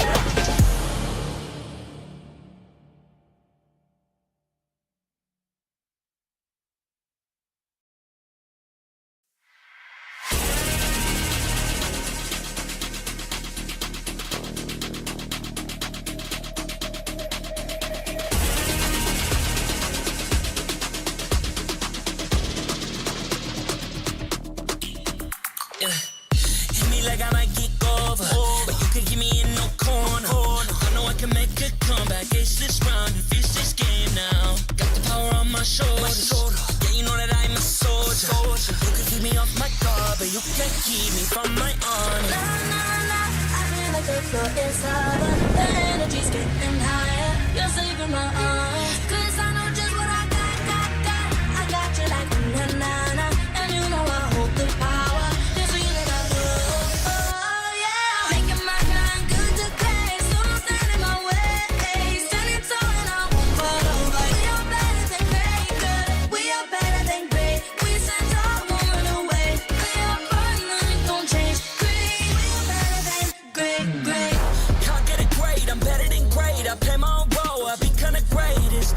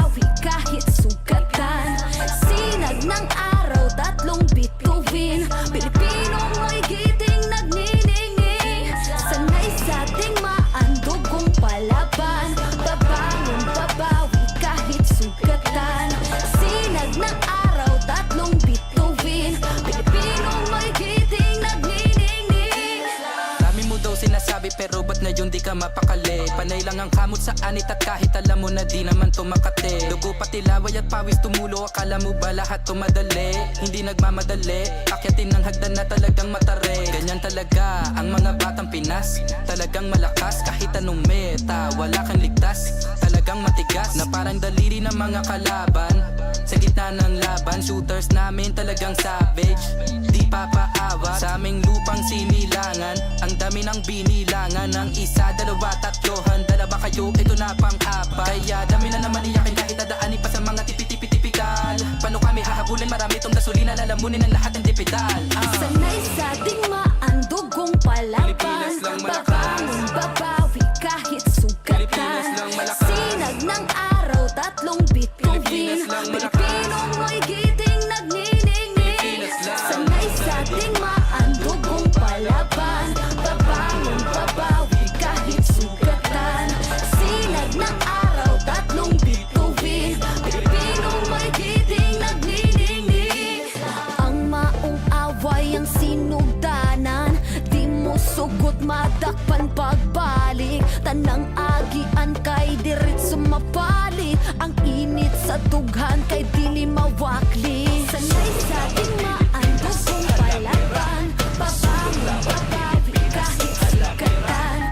Sinag ng araw, tatlong bituin, Pilipino may giting nagniningning.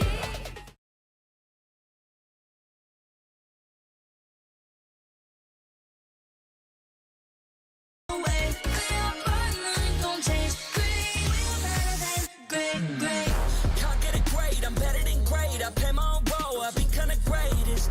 Transcend myself into this game, yeah. I build a power to dominate fate. Championship mind, no time for the weak. What's up to the game? Shall reveal, better than great, that's how we feel. The energy's getting higher. You're saving my arms. 'Cause I know just what I got. I got you like na-na-na. And you know I hold the power. This feeling I know. Oh yeah. Making my grind good to great. So don't stand in my way. Stand it tall and I won't fall over. We are better than great, girl. We are better than great. We stand tall, won't run away. Play our part, nothing gon' change. Great. We are better than great. If we stand tall and believe we can make it, you and me, with a sense of urgency, you'll see I'm better than great. I'm better than great. Oh yeah, yeah. Oh, I'm better than. Making my grind good to great, so don't stand in my way. Stand it tall and I won't fall over. We are better than great, girl. We are better than great. We stand tall, won't run away. Play our part, nothing gon' change. Great, we are better than great.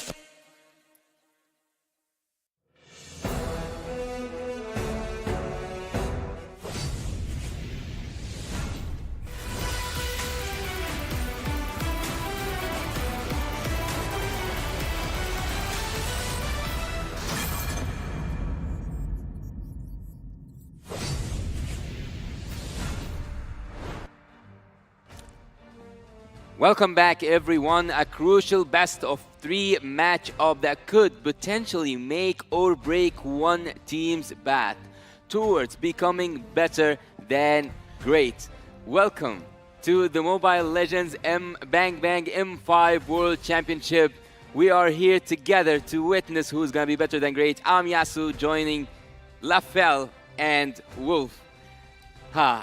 Today is a really hard day. It's between the North American Ohio brothers and the Indonesian team Geek Fam. Honestly, we got a lot to say, but before that, I do have to say the M5 World Championship is powered by Moonton, presented by Kadia, and supported by ROG, the official gaming phone, Grab, the official Super App partner, and Secret Lab, our official chair partner. Isn't that right, Wolf? Yes, thank you to our lovely sponsors. M5 will not be possible without your support, and without M5, me and Lafel will not have shaken hands as friends and as, colleagues. No. brothers. Brothers. Brothers. Correct. Brothers. The Ohio brothers. Well, actually, no. Well, if you don't know already, the ROG Phone 6 is M5's official gaming phone, and it packs the game-winning power of Snapdragon 8 Plus Generation 1 chipset with the best class-leading Game Cool 6 thermal system that lets you break every limit. Let me just say, Wolf, you gotta agree with me on this one. Yasu as well, you gotta agree with me. They gotta give us these phones, man. I mean, like, we're looking at the ping test. I agree. That's yes. Spectacular 165 Hertz AMOLED display and a monster 6,000 milliamp hour battery. Live through power through your gaming needs. I have gaming needs. I need one. Yeah, do check out the players that we have. That's TOB, that's Geek Fam as well. You saw Baloyski.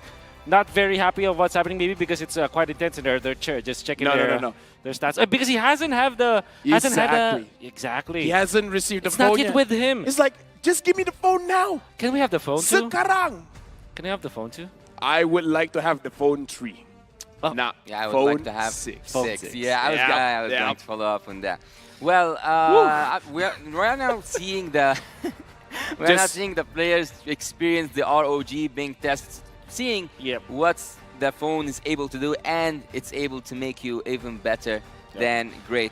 They even have the phone stands. Can we also have the phone stands? Let me just say, there's nothing that these phones cannot do.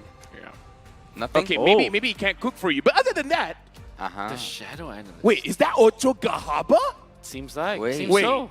Yeah, with a cap. How is that possible? I've always heard. I always heard of him. But Why will it be impossible? Wait. Why will it be impossible? Dude. Why will it be wait. impossible? This is...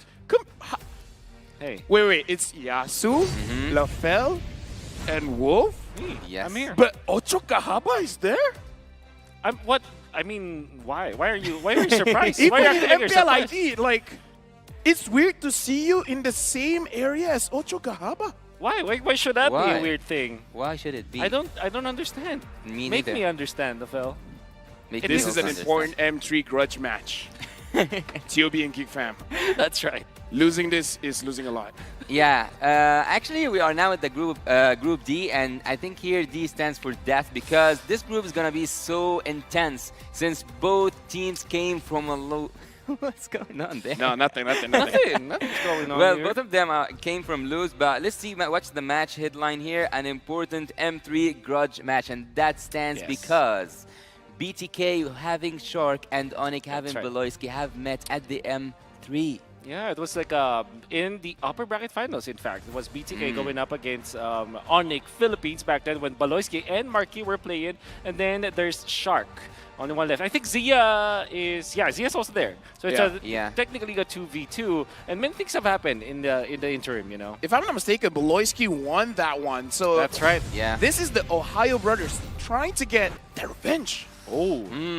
An important M3 grudge. Look here, we have the statistic for both players. PTK Shark with his heroes. I think that he took a huge turn from these heroes this season, but let's also look at Beloyski. He's the heroes used were Natalia and Valor. These are heroes that I'm so excited to see at the M5. We haven't seen such wild picks, I would say, but Beloyski is still with his special. Ruby have been present with us on the first day. Let me just say, KDA for Beloyski, 10, 11, and 16. What a Beloyski thing to do. What a Beloyski thing. What a Beloyski thing to do. Yeah, I mean, like, Ranger Mas from MPL Indonesia is always asking, what are you doing, Beloyski? And the answer is just being Beloyski. Yeah. It's just doing Beloyski things. I mean, that's the win condition. And Beloyski here is ranked 5th in the Roma role ranking. And Shark is number 9.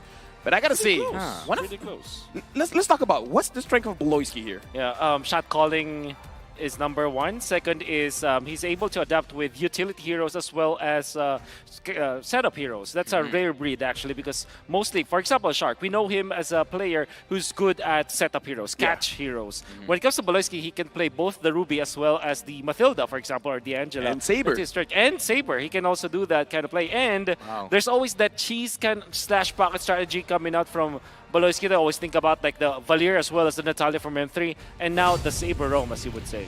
Well, we have seen him only play at the first day with the Ruby and the Florin. He was successful on the Ruby, even though like neither games he won, but he wasn't successful at all with the Florin.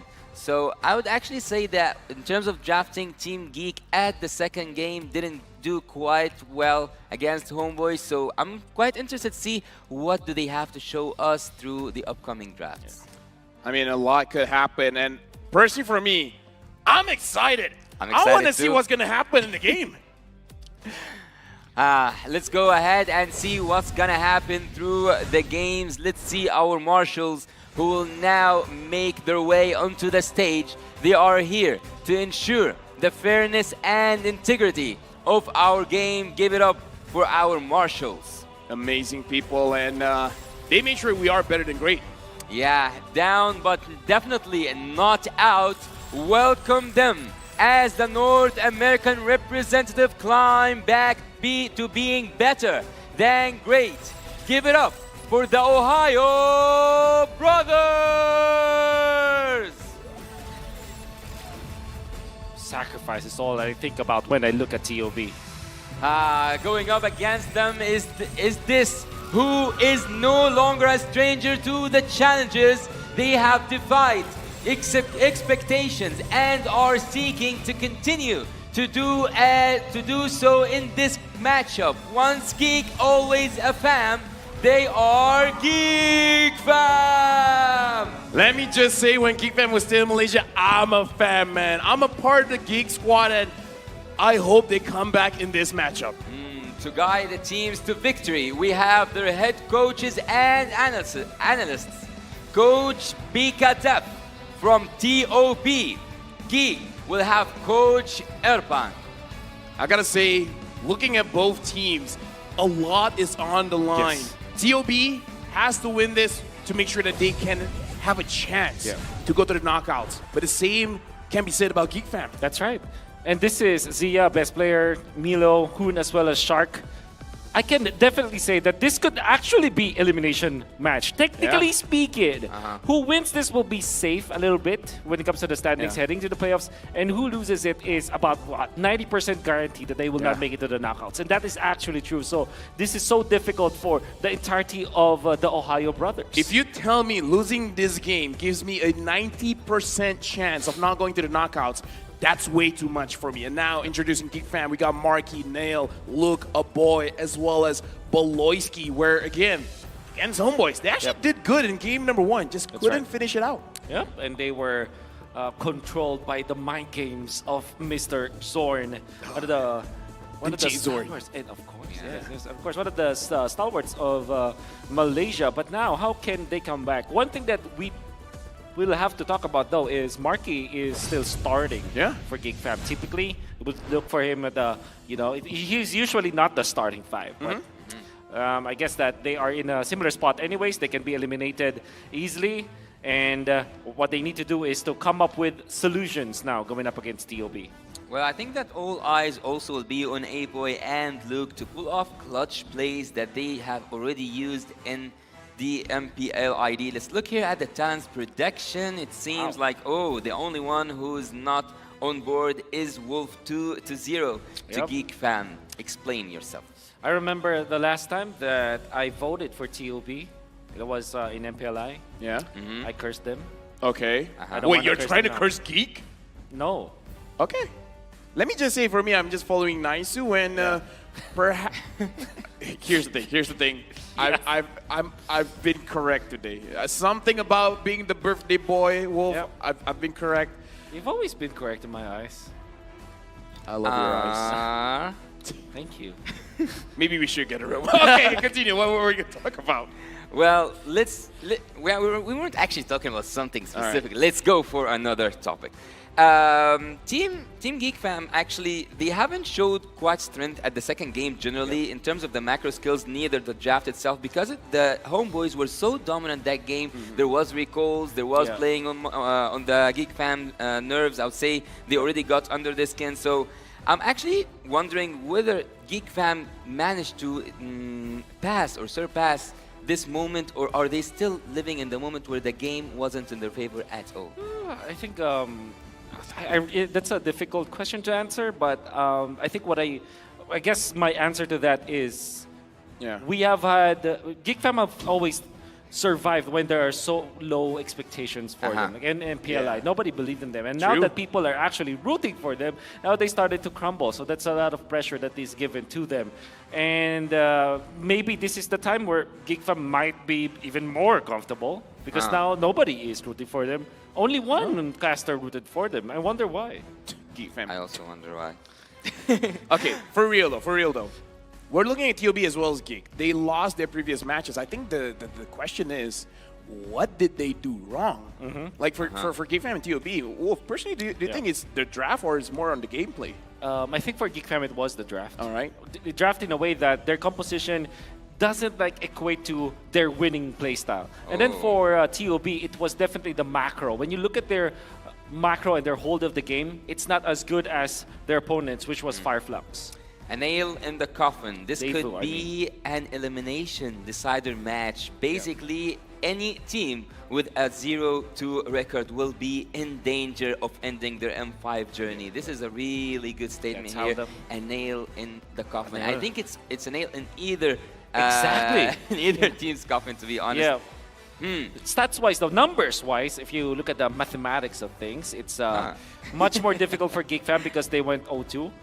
Technically for TOB, even if they lose this, but if it's a 1-2, they're not 100% eliminated yet. So it was great that they got a game off of Daewoo. Sorry, I mentioned Fireflux earlier, but it was Daewoo that they faced. So if when it comes to just having these coffins, I think it was GeekFam having a deeper coffin. Let me just give a quick shout out because I saw in the audience, I saw my teacher, Mr. Joseph Gisbeck, Joseph Charles, and I'm pretty sure Sass and Dave is somewhere down there as well. So a lot of Mr. eyes in our friends here are watching the game. Mr. Mao. And speaking of watching the game, I think that I have to say this. I think Mr. Wagner. Mr. Wagner is hosting a watch party. Really? That he is watching right now. Shoutouts to you, Mr. Wagner. Mr. Wagner, we love you. Yep. Come to Manila.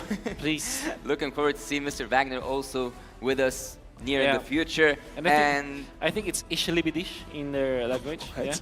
Ishlib. It's German. Yes, Ishlibidish. All right. Oh, I forgot Mr. Wagner. That was German. Mr. Wagner. German. Well, one of those things that you just said right now are we might see Sass and Dave somewhere on the screen at any moment. He have been rooting for the NA team since day one, so we will see his journey with TOP. How will it go? Will it go to the way that every NA fan wants, or will they go back home? This game is deciding. This game is gonna be so harsh on both teams. This game, the losers, even like 2-0, we said, a nail in the coffin. But even with 2-1, your odds don't look that good because Team Geek still have Team Devil to go up against, and Team TOP are actually going to go against my dark horse. I don't know about like the rest of you guys, but Homeboys. Well, that's very true. I don't know. I think Homeboys is just a normal team. They're like, meh. They're okay. They're okay. So it's not that big of a deal. Yeah. And David is great. I mean, you saw how they perform against TOP. You're better than great. Oh, thank you. I want to share some of that love. Why, like, every time no one's sharing any of these? Hey, we've been friends for about 20 years now, okay? Get in line, buddy. Get in line. But speaking of which, we got to go into the draft. I'm excited. What kind of game are we watching here? Is it going to be more setup? Is it going to be more catch? What's happening? I can already see some bans. Let's see what's popping. Team TOP right now, they already started the draft with 2 bans, but before we go to that, I'm gonna ask the Wolf himself, from the Pharaoh to the Wolf. I wanna know, will Team Geek go for support heroes again? Because the Florent wasn't successful at all, and there wasn't enough engage heroes or even front heroes in the previous game. I think the most that when it comes to like having the support heroes might be Mathilda. And obviously this Faramis is such a good band coming out from TOB. They're already telling Geek Fam, hey, we are going to pick up the 1-1. So that is something that maybe the third ban for Geek Fam will be. And I think that they're very comfortable in this as well. I'm actually surprised that they banned the Faramis, especially because they use that hero as well. Yeah, I would say Faramis is, again, like you said, is pretty good at going up again.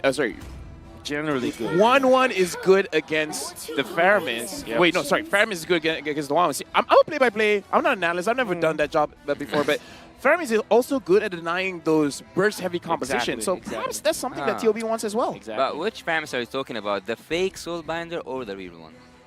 I know what you're referring to. For any of you that don't know, you guys gotta catch up on Instagram. Looks like Mobile Legends Esports, they posted a very incriminating picture of me. Thank you very much, Muntan. Yeah. Happy birthday, by the way. Oh, thank you. All right. I try my best. All right. So Guinevere as well as 1-1 should be the choices here. There it is. No more. 1-1. I'm thinking just about Matilda or 1-1 for TOB. I like the 1-1 better, for sure. There's also that Baxia, but Valentina instead. Oh, they're given Matilda and 1-1 to Geek Fam. Hey, Phobius is still around. That's also true. Yeah, that's true.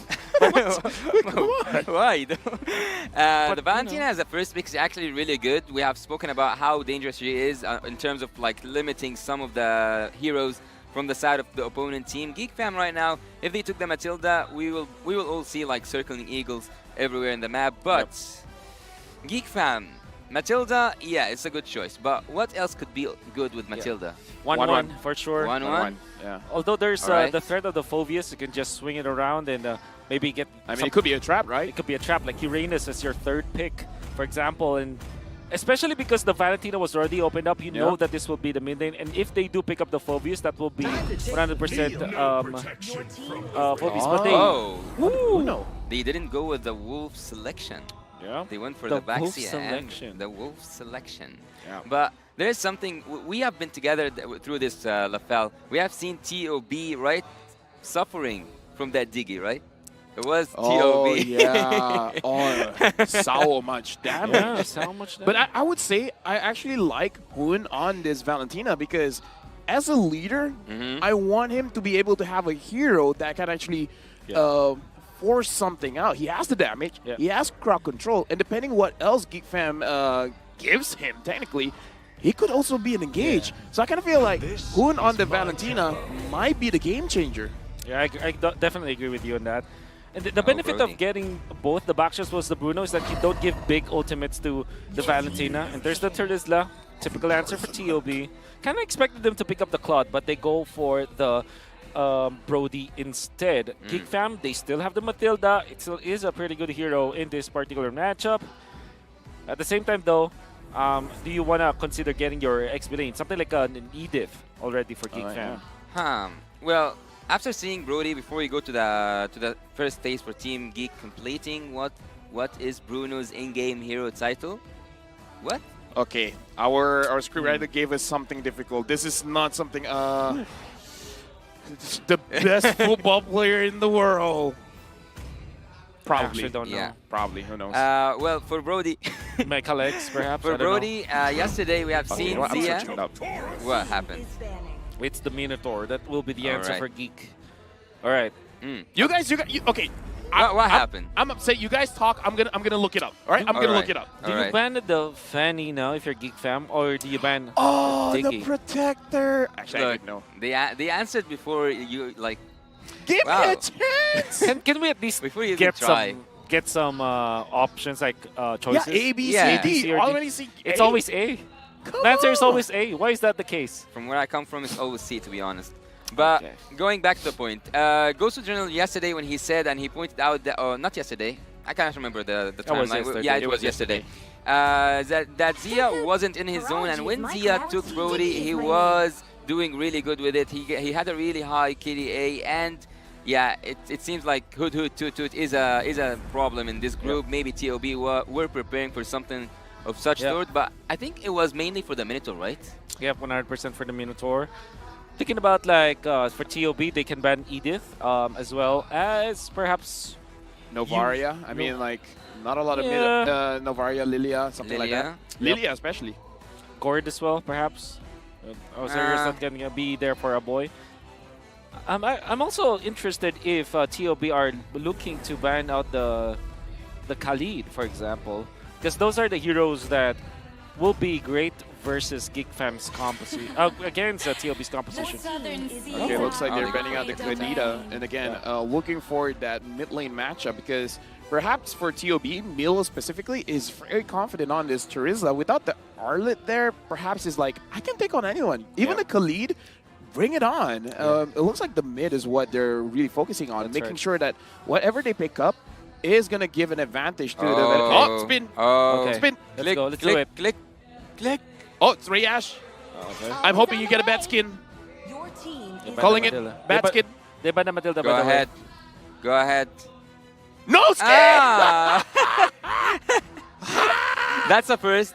That's a first. That's actually a first. You know what this is? What? He's too rich. He already got majority of the rich. skin. That's right. That's true. Well, TOB, because they have the mage, they will continue focusing and pressuring on the mage phase. But for Geek, it's the counter, or not the counter, they are focusing on something else, which they have the room, so they ban the room heroes. Yeah. TOB, I think they are like area crowd control heroes that can... Lily. I know who's that. That's Mr. Joseph, right? That's Joseph Charles. Nice. Yeah. Of House Rezabek. A punch for a There's punch. the Paquito as the ban. Geek Fam. Will they get the Lilia, for example, for Mr. Aboy? Honestly, I have a crazy idea. What is your crazy idea? Might as well just take the Dyro. Last pick. That was the last pick. Yeah, going up against I like Charizla. how you think. You like how I think? I like how you think. You should probably get into a team, you know? Yeah, no one wants me though. Maybe even as a shadow. Yeah. I mean, I don't know. I'm worried about not getting. All right. Any kind of mage, and then perhaps the last pick Dyra. Perhaps. Yeah, Dareth or Khalid is what I'm thinking about. Generally, for Geek Fam, you want something aggressive that can go with the Baksha. So they go Lapu instead. What's actually... You know what? This is Lapu mid. Yeah. So that the Dyra. Wait, what? No, I'm just kidding. You know what benefit you get from the Lapu Lapu is that, again, you don't give a big ultimate to the Valentina, but the Minotaur is already very, very important. It's very big. It's very big. That's true. So do you go Cho here if you're TOB? What are the other Shark heroes that could be there? I don't know. There's a lot of beefy front lines for Geek Fam. I'm just worried they don't have enough damage. What's your command? Well, Fanny. Fanny. As expected. But again, why are both teams taking all the time in the world just to take one pick? I know that like you have to be careful in what you are picking, but haven't they prepared for each other? Like at some games, you see that draft goes so fast, but this one, like they took all the time possible. There's one hack, I guess. You already know what you're gonna pick, so you just hover that hero and you use your time to discuss. To discuss the upcoming heroes. No, because the coach has limited time on stage, right? Yeah. So might as well just take all the time you need to make sure that you understand what's going on. And just to tell you, Yasu, that if you spend time thinking about what you're going to pick, let's just say you spend, 55 seconds or 54 seconds, it doesn't mean that you're not prepared. Yeah. The amount of seconds that you spend just to get a pick doesn't equate to how much prepared you are for the draft. That's how scary the world stage is, man. You take all the time you can get, because you don't get much of it. That's right. How about that? The Fanny, the best player one, went trending after yesterday because of what happened. I think that he's fairly impressive with the Fanny, actually. Yeah. But he has to kind of recover. Is this the game that we will give him? Yeah, this is the game that we will see who's gonna be and who's gonna stay and who's gonna, I'm not gonna say go home, but will face trouble in the upcoming game because the odds are not looking good for both teams. TOP against Team Geek Fam. Once a geek, always a fan. It's so hard for me to even say who won the draft because I kind of love the classic draft generally. Both of them have crowd control, both of them have area also control, and have burst damage. Well, let me just say, even though best player won, he didn't win. He wanted the highlight play, he got the highlight play. Just maybe not the highlight he wanted. Yeah. Wanted the clips, he gets it. But no, nevertheless, I mean, let's cut him some slack. You know, it's his first international tournament. I mean, he's playing the Fanny. I mean, he's brave enough to play the Fanny in the world stage. You gotta give him credit for that. I think that all he has to do now is to recover. Some players, you know, if they pick up these assassins, they do make mistakes too. All right, but having the Fanny here with no crowd control whatsoever, except for that Minotaur over there on the side of Team Geekfam, is actually quite a lethal weapon. I would say the thing is, with a Bruno, sometimes you just out-damage that Fanny, especially when you already have your Haas Claw. You just survive all the way through. So it is going to be a mechanical matchup between Best Player 1 and Marky. That's right. And Zia, the last time that Zia as well as Marky went toe-to-toe against each other, Zia was actually playing mid. I was mid lane, I mean. Don't get me wrong about saying mid or something. But yeah, he was playing the mid lane. And this time he's going up against the Solution, Marky on the bottom lane with that Bruno. And what I like about the way that Marky plays the Bruno is that he's not a scaling kind of Bruno. He actually is activated early. And look at this, they're trading. I mean, Ohio Brothers, not even contesting the first turtle. What? I mean, again, Fanny isn't really known for grabbing those turtles as well as the lures, really trying to get those kills on the side lane. And this is already a good control coming in from Geek, making sure that they control the purple, but Best Player 1, he knows what's up. Yeah. Just gonna trade. They are trading both purple buffs, but I don't think that this worked really good for Team TOP because they are also getting brushed. That's the first buff. All right, Luke, look at you. Yep. Doing good. Remember what Milo said during MPLI is the strongest explainer among all of the Indonesian players. All right. Look, making sure that that doesn't happen. Yeah. And now I'm looking at the gold earned as well. All three are for Geekfam. Yeah, Geekfam are ahead, but also in terms of the rotation, I think that it should have been the other way around because Team TOP have that Fanny for the early game. She can go in a blink of an eye, take Marky out, but so far, he haven't even tried to pressure that gold lane. So far, I haven't even seen Fanny use that cutthroat or even touch any of the enemy heroes. Yeah, I mean, it becomes a question, Wolf. The Ohio Brothers, are they being a little bit too passive, or is it fine for them to take their time? Do they have a second window where they can make this draft work? Maybe when the Brody gets out of lane, perhaps that will be their second wind. But I do agree with you. I think that they're far too passive. Ooh. Yep, and now Beloyski with the Minuan Fury. Unable to catch anyone, and Super Shark as well, hitting the air. Unable to hit that rage. A-Boy with the burst damage that happened here underneath the feet of every member of Team TOP. It was so hard for them to survive. Actually, that was an almost massacre at the bot lane. Honestly, right now, I'm looking at Best Player 1, level 6, and Nail, level 7. I don't know, Wolf. I'm not an analyst, but that doesn't seem good. Yeah, that doesn't seem good, especially if you're a fan. You want to at least be at the same level all the time. That means that the only way for you to kind of recover as the Fanny is that you always take your own jungle, your own side of the jungle. And Geek Fam will get the second turtle again. Easily. Yeah, they are not even trying. Team TOP are playing way too passive. Even though they have the Fanny and they have really good damage at the early game, they also can rely, they can rely on Zia's damage at the late game. But I'm not gonna risk it all just for the torn apart memory to do something as a miracle for Team TOP to get back into the driver's seat. Team Geek Fam are using every hero as they are supposed to do. Let me just say, I'm using my imagination, and I'm looking at the different path for the Ohio Brothers. Zia as a Brody can take down those turrets very fast, same as the Fanny. Perhaps they can do a 1-3-1? Maybe. Right? That could be a solution, because the thing is, the slower you use the Brody, the harder the game will be for you. It's not like a Bruno that can scale easily. Oh, all right, boy. Gets out. He looks more calm than me. Yeah. I was scared for him. Yeah. Oh, bot lane.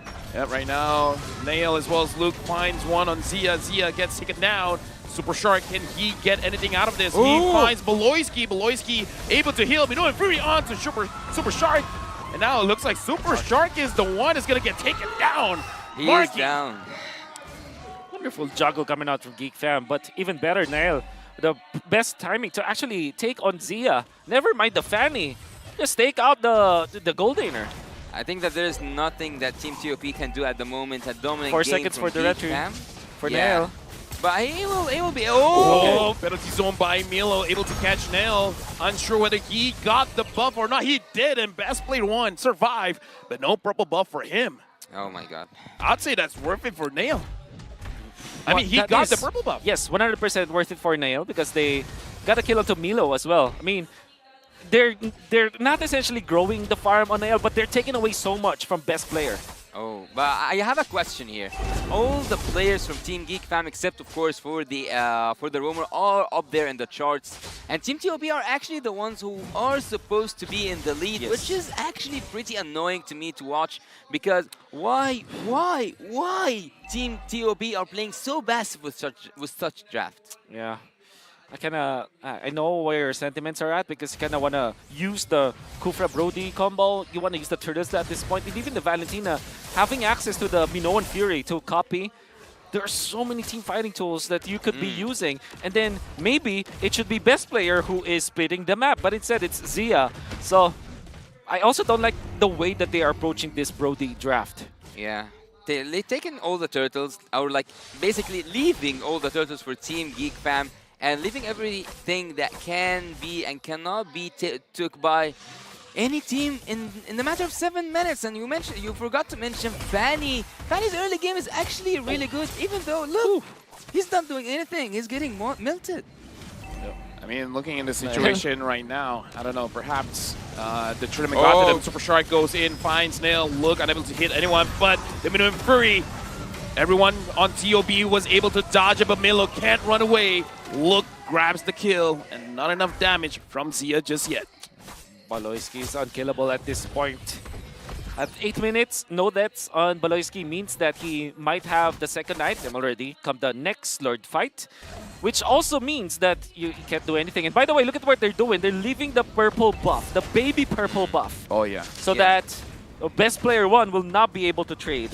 Best player one actually is now trying to go for a split bush kind of approach, which is okay for a Fanny, but there could have been much more than that to do. It was actually forced. He doesn't have any choice but to split push at this moment.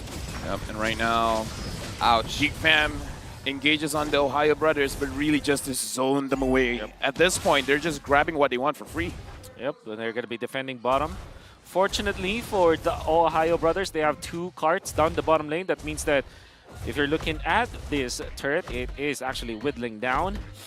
So that is one thing that Ohio brothers will have. The Fanny can be the split pusher, and it took them 8 minutes to figure that strategy out. And had it been that they did that previously, this game would be totally different. No, I would say they were waiting for Geek Fam to move together, because this is one of the things, one of the identities, I would say, of an Indonesian team. You want to group up and you want to force things out. So I kind of feel like the green line was like, okay, they're moving as a team. Nail. Now we can move purple individually. dance. And right now, Nail is there. Look, goes in front. Milo tries to re-engage, and best player one gets taken down by Marky. Milo in the middle of it all. Double kill for Marky. And now Super Shock goes back in. I don't think that's a good idea. Taking a lot of damage, and Marky, the solution, dishing out the damage. That's terrible. That's terrible. That actually hurts the eye to watch. Team TOB, what's happening here?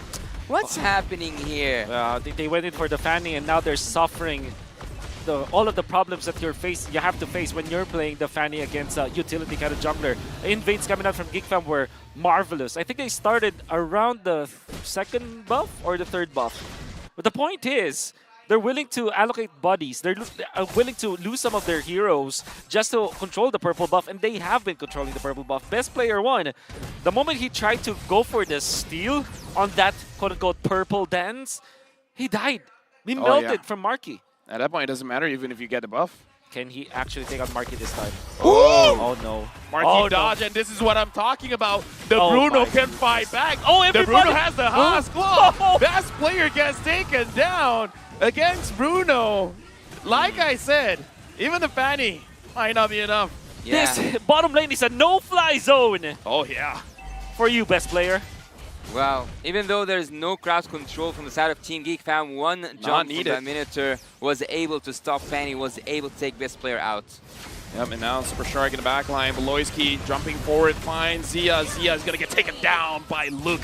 This is Geek Fam's game. Hoon has nowhere to go, still able to survive. Flickers out of Luke's range. And now Geek Fam with the Lord marching in.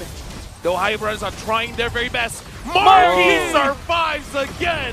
The solution is there to dish out the damage. Super Shark gets taken down. The Ohio Brothers loses the first game. Ohio Brothers, a lot of questions and a lot of answers are demanded to be given in the next game. Was it the draft? Was it the gameplay? Was it the macro? Was it the micro skills? We're gonna see that through the highlights. What do you think, Wolf? It's a combination of everything. The draft played out well. Early Minotaur pick. Even when there is a Valentine on the opposite side that kind of diminished the valuable heroes for Super Shark. They did give Hoon special, but at the same time, there's a lot of answers. And speaking of specials, they gave away Best Player 1's successful heroes. The fan and everybody in the North America, as well as the entire world, kind of are thinking that maybe this is a power hero for Best Player 1, but they were prepared for it. The Baksha was there. You can see how well they invaded. The Lapu Lapu was a nice touch coming out from Geek Fam because that allowed them to even be more quicker, I guess, when it comes to rotations because it somehow is faster than the Turtles-la.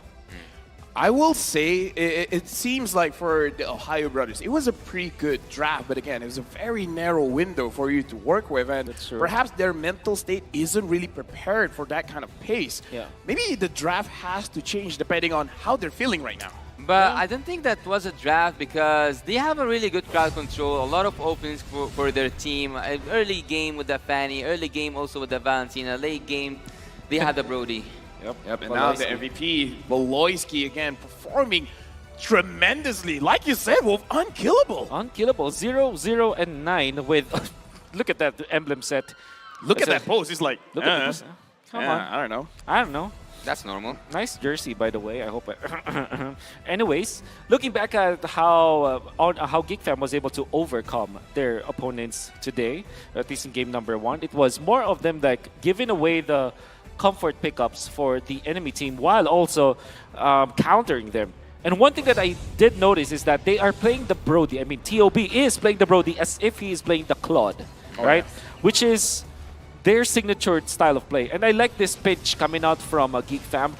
Zia was taken out easily, and there's also a threat for Best Player 1 when they kind of diminish the runway for this Fanny, and they're invading. So this is just 6 minutes in, and they are already taking over the jungle.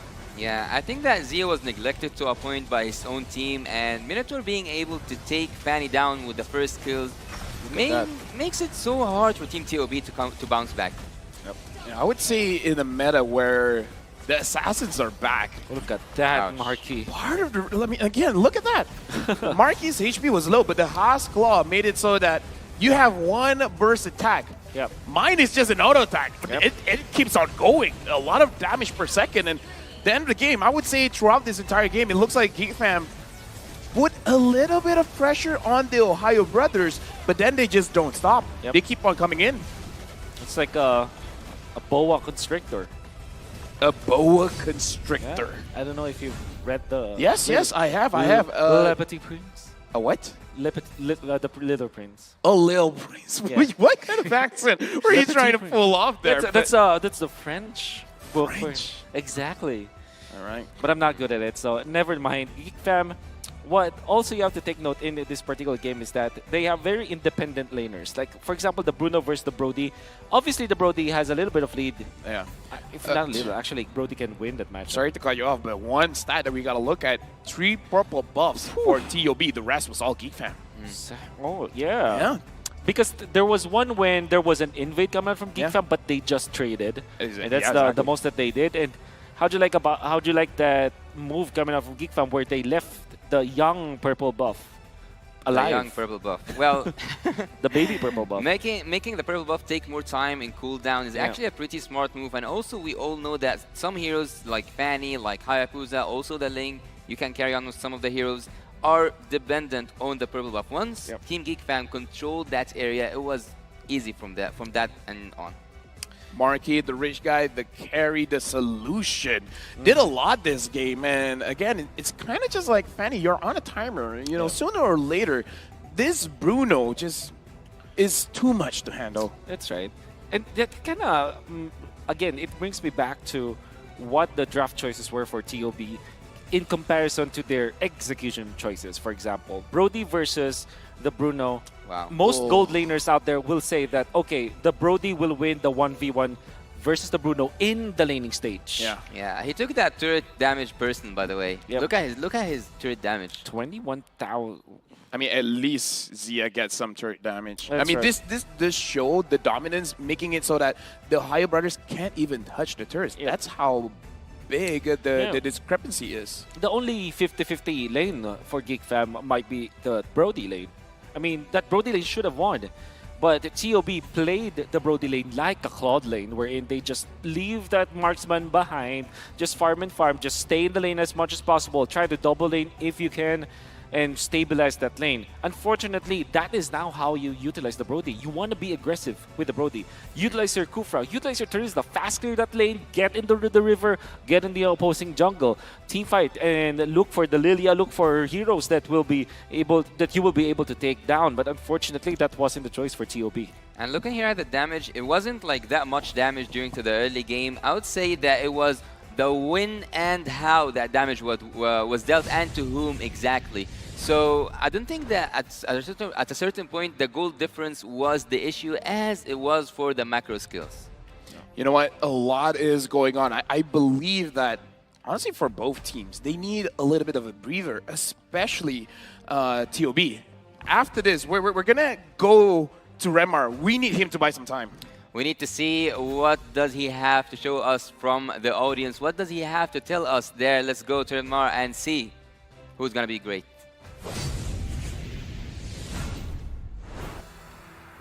Thank you so much, casters.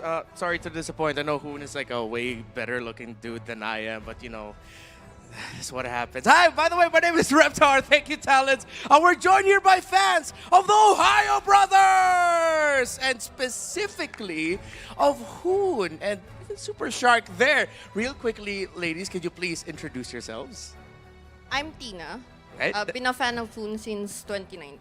Oh, since 2019. All right, we'll get back to you later, Tina. What about you, ma'am? I'm Romeline. I'm a fan of Ohio Brothers. Oh, okay. Christine, fan of Ohio Brothers as well.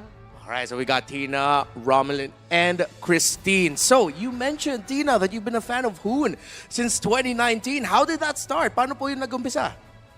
Actually, he was the first ML streamer that I discovered through the game. And then it escalated from there, so I got involved in the community of Hoon's fans and the Discord server and all that.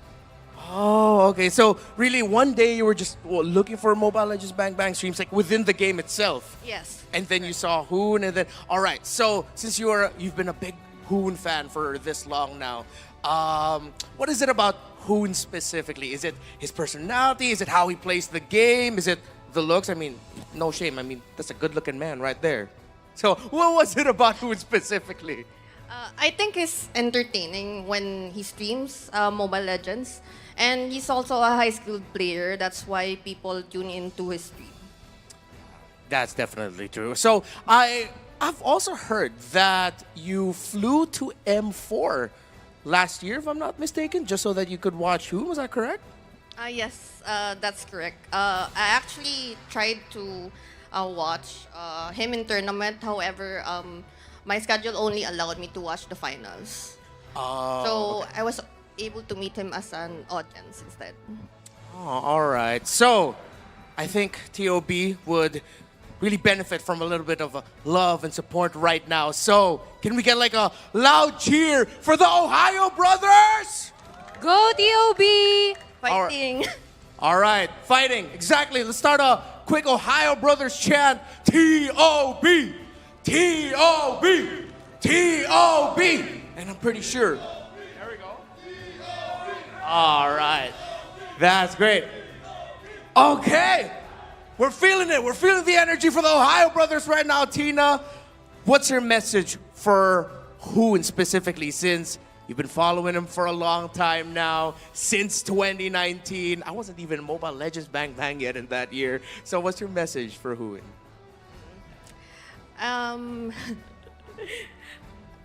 Just keep playing, and I hope he's able to realize that he has developed a community of fans that has he's able to develop a community that's been a nice place for MLBB. All right, Hoon, I hope you heard that, and I'm pretty sure the North American fans will be happy that there are some Filipino fans as well here for the Ohio brothers. Again, ladies, thank you so much. Let's give them a round of applause, showing their love and support for the Ohio brothers. I'm pretty sure they've got that extra buff and that extra edge that they need to force a game number 3 against the second placers of MPL Indonesia Season 12, Geek Fam. Let's see what will happen. Will we go to game number 3? Or will Geek Fam end it right here, right now? Casters, talents, and analysts all over the world, again, it's your time to be better than great.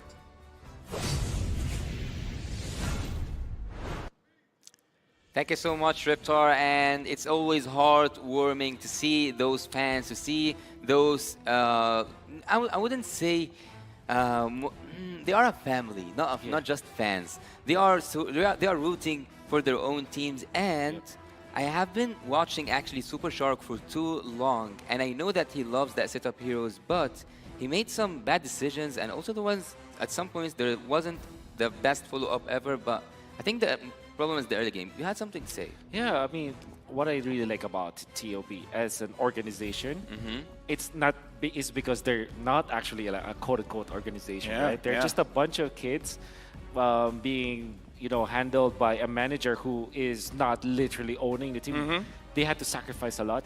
Wow. And that message from Hoon's fan, who has been there since day one, it's actually heartwarming and, a tear-jerking, because if you think about it, like what she said was, Hoon may not realize, but Hoon already started like a family, a community, and that's great. It's a team powered by the community where, again, it's great. Like you said, Wolf, a lot of teams here have a professional setup where the Ohio brothers are here, are basically running on passion, right? Exactly. They are 100%. They're representing the community that they've built. All those fans are rooting for them because they're like, we're here because of you. Well, I just hope that this time when we went to the interview, the players play as they developed for the second game yesterday, because after Ghost General gave some words, they played much more better. So I wish that after seeing the love coming from the fans, from the family, from the brothers who are rooting for the Ohio Brothers team, TOP, make something new and make us go to game number 3. Geek Fam going on to the blue side this time, and TOB banning the Faramis right at the get-go. They can get back to the Arlot as well as one of their... they banned the back shot themselves. Here's the thing, Wolf. I kind of feel like for TOB, I want them to go for something comfortable. I want them to go for something that doesn't have a lot of room for errors. Like, pick up Assassin, sure, but pick up an Assassin that you can almost autopilot it. Something like a Lancelot or something. No. No? I think that's a great idea. That Lancelot might be the better choice. When you watch all of the games for Best Player 1 and also his streams, I would dare say that his Lancelot is better than his Fanny. It's just that Fanny's always flashy, right? Yeah. But I think when it comes to like being reliable, being dependable, and when you're back up against the wall, you go for the Lancelot for Best Player 1. Well, I don't think it's about the comfort picks here. I think I would kind of lean towards taking some risk, or actually a lot of risk, because this is a take it or leave it chance. This is like to be or not to be chance. So if Team TOB didn't show us something new and also showed some Geek Fam something new and out of the ordinary, maybe they will not make it through the group stage. So TOP right now, by banning that Faramis and also Baxia, which was pretty annoying the last game, but on the other side, I don't think that we are seeing any target bans except for that Baxia, right? Yep. The Guinevere is up unless they ban it away, because even the Faramis was banned before. If GeekFam has the Faramis, it's gonna deny a lot of kills coming in from TOB, so it's gonna slow down their game. Oh wait, sorry, Faramis has been banned. Bruno has been. Oh, Guinevere's up. This is the green light to pick up the 1-1. Now, if you're GeekFam. 1-1. But I don't know. I'm not looking at Gwyn here. I think Gwyn's still pretty good. Gwyn in 1-1 should be the case. There's an argument for picking up the Valentina so you take it away from Hoon. But I dare say that it should be the 1-1 now for GeekFam. Especially because it's TOB themselves that banned out that Faramis. Well, even with that 1-1 open last game, they went for the Bruno and they went for the Brody. So maybe they will go for more, as you said, Lafel, comfort options. So at the early stage, I would say maybe we'll see a Valentina once again, or we would see that Guinevere, because Guinevere have been proving herself all over the M5 series, and yes, indeed, the one and only Guinevere, one of the most picked and banned heroes. And there goes the 1-1. Do they combo it up with the Terizla? Honestly, at this point, or a market should TOB respect the Phoveus? Give me some insight here, Wolf. Is look good on the Phoveus? I think the last time I see Luke become good at Phoveus was season 10 of MPL. That was a long time ago. I wouldn't like put him in a level of the other, good Phoveus players, because it's not his. Sure. That's not his hero. So basically, it's like you know? out of practice then. Yeah, exactly. Luke wants to go in, but in a flashy manner, not in a demonic first manner where there's a lot of like conditions. All right, Khalid. Yeah, it's like Khalid or Lapu-Lapu, Paquito. Those, I don't know how to explain it, but more like... he wants to carry. Exactly. He wants to dish out the damage. Exactly. Yeah, I think that also we might see Phoveus buff for the mid lane, because it's still an option. But Team Geek, they go for a good setup. They go for a really good composition here. Having the Claw, the knock-up from the Minotaur, that will help Guinevere. I think this is a really good first phase of drafting for Team Geek Fam. You know what draft this is for Geek Fam? What? It forces your opponents to dance. It forces your opponents to jump up high in the air like they don't care. Minotaur can do it. Guinevere can do it. When Claw goes in, you want to run away. But you're going to be like, I think dancing, but not in the way they want it to. Yep. They're forced in a bad dance. Yeah. With TOB, so the idea for you for Geek Fam is to just take away the Minotaur. Okay. I'm scared. I'm scared. This Diggy is evil. This Diggy. The eyes are cute, but the heart is devilish. Yep. Okay, the idea here obviously is to utilize that hero for protection, right? Yep. So this is like a damage as well, man. Yep, in the late game. So Other scary. portions of the game. Divine Glaive Diggy. That's very true. So I would think that Geek Fam are interested on taking a hero that kind of can step on those Diggy bombs, you know? Khalid. Something like Uranus. No, I just want would go Khalid for to just Uranus, kill this Diggy before this Diggy can do anything. True. I feel like the best way to deal with the Diggy is to cook it. You're right. So Farsa should be the choice here for Geek Fam. What about? Or Valir. I want your insight on that, Wolf. We have Guinevere here. She might go for the XP lane, and then you have an assassin or like an opportunity to take an assassin, because taking a one in a blink of an eye, also a Diggy can be like more of an assassin pick here. My general idea is you don't want to go for assassin kind of compositions or farm dependent composition when you already have the Claude. So you're gonna have an XP laner here that kind of provides the vision, be in the front lines as well as the Minotaur, you know. So that they can check the bushes, they can control the map better. We haven't seen this hero for a while, but is Yuzong usable here?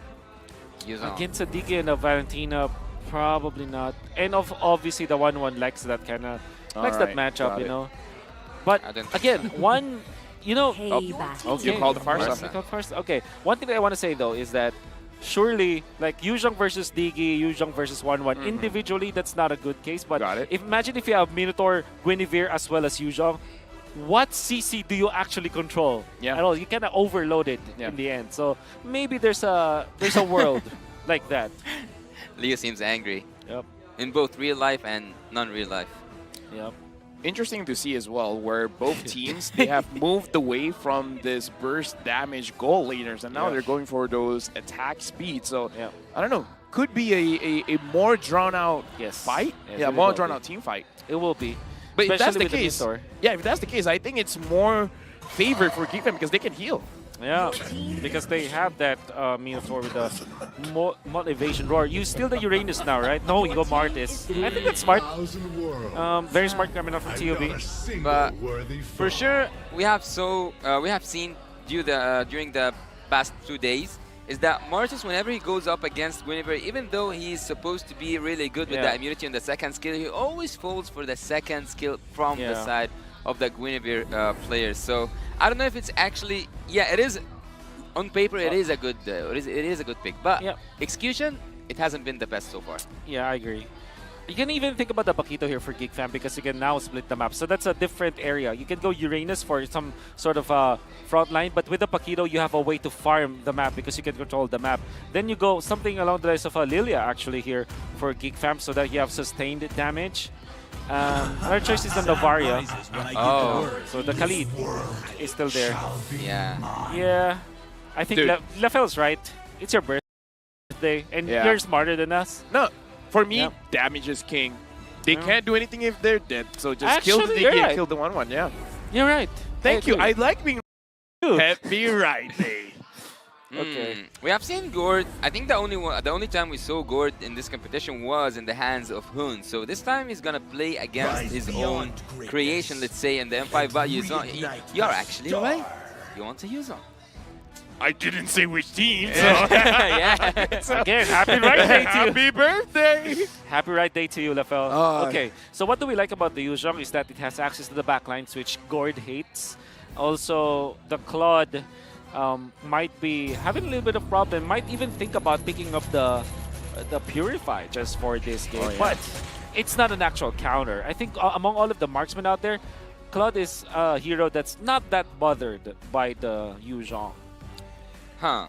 Well, I have this habit of saying, who do you guys lean towards in terms of the draft? Well, in terms of numbers, everything leans towards TOB. Oh, is it?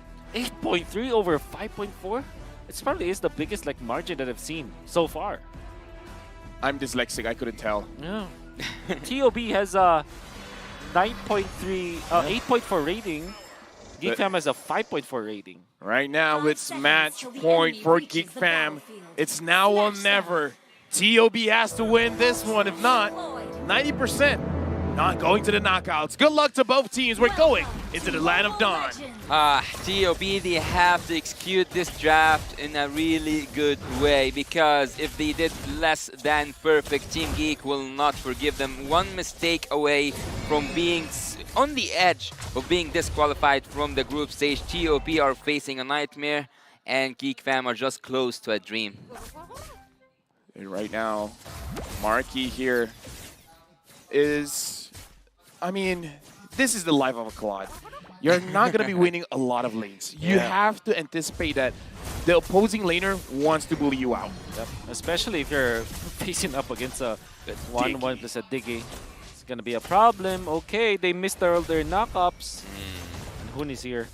And by the way, good combo with the Minotaur plus the Guinevere. Hidden combo. I gotta say, this is a very aggressive Khalid. Yep. Pretty aggressive Khalid. Assassin Emblem, Rupture, and having that extra 6% when the opponent is alone. He wants that first blood. Yeah, he doesn't want to just participate. He wants to take some kills, actually. Looking at the bot lane, I'm going to focus a little bit on the matchup between the 1-1 and the Claude. He will try to buy some time, or at least his team will try to buy some times for him, but it's so hard actually against a Diggy. Babysit Diggy have been so annoying for many seasons, and having a taste of that from Zia, I don't think that, or I actually think that Team TOB can pull this off.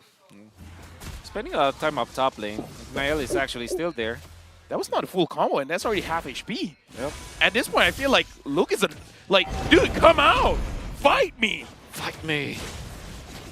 And now it looks like the turtle is going to get started up, and Milo is not allowed to get out of his lane. Lucas here engages onto best play one, and Super Shark gets taken down. First blood for Luke.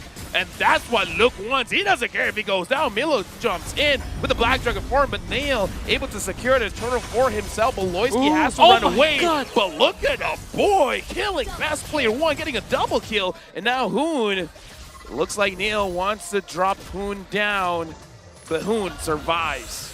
Man, what a gush coming out from a boy. And it was all set up, of course, with Nael just landing a Violent Requiem onto 2 members of Ohio Brothers. And use that ray coming out from the gush. It hits 2 people. And GeekFam are now very happy of what happened. Yeah, look. Except for the fight that happened in the top lane, I think that Morky so far is doing really good. But let me go a little back. Let me go back to that team fight. I think that everything went in the right direction. Every star aligned for Team GeekFam to do the perfect move at the perfect time. Looking at the gold earned, I think that E-Boy after that double kill will hurt. Will hurt for sure. Yeah. I mean, I kind of feel like he already hurt just now, and the Ohio Brothers kind of felt it. They're like, yo, what's up with this gourd? Yep. You don't want the gourd to have a lot of farm because it's naturally scaling hero. So if you speed up the scaling of the gourd, that's not a good sign. That was a good projectile from a boy, stopping God. Hoon in his tracks and just killing him there. Tasting some of his magical damage, Hoon is now suffering from E-Boy. This is what I feel about like how you deal with Diggy. You have a lot of sources of stuns and hard stuns like the Minoan Theory, the stun coming out from the Gourd, obviously the combo from the Guinevere. You have so many CC that the Needles and Flowers as well as the Divine Judgment, if layered properly, cannot actually like overcome all of it, right? So it's like you're overloading when it comes to like number of the frequency of stuns. Ignoring Marky actually is quite dangerous for Team TOP because so far, yes, you did put that Diggy on the gold lane, but still, Marky is getting his Premium Hunter Sword, he's getting all the farm in the world, he's moving freely, he doesn't feel the pressure coming from the Diggy, so they will actually be a lot... Oh, what's that? Well, Luke taking a lot of damage. I'm guessing he took way too much turret damage, and now the turtle's gonna get started up by the Ohio Brothers. They gotta find a way to deal with a boy, because if not, a boy... Oh, never mind. I guess that's how you deal with a boy. Just make it so that he used the Mystic Gush way earlier. Hoon jumps in with the Minuet Free. Beloyski is all alone. Beloyski is trying to run away, but Milo drops him down. And now the turtle is up for contest. Milo zoning a boy out. Look goes in, but he doesn't have damage. And Nail secures the turtle steal. And again, looks like Milo has nowhere to run. Kill goes over to Nail. Wonderful fight already for the Ohio Brothers. They found a good opening. And actually, good punish onto Beloyski. Unfortunately, Milo kind of overheat. And he tried to go for more. And then they lost the turtle afterwards. So what looked to be a very good play coming out from the Ohio Brothers turned out to be a disastrous play. Because now Marky, actually, while that was happening, he gets 2 lanes of minions. And now he is 500 gold above Zia. As a Claude, you're very happy about that. Actually, Nail, he already got his Blade of Hypnosis, and that's gonna be so... annoying for Milo, I would say, because so far he has shown his emblem with a really high damage potential, and now having this like first hit that will deal a lot of damage. Team the Ohio Brothers are actually not quite as aggressive as I expected them to be at the second game. Now looking like, I feel like part of the reason is because Milo doesn't really get to roam around. Yep. He's just hugging his turret. At this point, yeah, that's all that he can do. And so for now, Niall looks like best player 1 wants to fight him, but that's a discrepancy in level. Nail's level 9. Best player's level 8. I kind of feel like best player didn't saw that. Yeah. Actually, I'm not a big fan of the 1-1 because I think that there's too many ways to stop her.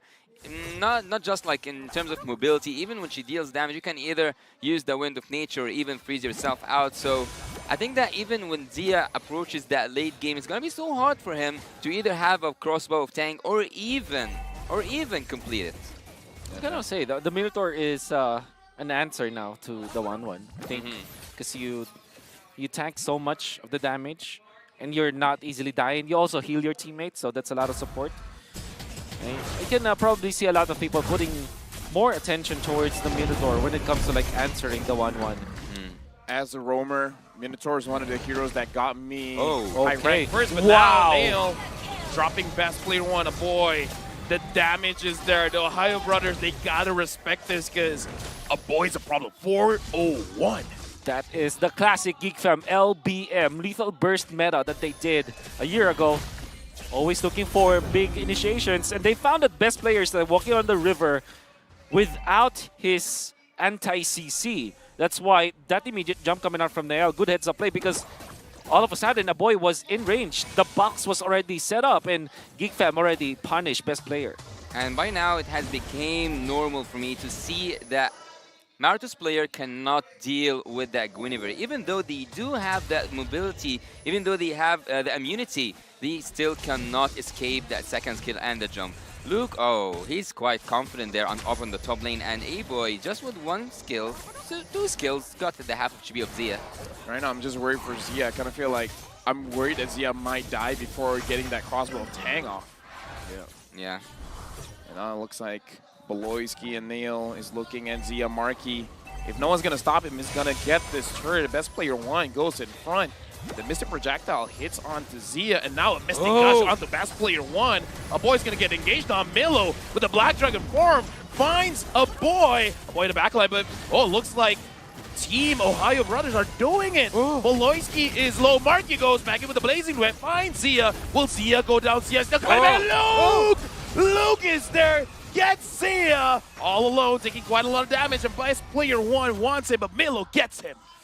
Overall good fight for Team OI Brothers. Finally, they found their opening, and they punished Nael from being very aggressive into the backlines. They even survived Markey.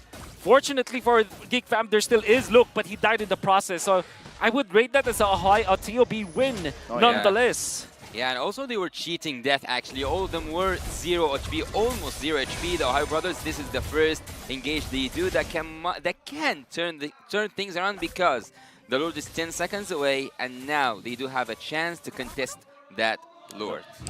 Super Shark is fighting against a boy with the highest damage dealt with. Yep. This Diggy is evil. This Diggy is evil. You have to evil egg.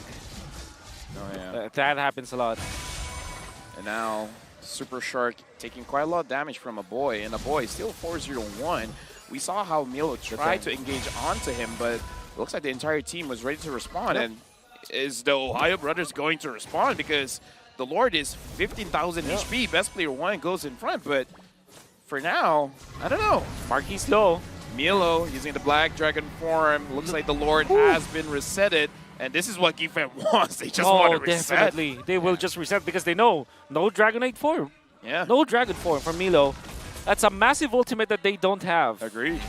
Actually, Geek Fam, they want to fight. They want to drain TOP's ultimates out. And right now, looking at the formations, I think they want to engage once again. Yeah, and right now, Luke still has his Raging Sandstorm. So if the Ohio Brothers slip, even if the Diggy cancels the crowd control, the damage is still there. Speaking of damage, best player 1 taking quite a little bit of it. And Markey goes in front, finds Milo. Milo's going very, very low. Manu and Fury from Hoon. Zia gets the kill on to Luke. Nail still secures the Lord. Worth it? IDK. Generally, obviously for Geek Fam, that's worth it because that gives gold for Markin. They can control now the lanes. I only lost 1 hero, so it's not as disastrous as you would think. Not the perfect one, but I think worth it for Geek Fam. Looking at Valentina, actually, I kind of forgot that if she stole the ultimate from that Minotaur, she can be quite annoying for Team Geek. Yep. Oh, nice damage from E-Boy. But again, going back to my point, I think that at some point, Hoon can flip things around. It's not about surprising your enemy that you have this anti-CC hero, which is Diggy. You also can make a really good engage with a Flicker ult, stolen ult, but still an ult from Hoon. Now Geek Fam pressuring the mid lane. It's very, very low at this point, and Beloyski is just healing up all the damage coming in from the auto alarm bombs. We're looking towards look at the map coming out from Geek Fam. All of the lanes are pushing. But this is the goal that you should have when you have the first Lord. Just pop the Holy Defense, which is now popped into the bottom lane, mid lane. Fortunately for TOB, they have a wonderful defense, so that's a great job keeping their tier 2 turret in the middle. Up top though, they lost it. Wolf, I just have one question though. Ohio Brothers, are they able to fight during the late game? Like when all items are there, can they fight back? Quick answer that yes. They have the 1-1, they have the Diggy. Right now, best player 1 is pushed out of the mid lane. Geek Fam successfully got all outer turrets from the Ohio brothers. Now it's all just inhibitors. Yep. I would say that imagining an ideal world, Team TOP, if they make that flicker ult by Hun using the Minotaur ult and also opening a crossbow of Tang, things might turn towards the side of Team TOP. But so far, they should go back, they should withdraw, they should wait until the waves come and the opportunity reveals itself, because they are waiting not for an outplay from them, it's also they are waiting for a mistake, and they need to force a mistake out of Team Geek Fam. Obviously going to be spotted by best player 1, and at this point you want to secure your jungle now if you're the TOB. You want to have at least a chance to go toe-to-toe with Nail. He's level 15, Nail's level 15 now. You want to get to level 15 before the next Lord. Unfortunately for TOB, they are denied of that idea. Look at how Geek Fam is playing. They're taking over the jungle. Yeah, and also they are freezing the lanes, which makes a lot of sense, because what can TOP do except for going out of their inhibitor turrets? Right now, Team Geek are actually not just asking, they are demanding Team TOP to come out of their base, to come out of their inhibitor turrets, just to have one more fight. And in this fight, everything can just flip around. Even Marky is level 15 right now. Geek Fam, they could do what they did previously and force out the Black Dragon form out of Milo. And once the Black Dragon form is not there, they could try to get in with the fight. The Lord this time is going to be much more valuable because it is going to be enhanced Lord. So the Ohio brothers now, what are they going to do? They have to make sure that their ultimates are layered together. And they have to kill people with their ultimate timing. This is very important. It's about mechanics now for TOB. Yep, Look is looking for the Ohio brothers. Zia is Ouch, far man. behind, and Super Shark is taking way too much damage Black from Dragon. a boy. Black Dragon form coming in from Milo. You can trying to reset find again. any targets, and Geek Fam is like, we're just kidding, we're gonna back off, but the Lord still hasn't been resetted. Nail is still holding on to it. Look is behind. They find best player 1, gets bursted down. Look gets the kill. They got what they wanted. That's what I have to say. They got what they wanted. That was beautiful. Let me be a nerd here a little bit. Go ahead. They utilized the BMI as well as the projectile coming out from a boy to actually watch the left mid bush. So they found Hun actually, and then Marquis blinks in with the BMI, knowing that he has the Purify, he can fight, and he zoned out Hun. And that allowed the entirety of Geek Fam on the left side to be able to catch best player 1 without skill 2. So that's no CC on the Martis. Super Shark. Oh, they can take him down. word. Look has the damage, and he wants that Diggy to know. This is how you deal with Diggy. You kill it before it becomes a problem. Now, the Ohio brothers, they're doing their very best to protect their base. The Lord is marching down bottom. Zia has to go in front. Zia is gonna get chased down. Hun goes down to Marky, blazing the wet by this claw. Unstoppable killing spree by Look. Game goes over to Geek Fam. Not having Diggy was the key to finish this game. It was actually so hard even by having the Diggy. Imagine without having the Diggy. The gold speaks, the strength speaks. Team Geek Fam takes game number 2. A full sweep to Geek Fam. Dude, this is what we expected from Geek Fam. Winning is not enough. Winning dominantly, that's what I would say the world was expecting of. I agree with you because it has been a very long time since I've seen that lethal burst kind of gameplay that they're doing. Like, see a person, just take him down quickly. That's the Martis that they were eyeing. And a massive win as well for Team Geek Fam, getting the 2-0 victory. Fortunately for the side of TOB, even though they have a very low chance getting to the knockouts, what advantage they have against Geek Fam is that they have a 1-2 loss. So that one point actually going up against Dave Vu was very important. They need to take 2-0 against Homeboys just to have more, or like to turn the odds to look into their favor. Team, I would actually say that Team TOP have shown us really good performance out of the NA region. So it's gonna be really hard not to see them go to the playoffs because they have proven that they are worthy of going to the playoffs. I mean, that's the reality of competition. That's Yeah. right. One person goes to the front and another person might have to go home. But either way, we're going to talk more about this game because we got to talk about the MVP. And I got to say, in this game, it could go to anyone. Yeah. That's right. I mean, Luke, even after dying so much in this game, played his part so well. Okay. Fastly. Who do you think it is before it comes? Ooh, I think Niall. there's a, or maybe actually it's a boy. One. You have to a go boy. one. A boy. Okay, I would say a boy. You? A boy. Okay, so we all three a boy. I was about to say, like, if someone says We something say that else- it's Baloyski. Yeah. Do you even curse like your MVP predictions? No. But it's yes. It's your right day. But it's your right day. Then it's a boy. Then it's a boy. All right. I'm like a doctor. It's like, give me the news. The news is, it's a boy. It's a boy. It's a boy. Okay. Congratulations, it's a boy, or maybe Wait, not. wait, wait, wait, wait, wait, wait. Maybe Slow, not. slow your roll here. Slow your roll. It's a boy! It's a boy. Alhamdulillah. All right. But, Mr. Right Day. Mr. Right, indeed. 5-0-5, I will always remember that play that he did in the mid lane where he was able to land a gush. And I think that his chemistry with his team, his synergy with his team is top-notch. Remember when they were able to take out Best Player, when Best Player was just walking towards the turtle and they already have the stun? It kind of felt like a boy read the minds of his teammates that when a stun actually lands, the gush will be there within a fraction of a second. You cannot even react. We're going to see the first turtle fight will be in the favor of the side of Geek Fam, especially because they were able to zone out Super Shark, and even after Luke died, it was more than enough. At that beautiful gush coming out from a boy, able to land out like a Super Saiyan. Again, we're gonna see him just perform well with this ultimate, and every time that there is someone getting stunned, the follow-up up with the gush is always there. So this is turtle number 2, which would have been good already for the side of TOB, but they lost. And Luke saving the day, catching Zia with a passive, which, you know, this is the part where we know that the Khalid's passive is actually pretty good because of the range that you have. And look at that. They land the stand on Best Player 1, immediately the gush was already there. It's like a boy is hyper aware of his teammates. The chemistry is there, and he pops the gush in the right moments. Yeah, and I also think that the double kill in the early game made him few steps ahead from Hun in terms of lane phasing.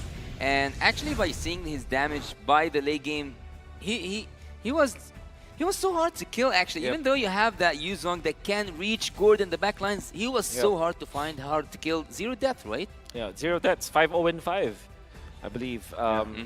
Majority of the deaths from Geek Fam was from Luke, but then again, there were deaths like the without any kind of benefits, right? Like he's trading something for something. Almost all the time, and he's doing a lot of good stuff for Geek Fam that allowed them to win this match. And by the way, Marky also had a lot of good plays, at least on my eyes, because he was able to use the BMI as to, again, bait out TOB, like what he did before in the MPLID playoffs. And I think that overall, all of the members of Geek Fam have woken up. I feel like Luke made it easy for them to get all these objectives. 9 turrets, I agree. 2 lords, 3 turtles, 0 lords, and 0 turtles for TOB, because he makes sure that Milo did not get to play. Like, he prevented a lot of plays from happening, giving so much space to Geek Fam. Yeah, as you said, Lafel, they want to end, and they want to end it strong. They want a dominant game, and that's what they got. Yeah. You can see the rich guy Marky, of course, high GPM. He started his double lane rather early because of how Geek Fam have devised their macro. But when it comes to the damage elbow, that is a boy. There was only one time when we saw that his ultimate was used to kind of scout out where TOB was. But at the same time, he lands the sphere as well. So I think that the Mystic Sphere, his connection with him is actually pretty good. 72,000 with, interestingly, Baloyski only got 8.4k. I mean, that's his job. Yeah, I mean, that's his job. Dude, if he is doing digging numbers, something is wrong. Exactly. He's building a Blade of Despair on this Minotaur. Yep, that's right. But you gotta have to take note. But that does sound like a Baloyski thing to do. That's true. That is true. Damage taken though. Yeah, that is a Baloyski thing. Yeah, to that do. is a Baloyski thing to do, definitely. Yeah, 100%. I gotta say though, Best Player 1 and with this Martis, it looked like it will be effective for the team, especially because you combo that up with aggressive heroes like the Valentina. But if you pick up this Diggy, you're not necessarily trying to get the kills up. So that's when I thought like maybe the Martis might not be the best hero for Best Player.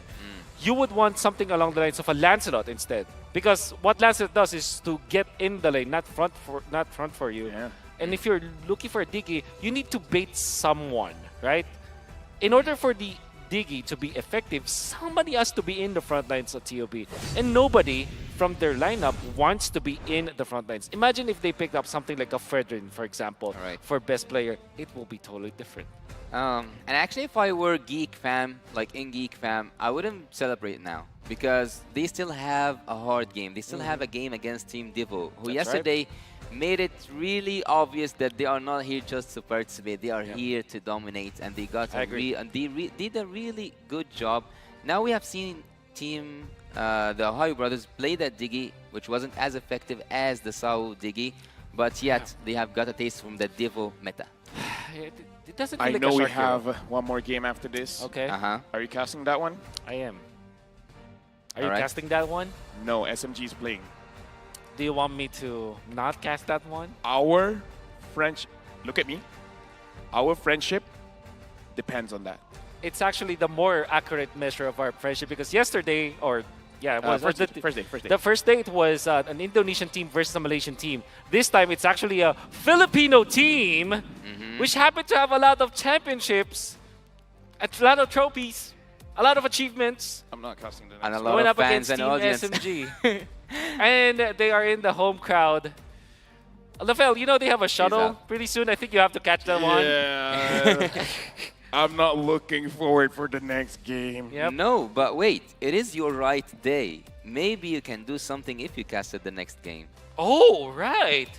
Actually. Oh, he's back. Wait, what? He's back. It's your right day. It's your birthday. Maybe something can happen. Yeah. Miracles my do confidence happen. isn't that high. My confidence isn't that high. SMG, just don't do the M3 and we're all good. The M3. So Can we go to a break? Oh my god. not quite good memories. Not on your birthday. Okay, the producer. I mean, if Wolf is gonna be there, yes. just get some bodyguards. Let me just tell you that. All right. Yeah. We're friends for now. We're friends for now. But may I remind you, you're in my country. Oh bro. no! I can actually tell you guys that this relationship is complicated. It is. Very It complicated. is Very complicated. Because I've left them as My friends. wife has been texting on me. desk. There was. Congratulations, by the way. Oh, thank you. Yeah, I'm married. Yeah. But you're still in even my the country. producers. By the way, happy birthday, sir. Happy birthday to our producer as well. Yeah. That's it. That's important. Yes. I'm actually I'm not looking forward for the next game. Are you not? SMG going against Blacklist after what happened yesterday. The heel man. Hey. The heel man. Don't worry. You still have Miko. You still have Saksa. You still have the last Kage. Yeah. You can yes, do it. You can. All right.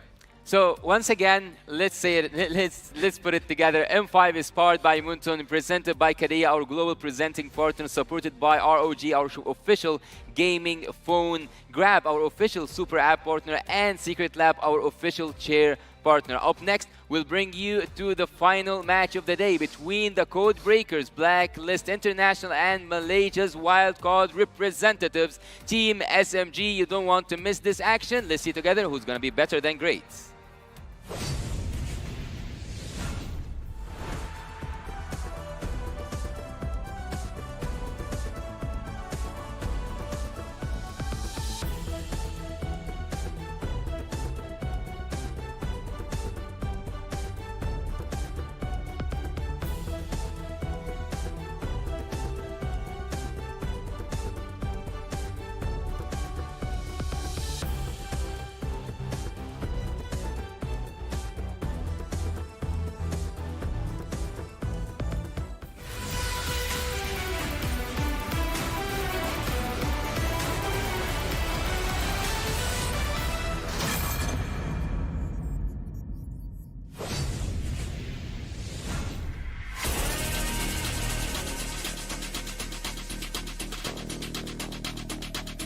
Magiging binhi, di na papayag masakop muli. Lahat ng daraanan namin ay mahawi.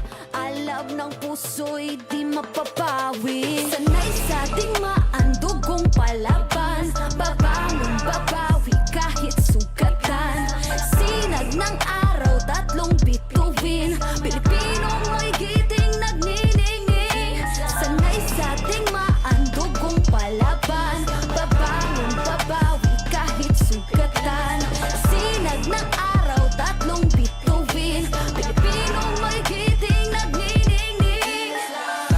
sinasabi pero ba't ngayon di ka mapakali? Panay lang ang kamot sa anit at kahit alam mo na di naman to makate. Dugo pati laway at pawis tumulo, akala mo ba lahat to madali? Hindi nagmamadali, akyatin ng hagdan na talagang matare. Ganyan talaga ang mga batang Pinas, talagang malakas kahit anong meta, wala kang ligtas. Talagang matigas na parang daliri ng mga kalaban.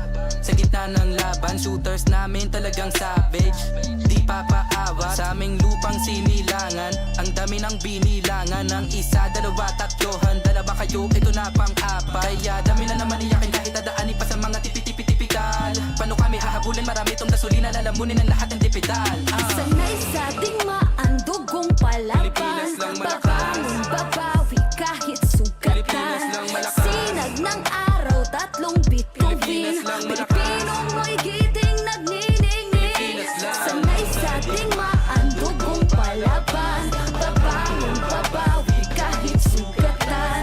Sinag ng araw, tatlong bituin. Pilipinong mo'y giting nagniningning.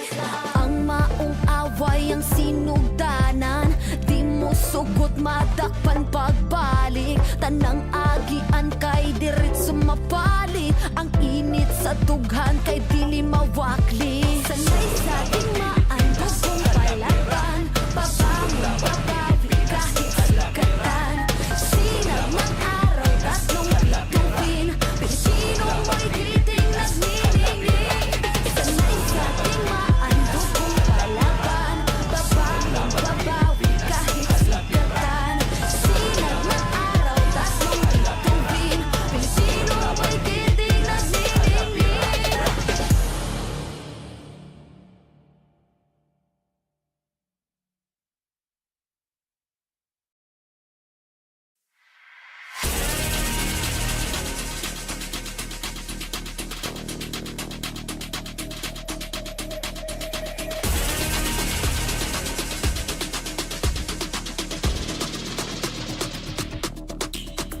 Hit me like I might kick over, but you can give me in no corner. I know I can make a comeback. Ace this round and finish this game now. Got the power on my shoulders. Yeah, you know that I'm a soldier. You can keep me off my guard, but you can't keep me from my honor. I never take your inside, but the energy's getting higher. You're saving my arms, 'cause I know just what I got.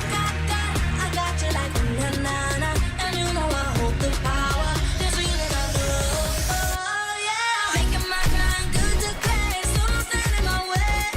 Standing tall and I won't fall over. We are better than great, good. We are better than great. We stand tall, won't run away. We are fun, nothing gon' change. Great, we are better than great. Can't get it great, I'm better than great. I play my own role, I be kinda greatest.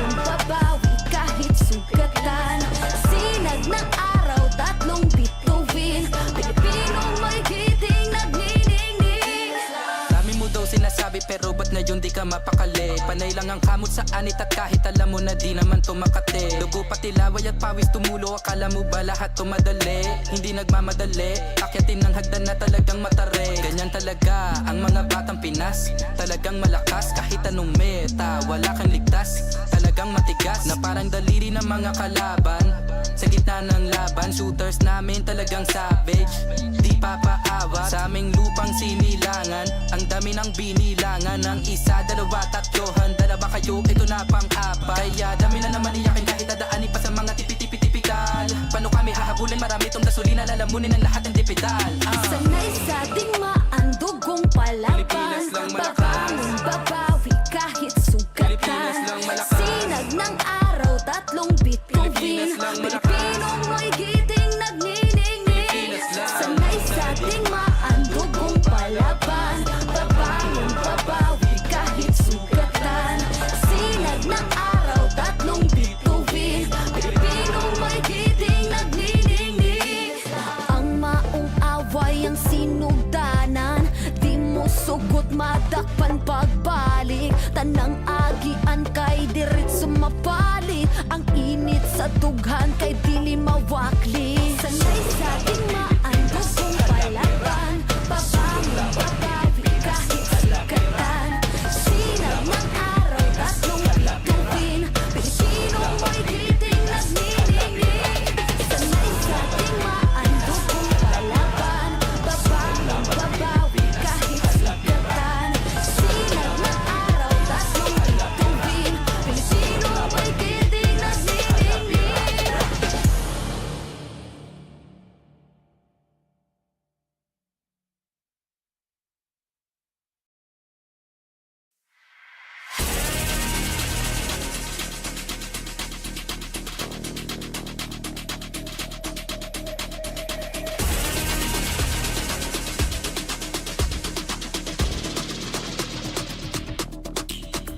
Yeah. Hit me like I might get over, but you could give me in no corner. I know I can make a comeback, ace this round and finish this game now. Got the power on my shoulders, yeah, you know that I'm a soldier. You could keep me off my guard, but you can't keep me from my honor. Nah, nah, nah, I feel like the floor is over, the energy's getting higher. You're saving my arms, 'cause I know just what I got. I got you like na na na, and you know I hold the power. This feeling I feel, oh yeah. Making my grind good to great, so don't stand in my way. Standing tall and I won't fall over. We are better than great, good. We are better than great. We stand tall, won't run away. We are partners, don't change. Great, we are better than great, great. Can't get it great, I'm better than great. I play my own role, I become the greatest. Transcend myself into this game, yeah. I build a power to dominate fate. Championship mind, no time for the weak. We start to the game, shine, reveal. Better than great, that's how we feel. I feel like the floor is over, the energy's getting higher. You're saving my arms, 'cause I know just what I got. I got you like na na na, and you know I hold the power. This feeling I feel, oh yeah. Making my grind good to great, so don't stand in my way. Standing tall and I won't fall over. We are better than great, good. We are better than great. We stand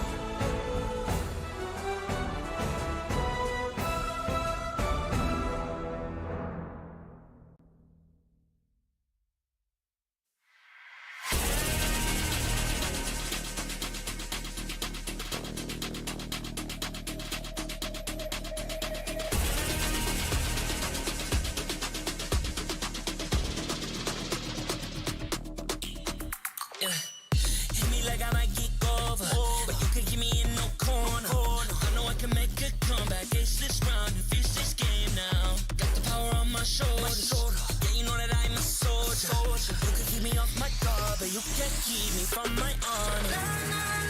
I feel like the floor is lava. The energy's getting higher. You're saving my arms. 'Cause I know just what I got. I got you like na-na-na. And you know I hold the power. This feeling I love. Oh yeah. Making my grind good to great. So don't stand in my way. Standing tall and I won't fall over. We are better than great, good. We are better than great. We send our woman away. We are fun, nothing gon' change. Great. We are better than great. Can't get it great, I'm better than great. I play my own role, I become the greatest. Transcend myself into this game, yeah. I feel the power to dominate fate. Championship mind, no time for the weak. What's up to the game? Shot reveal, better than great, that's how we feel. I feel like the floor is lava. The energy's getting higher. You're saving my arms. 'Cause I know just what I got. I got you like na-na-na. And you know I hold the power. This feeling I love. Oh yeah. Making my grind good to great. So don't stand in my way. Standing tall and I won't fall over. We are better than great, good. We are better than great. We send our woman away. Play our fun, nothing gon' change. Great. We are better than great. I'm better than great. Oh yeah, yeah. Oh, I'm better than. Making my grind good to great. So don't stand in my way. Standing tall and I won't fall over. We are better than great, good. We are better than great. We send our woman away. Play our fun, nothing gon' change. Great. We are better.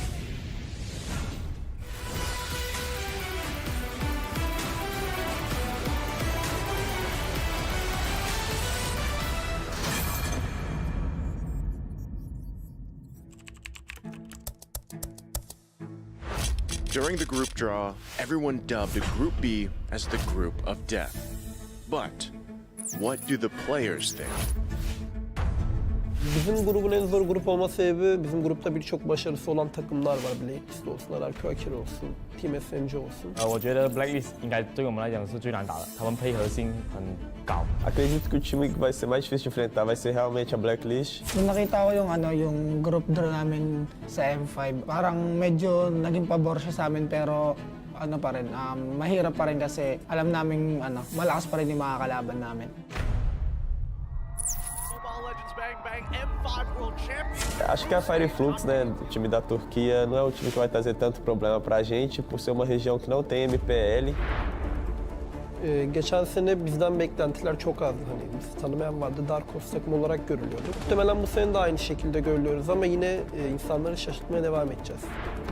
In day one, Fireflux surprised everyone by beating SMG 2-0.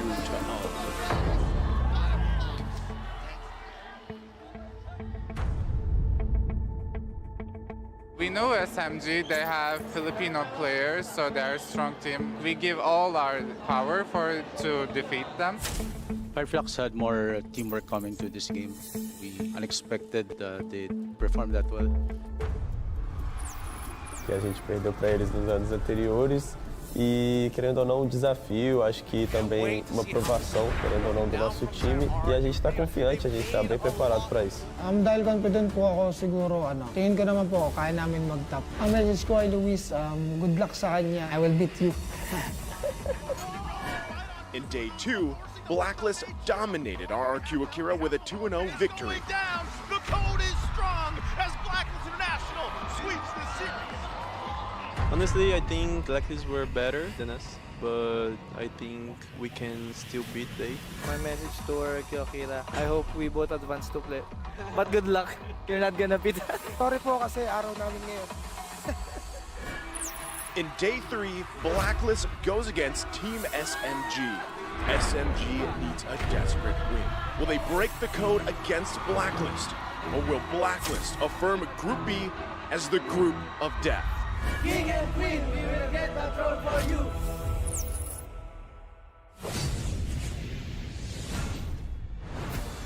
Welcome back, everyone. A promising matchup between two prodigious mid laners is about to unfold. Welcome back to the Mobile Legends Bang Bang M5 World Championship Group Stage. I'm Yasu here with Wolf and Leo, and today we will be facing a match between the hometown heroes Blacklist International and the Pride of Malaysia, Team SMG. The M5 World Championship is powered by Moonton, presented by Kadia, and supported by ROG, the official gaming phone, Grab, the official Super App partner, and Secret Lab, our official chair partner. And thank you to our lovely sponsors. M5 will not be possible without your support. And also a special shout out to our global presenting partner, Kadia. Kadia is a Giga project, a city that is being built in Saudi Arabia. It is the future capital of entertainment, sports, and culture. Kadia Gaming is giving away 5 set of knockout stage 2 and grand finals tickets. Wow. To join, just follow Kadia Gaming on social media accounts, comment why you deserve to win, and tag 2 friends you want to bring along. Also, the campaign starts from the 2nd until the 7th of December. The winner will be announced on the 8th of December at Kadia Gaming on Instagram story, so don't miss that out. All right. Also, don't just stop at the best hero builds and combos. Get ahead of the competition and reach Mythic or Mythic Glory with the Secret Lab Titan Evo gaming chair outfitted with a pro-grade ergonomic. Wow. That's a complicated word for a perfect chair. Ergonomic features are engineered for maximum performance, shop, match, winning comfort, and keep yourself at the top of your game now. Let's talk about Group B here. Group B, as said by the likes of Apex 47, he never gets appreciated enough. The likes of Renegade, Luis, the Brazilian GOAT, and of course, Sasa. They all admit this is the group of death. Yeah, the last Kage. What do you have to say about that, Wolf? I think it is, at a certain point it was, but seeing like Blacklist perform like that, and then now you see Fireflux, now you see that there's a lot of information to back that up. You saw how Blacklist performed the first time. It was a 2-0.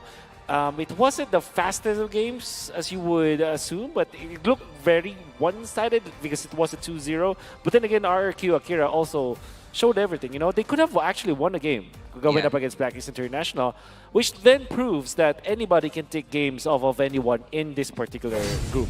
Well, SMG took the first punch, but will they be able to bounce back? That's the question here. The Mage Prodigy versus UA.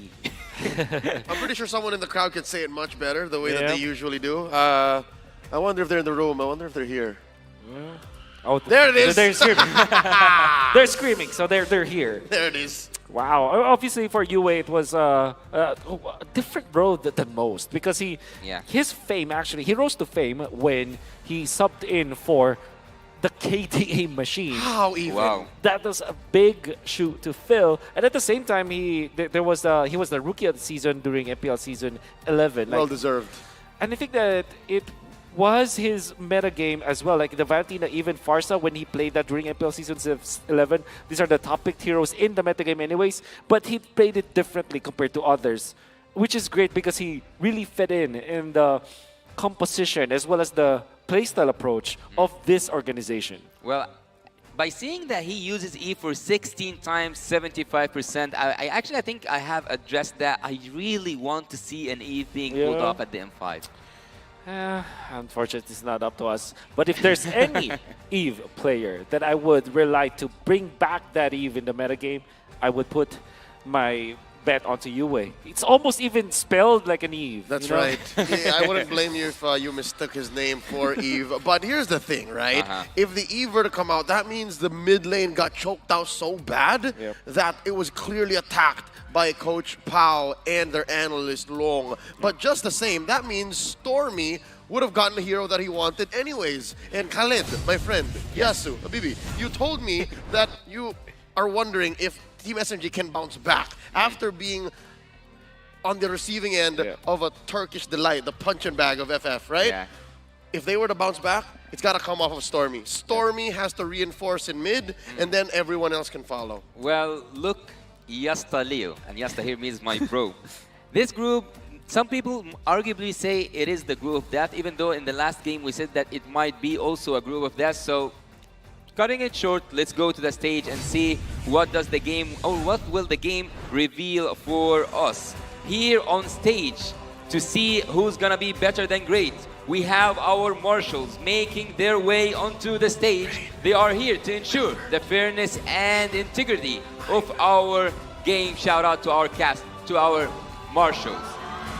And coming from a dominating sweep against the undisputed Brazilian Kings, the Code Breakers grace the stage, still locked, recorded, and truly top tier. They are Blacklist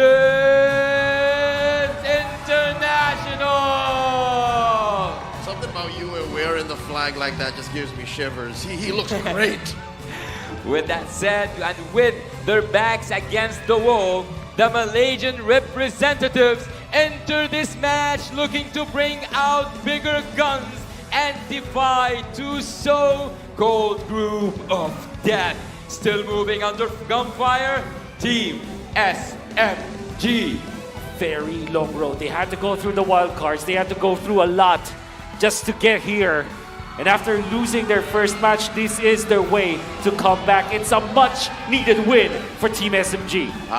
And to guide the teams to victory, we have their head coaches and analysts, the masterminds behind all of this.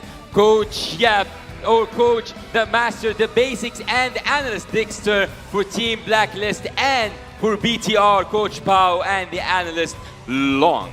It's a tough battle for Coach Pao and Coach Long, to be honest. They're facing off against two very technically sound partners that have been working for the better part of 2 to 3 years now together. And not to mention the youngest Blacklist International iteration we've seen in a while. Their mechanical ceiling unlike any other. Yeah, full of nicknames and full of title. Oheb, the Filipino sniper, and seeing here Yoe with the magician title. Oh my god, oh my god. Every one of them is a star on his own, a team full of stars. I like the way that you pointed out that this is actually, yes, it is the youngest that Blacklist has ever seen. And that means a lot because I think that most of for the longest time, Blacklist International have like always the veterans. Like when it comes to like average, yeah, surely they're not that high, but when it comes to like a ceiling, like you see like Wise as well as Oh My Venus, they're veterans from before, you know? Right, now they're all leading each other. Exactly.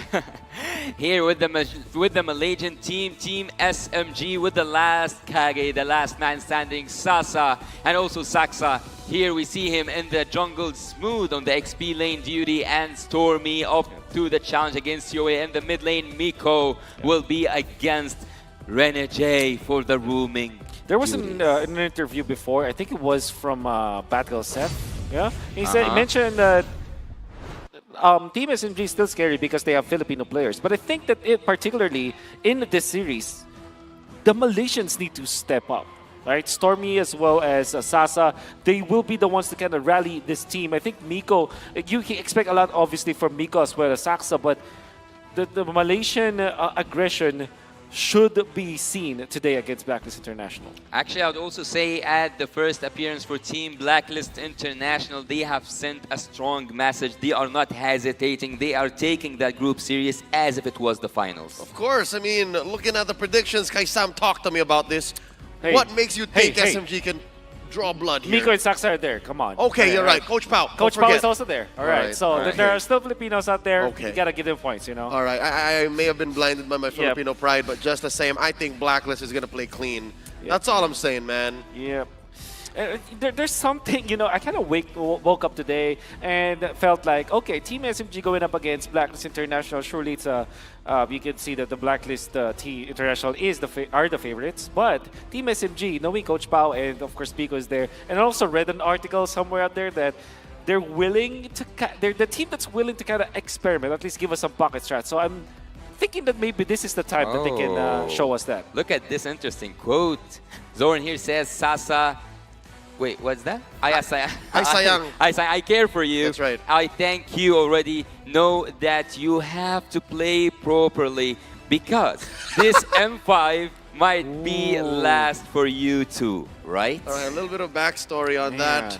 right after winning the MPL Malaysia Championship just recently concluded, it was hinted that Soren might be playing his last leg of competitive MLBB. So this could be his last dance, so to say, and that's what he's alluding to with his short message to his, colleague, his longtime friend in Sasa. Longtime friend. I mean, Zoran has been there for the longest time, and Sasa as well.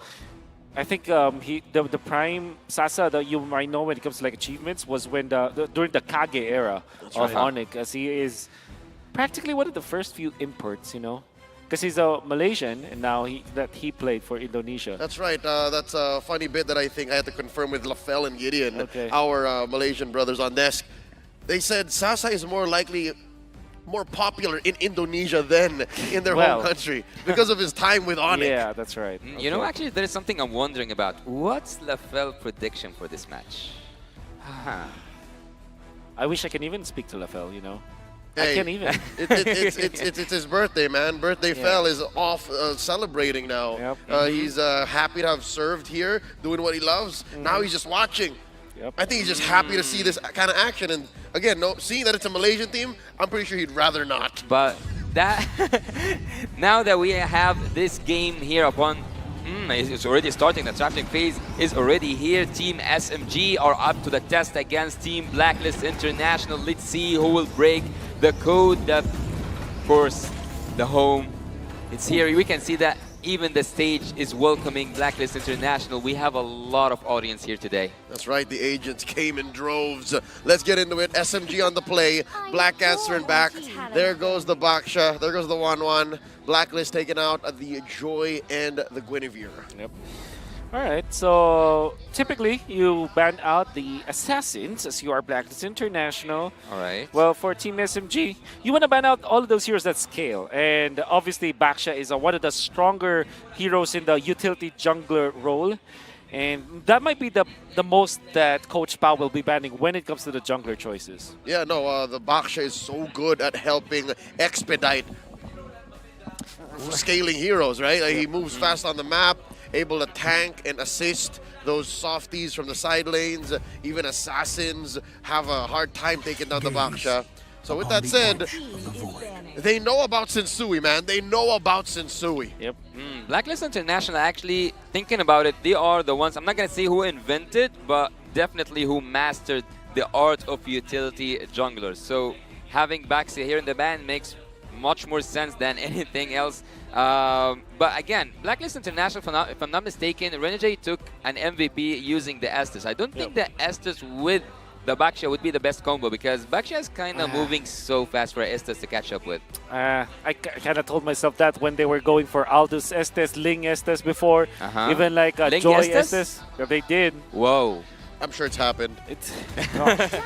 There's so many. There were so many questions on that Estes pick that for a span of 2 seasons that I just gave up. I think when it's used by anybody from the side of Blacklist International, it can fit any lineup. Let him cook, is what I say. Let him cook. Estes to them is like bacon for many dishes, right? You just scatter it on, whether it be savory, whether it be sweet, dessert. Yep. It's fine. That's what Estes is for them. Matilda is open. Team SMG might just take that away from Blacklist International. For Ramus. That's also true. So, but I think that the Matilda should be the choice here, right? Because Renegade is very... Wow. I think today is the Valentina first big day. They pick up the catch-all, man. This is the one that, again, answers all of the above. But might not be a good call, though. Well, looking at this, it's a good start. We have seen Valentina quite effective during the whole M5 series so far, and in the group stage, we would say, and actually in the death group here, we might see the first victim if Team SMG lose this. It's not just the odds; it's nearly impossible for them to bounce back. Yeah, that's true. Well, Matilda is open. Like I said, I think Bruno should be the choice here for Blacklist because they do put a lot of emphasis on that hero. Whoa. Is this the first Fredrin we've seen all throughout? The first Fredrin, first phase, first pick, yes. It's a Blacklist special. Blacklist special. We saw one earlier from the little gun. Yep. ZXR picked it up with a win. Yep. And the thing with Fredrin is that it is a hero that's very comfortable when there's a Valentine on the opposing end, because That's that's one ultimate that you're not that scared about when it comes to copying it, you know. But looking at it, having Matilda here will make the Blacklist formation for just the first phase a winning draft. Yeah. Engage, disengage, utility heroes, all the thing. All what you can ask will be in the first phase only. Okay, what do they combo this? I think, yeah, Matilda Akai is typically the choice here, but Terizla is there. They go Martis, because Martis is the typical answer to the Fredrin. I think we're dialing back one patch ago. That's right, maybe 2 or 3 months back. Make the Fredrin's engages awkward. Yeah. Make him regret ever dashing in. That's what the Martis does. I would know. Got a bunch of reps on that. But here's the thing. We've been saying Matilda for the better part of 5 minutes now. Where is she? Is this her pick? It's gotta be. I don't know why are they taking too long to pick up the Matilda. Maybe they are hiding something they don't want to show us now, Wolf. Maybe they're just making sure that Renegade will have the better hero compared to Miko. And they don't know what Miko's playing yet. Exactly. So until Miko picks up his own hero, they will not pick it. So I think Bruno, or, I mean, what's wrong with Feramis plus Fredrin, right? So I'm only thinking 2 things. Feramis plus the Bruno, or the Bruno, I mean. How about neither? Oh, what? What? Man. Lilia? I didn't see that coming. MTB works in mysterious ways, bro. Yep. Only they understand the code, and here it is. They're going to make that Terizla's engage awkward. They're giving Stormy an odd ult. Well, having that slowdown effect on the Lilia with the Blacklist International team, I would say that they have a disgusting early composition. Crowd control, here you go. Slowdown effect, here you go. And Blacklist just need to put... Actually, did they take the 3 picks from each side for the same roles? Or maybe we can see that a flex pick happen with the Arlet? Yeah, Arlet might be the most flexed hero here. Obviously, it can be played position 5. They want to keep that intact. That's why they didn't pick any XP, another XP lane or another roamer. What you get from the Lilia, however, is that you have a lot of front to back, which is a problem for the Terizla as well as the Valentina, because Valentina, they also want to play that way, and obviously having the Lilia allows you to do that. Even the Martis, man. Even Exactly. the Martis might regret this, given the Lilia. Y'all remember MPLI. Y'all remember Aqua baiting out a Decimate, sending him all the way back to his teammates, and then getting clapped. So that's a very possible thing. I think it's reasonable right now to see SMG go in their second phase of banning to ban that Matilda, because Team Blacklist took too much time to take that hero. But again, they might just have a surprising hero up their sleeves. It was either Aqua or Hodge. I take it back. Some blur, MPLI. But here we go. We see the Kaja, the Brody band out. There's the Matilda finally. Still no gold laners, though. I can see it now. MTB setting up the Bruno. Yep, I think Bruno just is the perfect hero for this. Coach Pao. I think it's worth it to ban that out, because there's not really a lot that you could counter it with. Maybe if they are planning to pick up something like Ixia, that could be good. Oh yeah, it's much better. Yeah, ban it out. Well, having a look at the draft phase after it's ended, we see that they had 1 rumor to the ban list, also a gold laner from both sides. So I would actually say, he is called the Filipino sniper for a reason, right? You still have the Beatrix. Oh wow, you're right. It's never bad. Dexter. Oh, Dexter. Right. Okay. There's the Claw. That means that you can probably play Irthel if you're Team SMG, because what else is left, right? Oh, actually, now they can play the Ixia. They can go Ixia they have good Diggy. setup. It's okay, given that Ixia Minotaur. It's a pretty straightforward front to back. Yes. Oh, and the Minotaur answers Oheb. Exactly. It answers the Claude. I wonder if Coach Pao's thinking the same. Oh, wait. If they go Ixia Minotaur, and then what if it's the Renegade Egg that they're that's what I was asking because about. Because Fredrin plus Diggy is actually nasty. He can just do anything he wants. Oh, all right. Oh. So it's neither. Okay, they don't want to plant themselves. Yep. Team SMG, I'm liking it. The evolution right before our eyes. Yes. They don't want to commit to a one-track strategy. They want to be able to move around. I guess that's one of their strengths. I love it. I love it. It's much better than RD actually. And we have seen Sasa actually when he played against Fireflux, he was doing really good on that Beatrix. So I expect nothing less than perfect from the side of Team SMG. But what do you think is the last pick for Team Blacklist? Would it be a Diggy? They can be the ones to pick up the Minotaur actually. Oh yeah. Because that's the way to kind of protect your Claude anyways. Yep. It fits the profile of what Renegade wants to play with. It's a combination of both the sustain, the Yuba strat, as well as setup. Well, having the Minotaur into the consideration and also the Diggy, do not forget that there is an honor. Whoa, whoa, whoa, whoa, whoa! An honor. Mr. Bakarse. It is Come an on! honor. The Hitman. Is this the second Tigreal of all M5? It is. Make it like Keyboy. How about it? Yep. Oh. Okay, so Tigreal does have the passive for addition. It's like it's technically an Antikyras, right? It's literally just Antikyras. But how will you deal with all of these crowd control heroes from the side of Blacklist? You just dodge it and counter it with the Valentina. And no counters at all from both teams? Nope, there's a very little, how do I say, interaction. Yep. They all just want to do their thing. Well, let's have a favorite, all of us, from the draft. Okay, my favorite is Renegade, the Hitman. Okay. Forever. And for you, Wolf? Definitely. You know, at least for me, right? The basic foundation of MOBA, any kind of MOBA, how do you win a game? Have more CC. The team with more stuns wins the game. You stop your opponent from doing. That's it. You take away their capability to can. Game one between Blacklist International and Team SMG is on its way. Looking at these early rotations. Oh, it's a mirrored start. A world champion. Oh, there's the reset. Oh, not. No reset, Renegade? Come on. I don't believe it. Are you? He knows.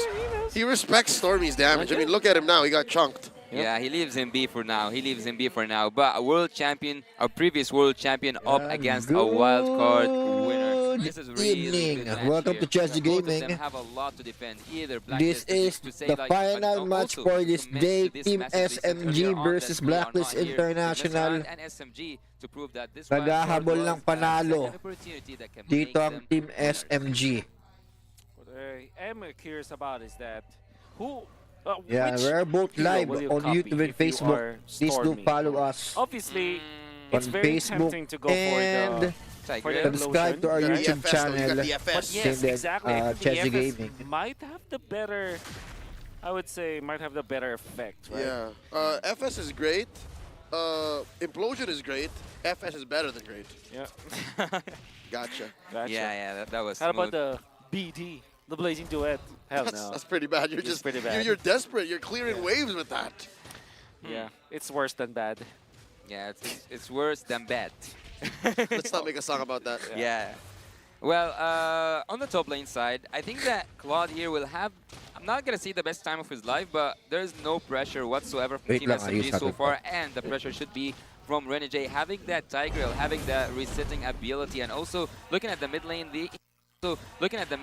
he's trying to get level 4 just before he hits that turtle fight. It's gonna be a level 4, it's not gonna be a level 4. Both junglers, no level 4. Sasha with the pull, Stormy putting out some damage, picking up the black shoes, looking smooth, coming in from the back. Oheb goes first blood onto the last target. Sensui confirms it. A lot of damage coming in. The Hitman has to back off. There's some delayed damage. It's about to get popped. He does not survive. Lord Smooth gets his way. You were very low, Black. Shoes on out. Sasha gets taken out by the big old bonk. And Smooth surviving with the BOS. Yue lives. It's a bloody engage, ending with Blacklist up by 1,000 gold. An absolutely disastrous fight for Team SMG. Even though it looked like they were in command of it, they lost just because of the sustain coming out from Blacklist International. The stun coming out from Renegade, just perfectly timed. And also, you can see usage of the Lilia baited them out. Obviously, also, you can see Sensui baited them out as well. And the biggest part of this is Oheb got a gold. Gold lane kill. He's 1K ahead in gold, and I don't know what. Pwede kayo mag-comment nyo sa comment section ang tingin nyo sa laban ng Blacklist having International lead versus in terms Team of the gold. Early SMG. game against the Beatrix, that's the problem. That just doesn't happen, and you're right. It makes me wonder what went down there. And it was off camera, so it wasn't the turtle, it wasn't the extra damage, it wasn't the shields that made the difference. Must have been positioning. Maybe the time, because Sasa died one time. Yep. You know, that was a 1v1. That's what it was. Yeah, that's and what the it first was. blood gold as well. And not only that, look at Hohem already getting 2 lanes of minions at 3 minutes. Oh, it's the classic double lane. That's a problem. Barreling on forward. It's a 5-6, man. Man, if you're Team SMG, you might be wondering, we should have gotten the Minotaur at this point. The Cho will not be enough against the Cho. No! Manong Miko! He gets clapped. 3 big dudes. Ooh! Oh no! Even Stormy! Quick hold double kill for Sensui there, leading up to a turtle in 10. Sensui is now fed. Yep. And what did we say about the #1 rules of MOBA? More stuns, easier around. You can see that the Lilia, or at least I say it was the Valentina, not able to run away even after having so much mobility on the Valentina just because of the implosion of stuns. Two-man final slash, the answer. Okay. The penalty zone and the way of the dragon, but there's not much going on for Team SMG for them to capitalize. Sensui keeping his retribution in check, takes that second turtle. I'm going in for an invade on that orange buff, but before that, Team SMG feel paralyzed. They cannot move not an inch with the crowd control, with not being able to move an inch, having that Brethren, Arlet, also, not to mention the Tiger himself, and they cannot even move smoothly because Yui is on that slow down effect. Ipit ang Team SMG. Yan, isa to sa mga wildcard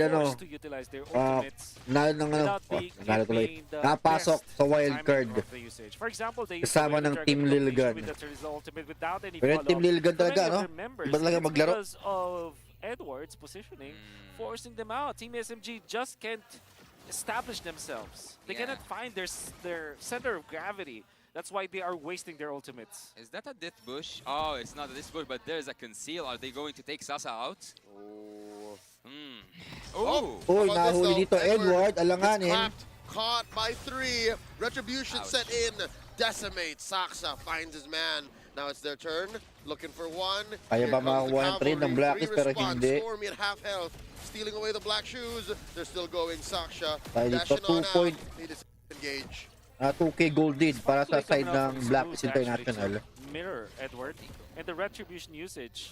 After they forced the flicker, I think that is a positive trade for Team SMG. And guess what? The turtle is 54 seconds away from responding when the fight happened, so the retribution usage wasn't even punished. It was all according to plan. Kaya pa ito ng Team SMG. The place. I love the macro, and he's even able to push down the bottom lane. Actually, what's remarkable here for me is that the gold lead is not that big, even though we know that Blacklist are now in the driver's seat. They are now taking care of everything all around the map, yet 1.5k, that's not called a lead, at least. On my perspective. Turtle. This is yung last turtle ngayong helping match. set up this turtle. The last one could be 50-50. Team SMG first to the scene. 4 members roaming around. Make that 5. From down south, Stormy still with the black shoes. Massive pull by Saksha. Turtle approaching half health. Look at all the damage laid down. Renegade less than half health here. Smooth coming in. Implosion. Yes, sir. Thank you very much. Blacks International owning everything. Turtle take 1. Saksha backing off. Miko way deep behind enemy territory. Not exactly where you want to be. Oh my goodness, Renegade with that play. And also, Team SMG, again, they went back to their problems earlier on. They were forced to utilize their ultimates way too early. I understand why Smooth popped his ultimate, but the fact that he was in a bad position, just as we commended his positioning, his macro overall, he needs to sa mga viewers make sure natin. that his ultimate, the penalty zone, is going to be utilized Kay properly. Rafael, shout out, welcome sa will lose Restream. a lot of their team fights. Are they falling because of the pressure from the audience? Because all I can hear now Look are at that, cheering. beautiful. Wow. Wonderful execution there from Renegade. For a second, since Tigreal isn't exactly in the meta yet, a part of my brain said, what's going on? Why are they all getting sucked into all right? It's a Tigreal, yeah. Exactly. Second time na ginamit yung Tigreal ngayong There's the M5 the group Hitman stage. Jeans We're seeing from his glory days when he was playing the XB lane. He just knows how to make big plays. Yes, that's right. It's in his DNA, man. Exactly. He knows how to make hits is what I'm trying to say. That's right. 12, sad boy, come on. Suwi, hindi kaya to. Kailangan ka dyan, Miko. Maiipit ka lang dyan. A wasted flicker. I would say a wasted flicker. Yes. Whoa, whoa, whoa, whoa, whoa! Renegade! With the implosion, no one home. The Napani siya doon, pero maganda yung pasok niya eh. Lumayo yung mga players ng Team SMG. We see Blacklist trying to clap back. At least they're keeping up the pace. Remembering my studies, I think that SMG, whenever they lost early game, it's so hard for them to recover. SMG's weakest point is recovery from a dominant early game.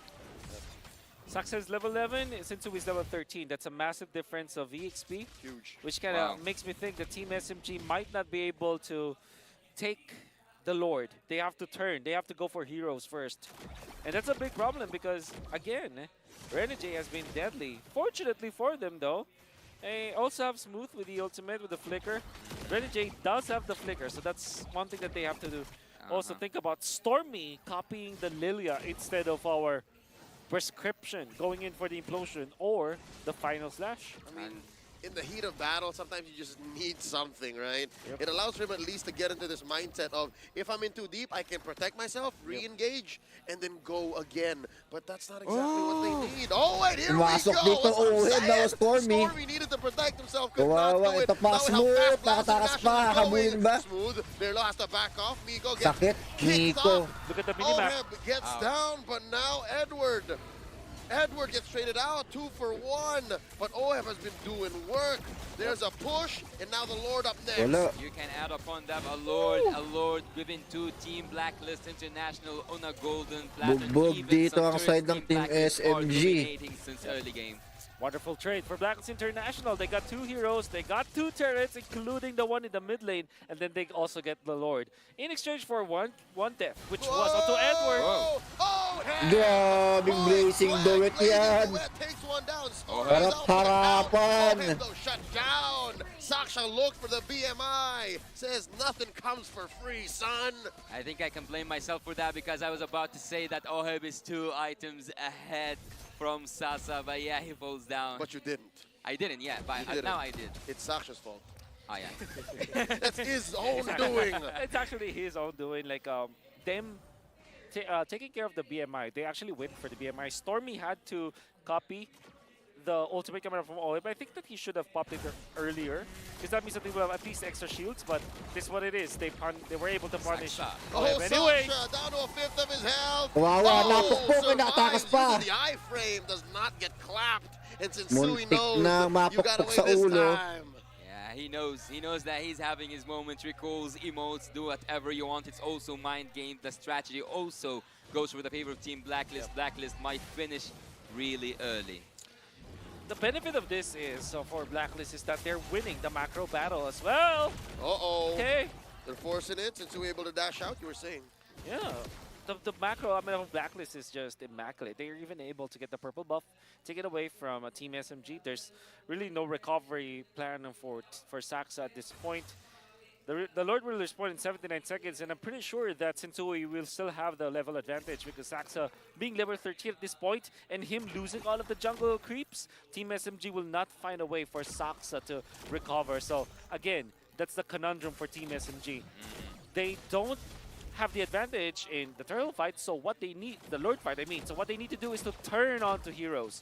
But Blacklist are dotting their I's and crossing their T's. I've also heard earlier on today that Blacklist International, when they are ahead, they don't play around, they don't mess around. Whenever there's an opportunity, they always go for the take. And so far, Team SMG will go to the defense duties, to defending their own inhibitor turrets. No waves are gonna be allowed to pass through the mid lane. All lanes are freeze. Team Blacklist wanna increase that gap of gold, and Team SMG are right now suffering, suffocating from that remarkable draft with really high crowd control. Also potential at the late game, scaling that hero up, Oheb with that 4-1-3 KDA. Everything, all the odds go for the side of Team Blacklist International. What's good news for Team SMG is they have won presence of mind. They know that they can't force fights, and I think they have an inkling of what Wolf is talking about, that they should turn. And the second bit of good news is they have the kit to turn. They can really ruin heroes that are off position. They can force them to go off position, and they can snowball from there. Again, it's not like the Decimate loses out on scaling. It still deals the damage it needs to deal. Yep. And you can also save that for the Beatrix. There will come a time where the Beatrix is going to be a very strong hero. And there's a lot of ways to combo that up. They have the Tears ultimate. They have the Way of the Dragon to set up for the barrage. Well, it's not a barrage. It's the rage coming out from we didn't see that. The spells of Sasa. That's right. Both of them like wasted this, let's say a final slash of their own. I only saw one, but I didn't. No, one final slash, but also the first kill from Mortis, so like almost 2 final slashes. One of them is an ult, so we'll go from there. Lord here, under half health, Smooth put down to a third as well. He's gonna have to recover, gonna have to heal.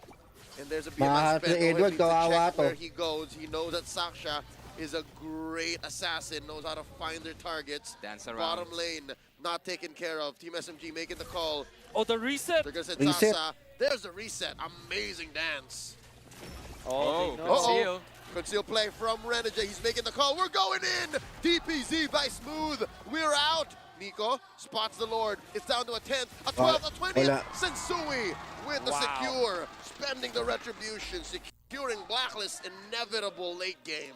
A masterclass coming out from Blacklist International once again. They know that Team SMG will have to take care of the bottom lane.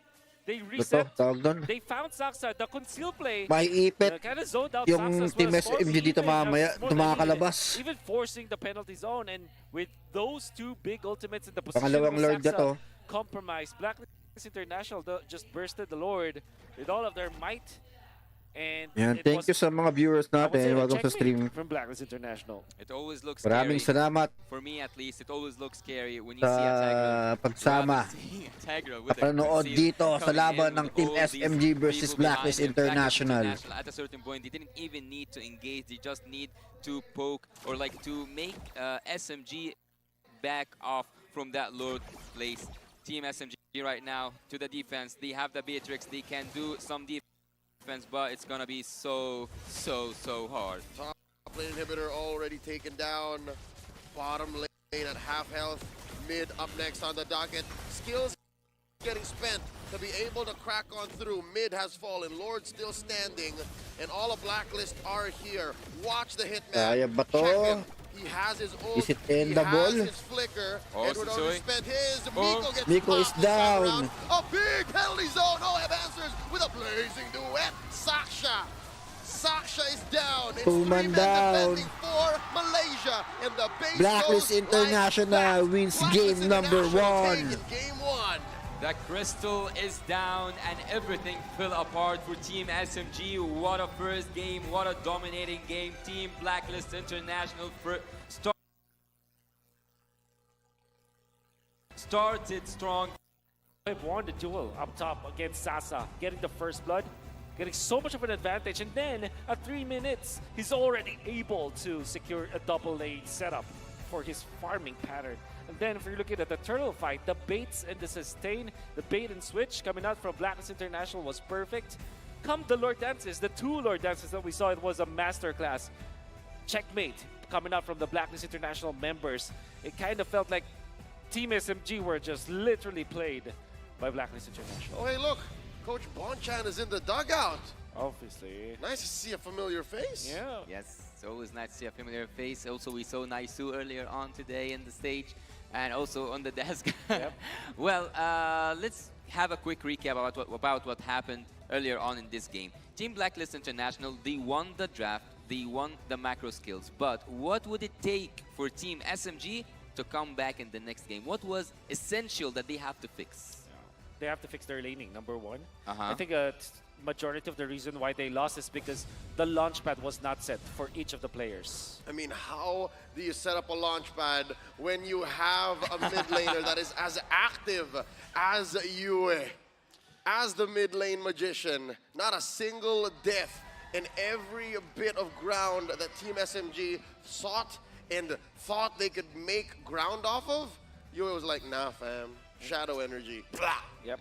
This is the reason why Smooth was very, very low in that second Lord Dance. You saw how well he positioned the Glooms as well as the usage of skill 1, and Smooth not having the big ultimate, not having the HP to back it up, that meant that they lost the Lord Dance so badly. But looking at the stats, not looking at the stats, but looking at the game impact itself, do you think that Team SMG now are in a really bad place after losing 2 games in this group, and also following up with 1 more loss by Blacklist? Yeah, they're in a bad spot, but they are still at a point where they can do something about it.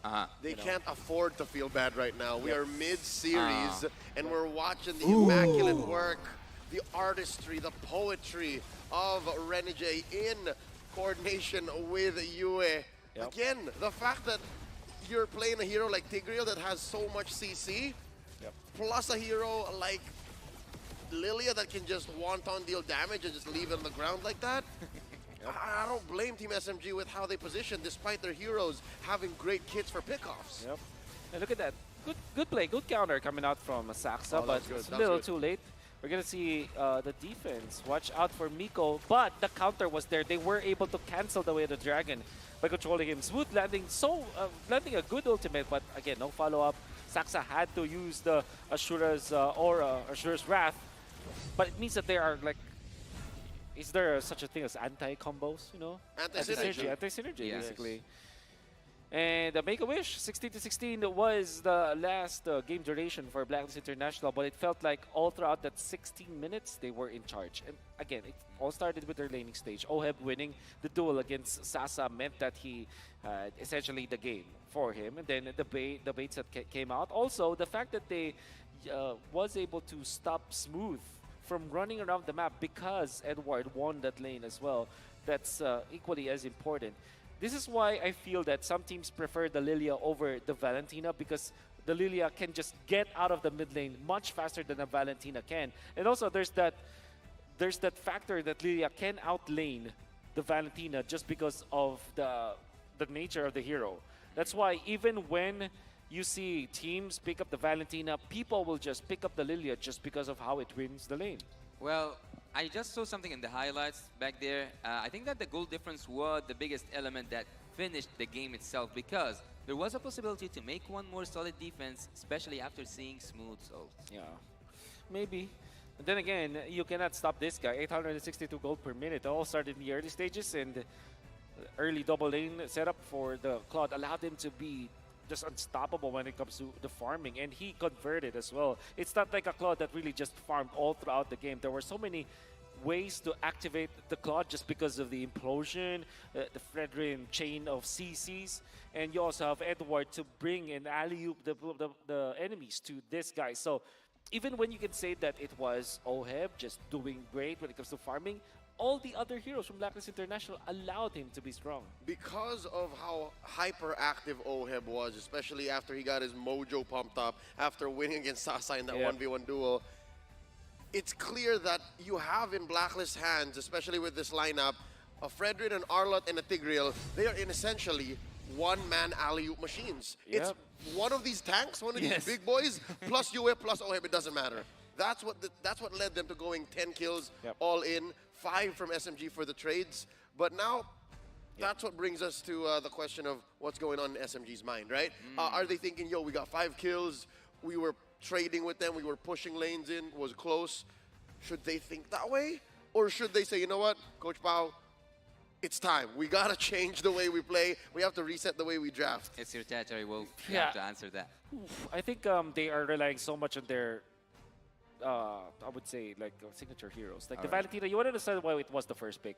Despite the Matilda being in there, despite all of the other heroes that are very strong in the metagame, they still gave the Arlott, they still gave the Claude, for example, and they relied on the heroes like Beatrix, which are technically speaking out of the meta. They're not the first choices. They're not S tier. Whereas if you're looking at Blacklist International, these are very comfortable heroes. I understand why they picked up the Cho plus the Beatrix in the end. It was a 1-2 punch combo that they've had, and it worked well in MPL Malaysia. But in the international stage, they have to really rely on the strong heroes that we have. At least get maybe Brody early, right? So don't let it get banned out when you're facing up against the Claude. At least get something like a Minotaur that can allow you to have safety and also a win condition, right? So for Team SMG, they're relying so much on their comfort heroes that they forget that, okay, there are big heroes, there are S-tier heroes that are left on the table. I think that even with a winning draft from the side of Team SMG, like, but that for me wasn't a winning draft, but I mean, like, if there was a winning draft, like something that you say, whoa, that's a 100% win draft, having the amount of crowd control will definitely be annoying, will definitely stop you, will definitely make you paralyzed.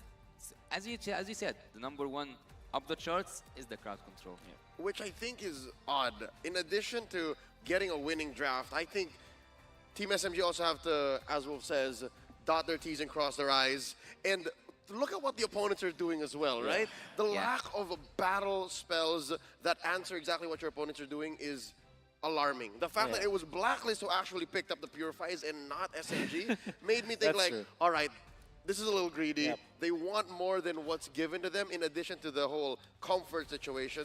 So yeah, that's one more, I think, little bit for them to actually make a bid for Game 3.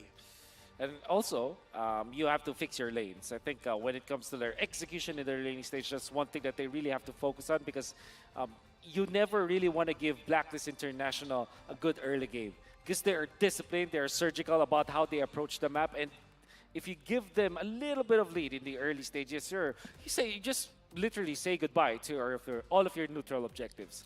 They're going to take everything. Well, we were looking for Matilda, I think even until the end, but having Coach master the basics, take one more crowd control, not just any crowd control hero, one of the OGs, I would say. And having Tiger actually is one of those things that I think will stick with us until the end of the M5. I think he's a really good hero after the recent revamp or the recent update generally. Instant ult, not mistaken. Yeah, it's also very good against ramp heroes or attack speed kind of heroes. Your Aetherfell, your Claude, your 1-1, as we saw in this particular game, and Beatrix, because you can also like count that in that regard. Like these are not burst heroes. Bruno, for example, is a big big damage kind of hero. Brody is right click or right tap heroes. Right. You tap it, right? You do. No, sometimes I just let it go. I just let it go. I very rarely play gold, but here's a quick look at the dugout deep inside Team SMG's camp.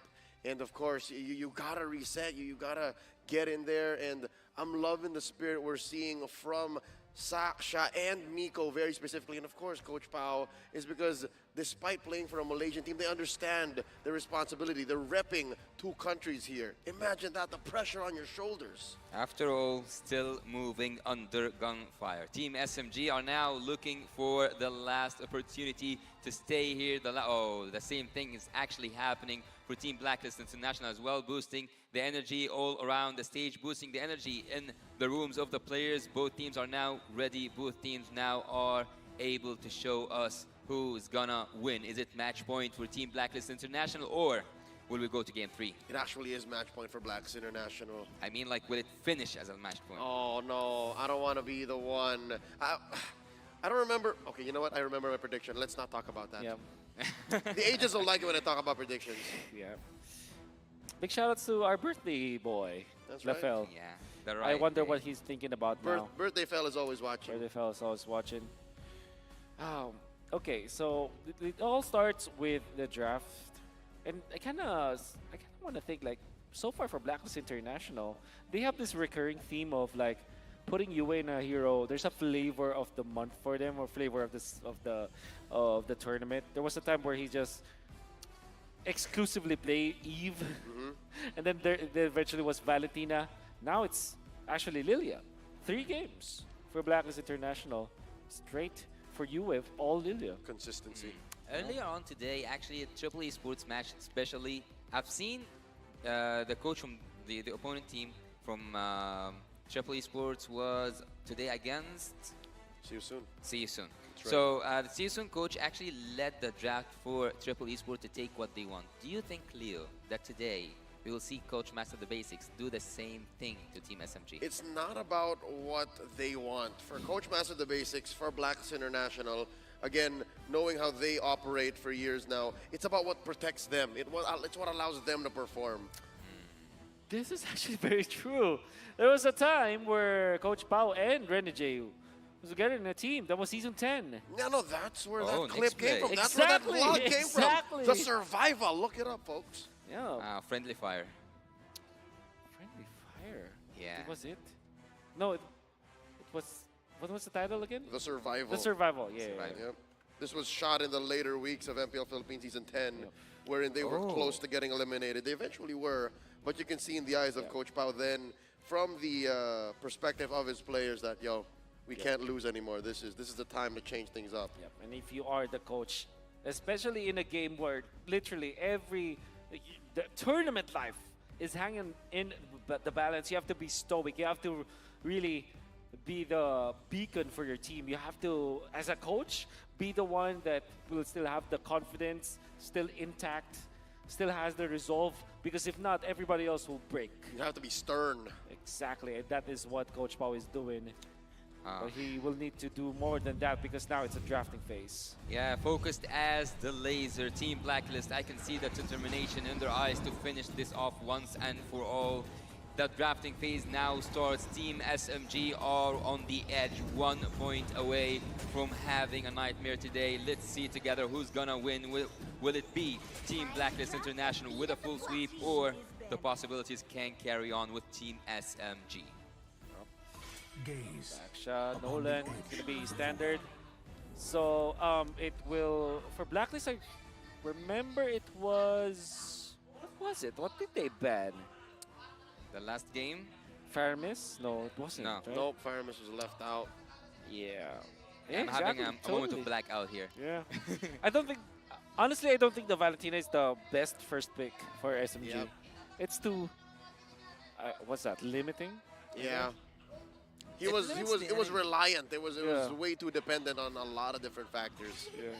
That's right. So for you personally, Leo, do you think that taking a Valentina in exchange for one of those like high meta heroes, limiting your enemy in terms of the picks, is it worth of leaving a meta hero out? Nope. You pick up the meta hero, you start proactive, and it doesn't always have to be Stormy that you prioritize. Stormy can take care of himself.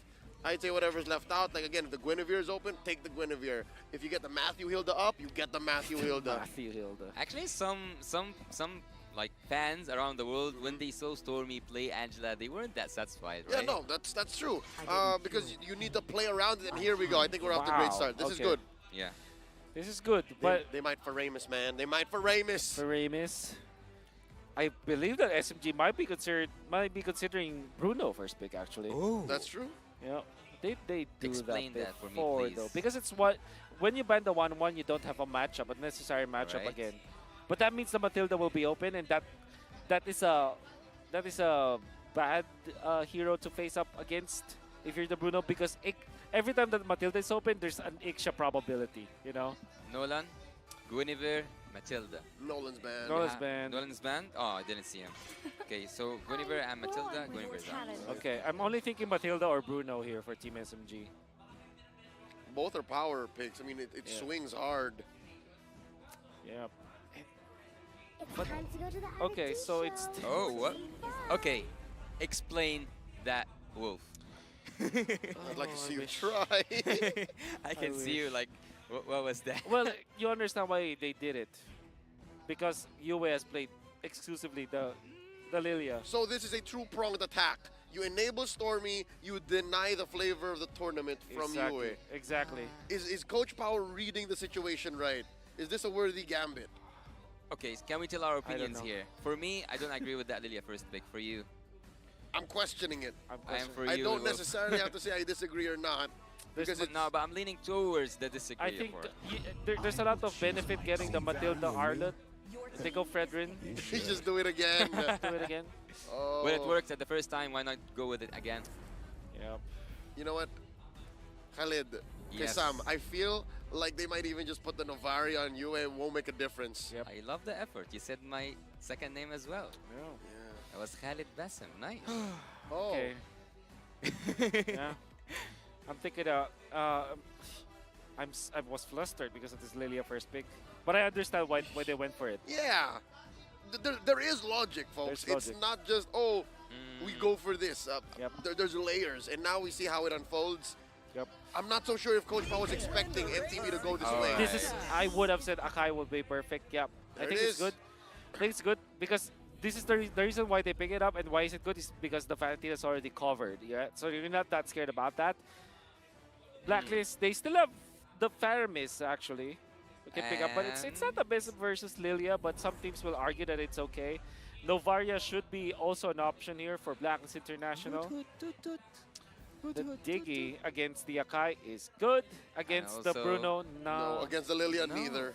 No, but if you have the crowd control with the Faramis and sorry, not the Faramis, Fredrin and also the Arlet, I think that there you go with the Faramis. It doesn't stop the Diggy though. You can still pick up the Diggy if you want to. I like the Faramis because it's Faramis plus the Fredrin combo. And some teams they always say Lilia is good against Faramis because of the shields. But for me personally, why I like the Faramis versus Lilia is the laning stage. You actually win the lane versus the Lilia. And you're able to force out the Purify from the Lilia. That's right. You get in a really good Shadow Stampede. Oh, you displace that Lilia. And by banning the Ixia, you're actually cleaning the way for Bruno to shine bright. And I think that Team SMG right now, they are calling the last Kage out. They are saying, the last Kage, this is your duty, not now. Yep. If the Edith is banned by Blacklist, it's now hard to repair, or at least to supplement the composition of Team SMG. Terizla should be an okay pickup for Team SMG, but I think Edith is the real hero that can actually contest this Faramis pickup coming up from Blacklist. If that gets banned out, it's going to be very difficult for Team SMG to think about the second phase. I'm wondering if MTB is going to attack the XP. All the more. This is a tell. There's the Yuzhong and the X-Borg taken out.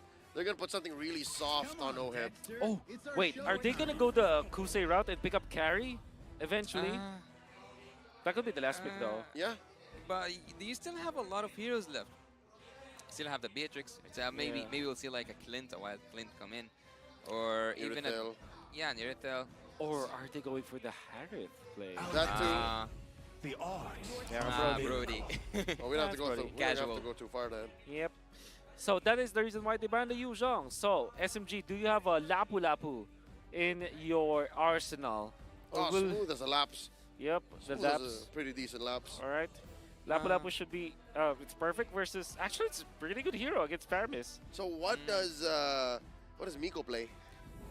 Well, but before we go to what Miko's gonna play, I can't help but to wonder, will Team Blacklist add upon more crowd control and maybe also flicks the Arlo to the room? Exactly. Not impossible. Alright, second Rafael of M5. Put the Benedetta on Smooth. Questionable? Yeah, you just go Paquito here if you're Blacklist. There's so much going on for Team SMG. I don't know if Renche plays the Arlot, but that's a valid option. Go for the Paquito. That's a lot of burst, right? I'm sure he does. Sure he does. But I guess in your playing against Benedetta, against Rafaela, you wear the crown, Renche. Just take us home with the Estes. Always on the way. Always on the way. Oh, of course. Always on the way. We forgot it was left open. Yeah, we were pointing it out the whole draft and forgot it now. It's so good. Oh my Matilda, Faramis, it's so good. Ouch. Ouch. Pick up and deliver. I hate saying that again, but I lean towards Blacklist. It's the Blacklist Express. They can take you wherever. Matilda, Faramis, everyone. Stuff of nightmares to face. I wouldn't wish that to anyone. Impregnable. I wouldn't wish that to anyone. Both on the offense and the defense. It's impossible actually to win. I'm just gonna say it out. That mid lane trio. Wait, are you feeling some guilt for LaFell? I can sense that. No, it's just like I understand why they went for this kind of draft style for the side of Team SMG. Yeah. But there were many like criminal offenses. There were a lot of turns they could have done to avoid this outcome, but here we are. Team SMG is going to do their best to play this out, maybe force a game number 3 as we go into the land of Dawn for game number 2. Purple start here for Saksha. Yep. While Sensui goes for his orange with a little bit of help from Oheb. let's just say the Matilda Faramis plus the Fredrin trio is such a wall that it's so difficult to defeat. But let's just look at what are the good stuff here for the side of Team SMG. They have Bruno Rafa, which is a very strong classic combo. That if they play properly, they might just go for the siege. Okay. Flicker. He's not gonna commit. Close He's not call. gonna commit. Well, the game isn't only about the draft though. Also, if Team SMG managed to pull off some good macro skill stuff, strategy, protect the king, babysitting. Whoa! I just hope that whatever macro Smooth has it in him, they should utilize it, especially with this hero. That's the second time Team SMG almost got someone down, almost took first blood off camera. Well. Barely missed it. Here it is in front of our eyes. A Smooth drawing first blood on Agent Zero. Managing his business in the dark.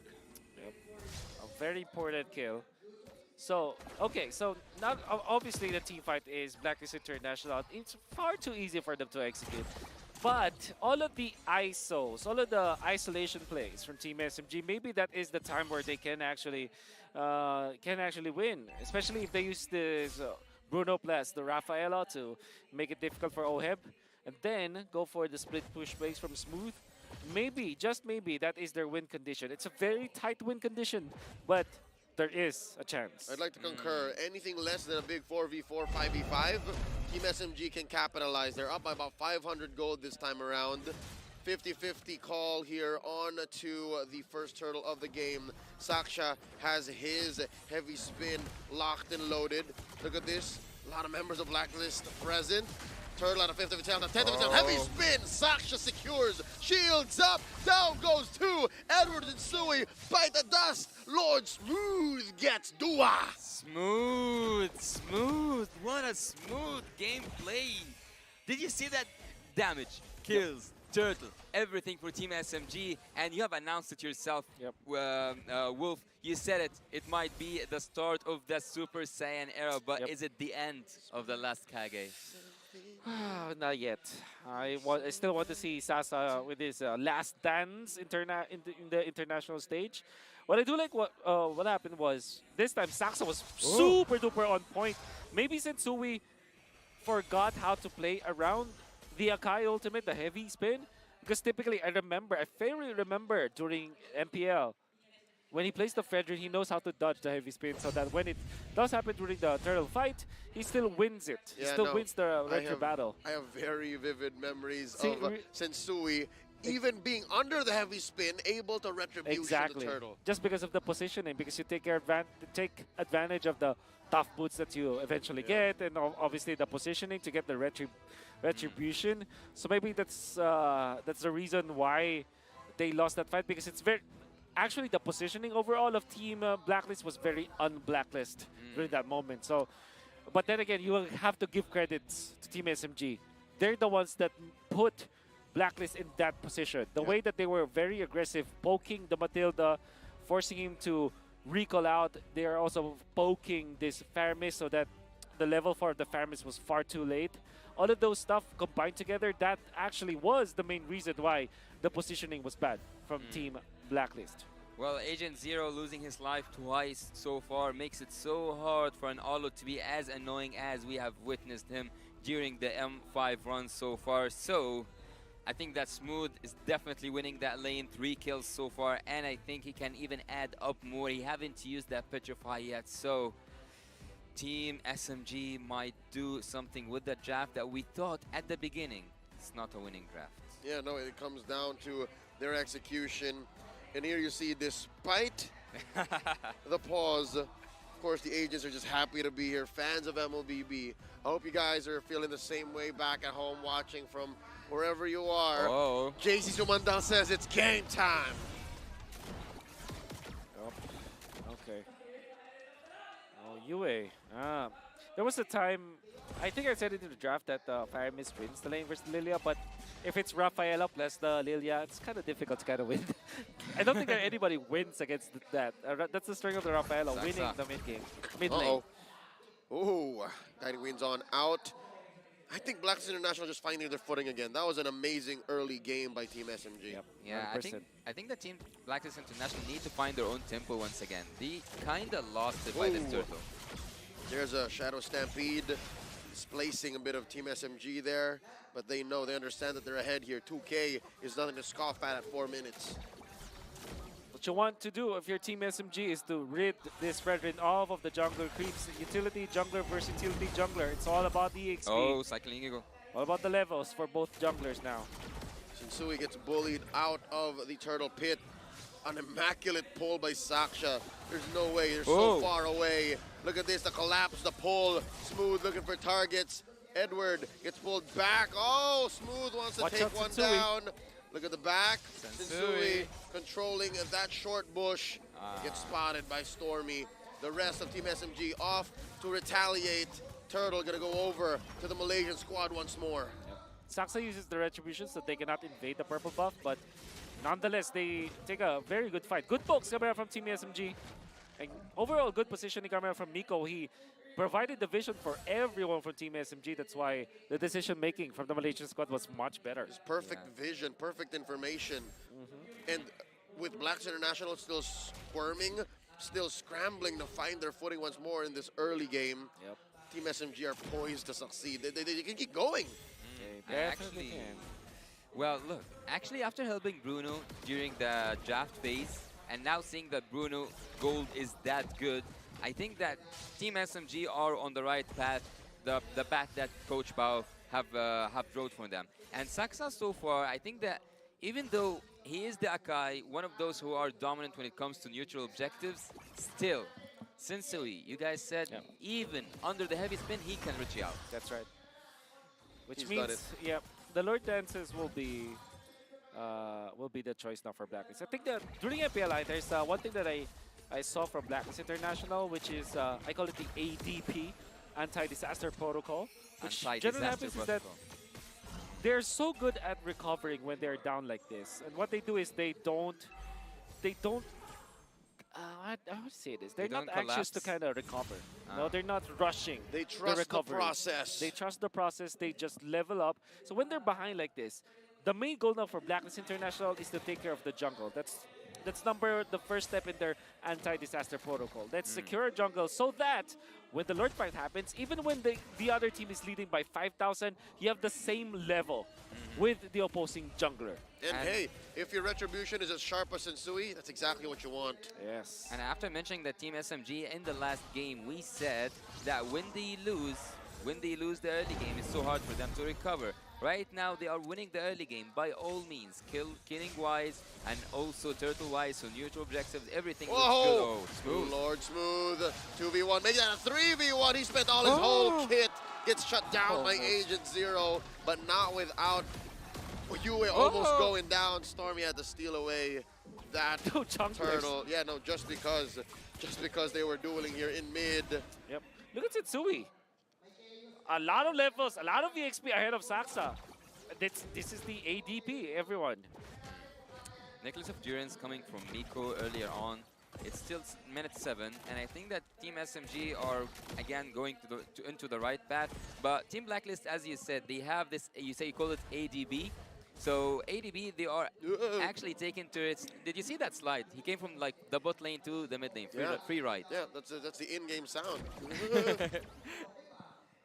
Guiding wins again, the mobility that's provided by a Matilda. And they're able to, again, not just farm up for Sensui, keep his retribution sharper, but even shrink this gold lead down to about 1,500. And they're protecting their main artery in mid, blasting all these minions from Team SMG. How else would Brody react, right? Only that. Any other hero, actually. Man, look at this. I'm just really amazed. Sensui's level 11, Saksa is level 10. Whoa. Offensive. Guiding wins, man. Yeah, Rinja at this point taking Team Blacklist International all around the map. Mid lane you find, bot lane you find, anywhere you will find the right to go into the right direction. You should trust Renegade when it comes to that circling eagle. Oh, wow. Edward doing some housekeeping. Saksha putting the purple buff in jeopardy. Sasa pushing out. Sensui secures it with the retribution. Looking for the knock-up, looking for the damage. Sasa's going out of here. Circling eagle cancelled. This is very foreign to Team SMG, the way that they are leading and controlling the map. They got 3 turtles. But come the next Lord fight, they will not have the right amount of retribution against this against this Fredrin. Fredrin is looking to be a level ahead of the Akai come the first Lord fight. However, though, I'm gonna say they still have the heavy spin, so which is a big factor in these Lord dances. But is this the first time so far that we see Team Blacklist International Whoa. under pressure? Ouch! I mean, quick answer, no. They have faced adversity all throughout their careers, all throughout their run, even as this lineup alone. But just the same, what happened to OHEB there? I missed that. Team SMG blasting this Lord, blitzing it. Wow, the blink of an eye, you'll miss it. Sasa scores. I wish we could have seen that, because that was the best play the Team SMG could have done. I mean, they might have committed the ultimate coming out from Nico with the flicker as well. Very deadly with that, and they have the burst anyways. Combine the Bruno plus the Lilia, that's a lot of like burst damage that you can take out with just the Holy Baptism. And by the way, the Baptism is such a strong CC. It's a long duration ultimate, actually. Yeah, I think that the best possibility that Team SMG can pull off here is make Team Blacklist International go behind their inhibitor turrets. So it's not a possibility to see a finish, but more of a, if you take the second or secondary turrets, you're fine. And remember when we talked about the draft a while, it was an impregnable trio from Blacklist International. And we said that the main win condition for Team SMG will be pickups. And so far, they have been doing that in the past 2 minutes. They're slicing and dissecting Blacklist International, forcing them to disperse and have the advantage now. And right here, we see a lot of pressure from top lane. Heavy spin, the perfect dispersion. You're going to get one. OHEB gets popped. The Hitman far away from home. Big ol' CC, top lane. Blacklist International scrambling. Whoa. Team SMG not going to go down so quickly. They're underneath the base. We're going to game 3. We're going to game 3. Oh my God, still moving under gunfire. SMG ties the odds. And what a beautiful ultimate coming out from Saksa in the end. For some reason, he's able to disperse the members of Blacklist International with OHEB away from Yue, just a pixel away from the cult altar or the nether realm. It was more than enough to get the kill onto OHEB and actually end the game afterwards. Obviously, that was just a nugget, but I love the fact that they went in together. That was smooth as well as Saksa going in, and there wasn't any answer afterwards. The damage was there, and they just literally knew their win condition to go for pickups. It's so rare to see a composition having a win condition of pickups when you have the Akai, for example, because it's a team fighting hero, right? It's generally a team fighting hero. But because of the Rafaela, Lilia, as well as the Bruno, and the Benedetta to go with it, the nature of that composition now, going up against Blacklist International, is to separate all of their members away from each other and then win the macro fights. The big MVPs here will be the Benedetta for sure, winning that lane. And then obviously the turtle fight, the first turtle fight, when you see Saksa just get the retribution battle. Yeah, and also, actually, I take it back. I take what I said. I said that the best case scenario was the secondary turret, but look here, who is the MVP of the match? It's Lord Smooth, of course, coming through. Wolf already pointed it out, man. The Benedetta, not only when he's around does Blacklist International hurt, but even when he's not around, they have to think about him. What's Smooth up to? Oh, he's ruining our turrets. Oh, he's in the back line. Oh, he's killing us. 4-1 and 2. He's exactly what they needed to be, the tempo breaker. He changed the game. He changed the way Blacklist International understood Team SMG's offense. Well, did you guys see what Saksa did there when he got OHEB before just he finished that team fight? Look at this. Yue is not level 4 when this happened. And it's mainly because of the pokes that you saw coming out from Team SMGs. That's the best thing that they did. And we said that the #1 win condition for the side of Team SMG was to win their lanes before. And look at that. And look at Saksa. Look at taking OHEB. away Yue away from OHEB. NetherRealm didn't reach OHEB in time because of the isolation. That was one of the most beautiful heavy spins I get to see, because sometimes, you know, we get to see like all those heavy spins that just locks down 3 people. This one was more beautiful because it separated the Theramis, the the hospital, the clinic of Blacklist International, away from the victim, which was OHIP this time. Yeah, I'm not one to say, but given the damage output that Team SMG had, even if OHIP were to be under the NetherRealm, he would have just died anyways, right? I agree with you. But then again, it's just like wonderful to see. Like Saxa has tricks up his sleeve. By the way, I want you to turn your eyes onto Smooth going in for damage emblems, and then eventually when we flip the switch, it's damage build as well. The Malefic Roar, Bloodlust Axe, and the Rose Gold Meteor. Typically, when you see a Benedetta in the XP lane, it's quite tanky, right? You go for sustain. You get maybe perhaps one Hunter Strike to go to as your first item, and eventually transition into tankier, into sustain. But he went in full damage. That is why you saw that he is battling against Blacklist International. Also, that speeds up his wave clear. Yeah, it's exactly what defines the dynamics of this game. The fact that this Benedetta built this way echoes throughout everything that SMG did. We were expecting for them to win team fights. We were expecting for them to win at a weird pace, a different pace. Instead, they go this fast, and I don't think Blacklist was ready for it. Yep. 36.8k damage, though. The carry of the game is Smooth. And somewhere out there, Womi's watching and is very happy because now a damage build Benedetta worked. He's giddy. I can feel it. And Yasu, you saw that there was a Maniac. I'm not so sure. Is that the first Maniac of M5? I'm not so sure as well. That's why I didn't want to point it out, but a Maniac by Bruno Sasa at some point was just unbearable. He did. He did. He got it. You gotta give it to Team SMG, but there was one move that was kind of scared of for them, because Blacklist International were getting so much levels onto Sensui, they could have won that Lord fight. But for some reason, OHIP was picked apart. Unfortunately, the camera didn't catch it, but maybe we'll just look back at it, which kind of tells you that maybe Miko did a wonderful play, because after that kill onto OHIP, they were able to get the Lord. I was looking at the spells, I was looking at the ultimates. Holy Baptism wasn't available, so I can only just assume, as well as the Flicker, so I can only assume that they went in for the Flicker ultimate onto OHIP. With the Burst on Lilia as well as the Bruno, it was enough for them to take out that Brody before the Guiding Wind kicked in.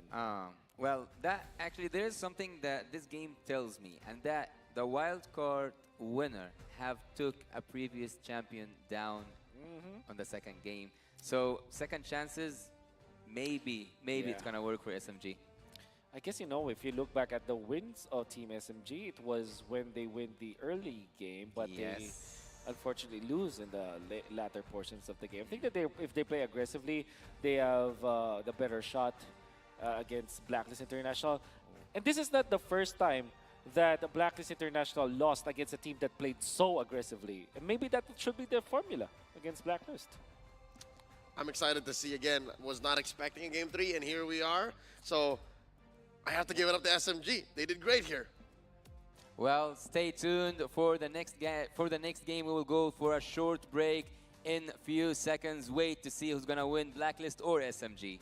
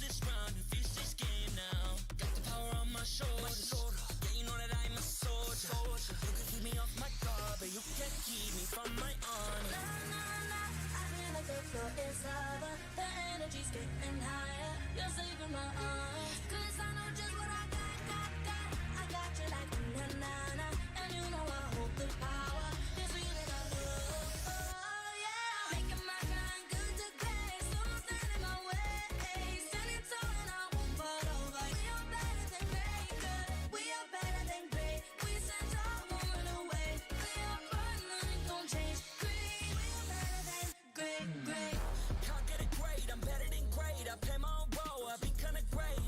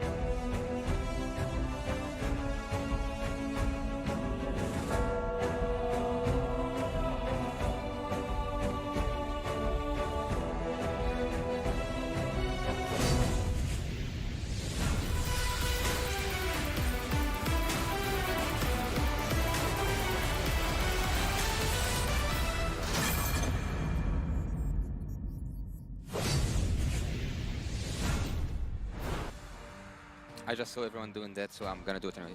Keep that way, I will open up. Looking at the audience here, I welcome you back. They are increasing and they are furious. Also, they are the player sex, as I like to call them. All the fans are coming from all around the world to see what's gonna happen. Today, we will see in the match point, I'm gonna be with you, Yasu, joined by the wonderful Leo and also the Wolf himself. We will see who's gonna be able to win this game. Will it be Team SMG or Blacklist International? I never really got to compete in an esports tournament, right? I've always been calling them my whole life. So that's how it felt like to pose, doing the esports pose. Like this? Yeah. The esports pose. That's right.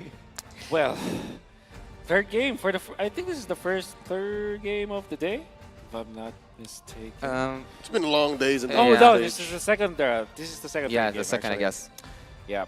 Okay, so I guess my predictions are quite correct. You don't know that. right day? Oh, right, because the series hasn't ended yet. Yes.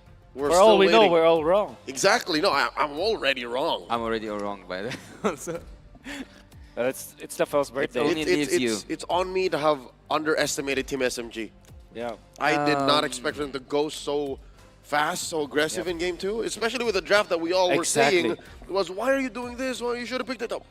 I gotta say though, there was a time where we really criticized the draft, right? And even I wasn't visible in the cameras, but you know my body language was. I was like, man, they let the Matilda go. But we did say that there was a win condition, and it was there were two important win conditions. First, win the lane. Second is go for isolation plays, go for pickup plays.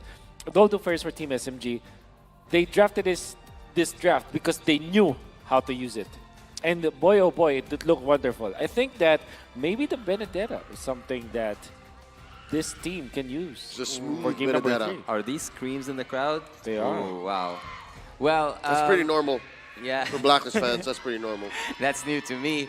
But having that being said, we are seconds away from seeing who's gonna be able to finish this series. We'll finish this day off. Will it be either Team Blacklist or SMG? But I will go back to one point you said, and actually we all said here on the desk that it's nearly impossible for Team SMG to win with this draft. But also we pointed out some possibilities for them to win. Let's go back to something. I don't think that Team SMG actually won because of the draft, or actually would have been lost because of the draft in this game.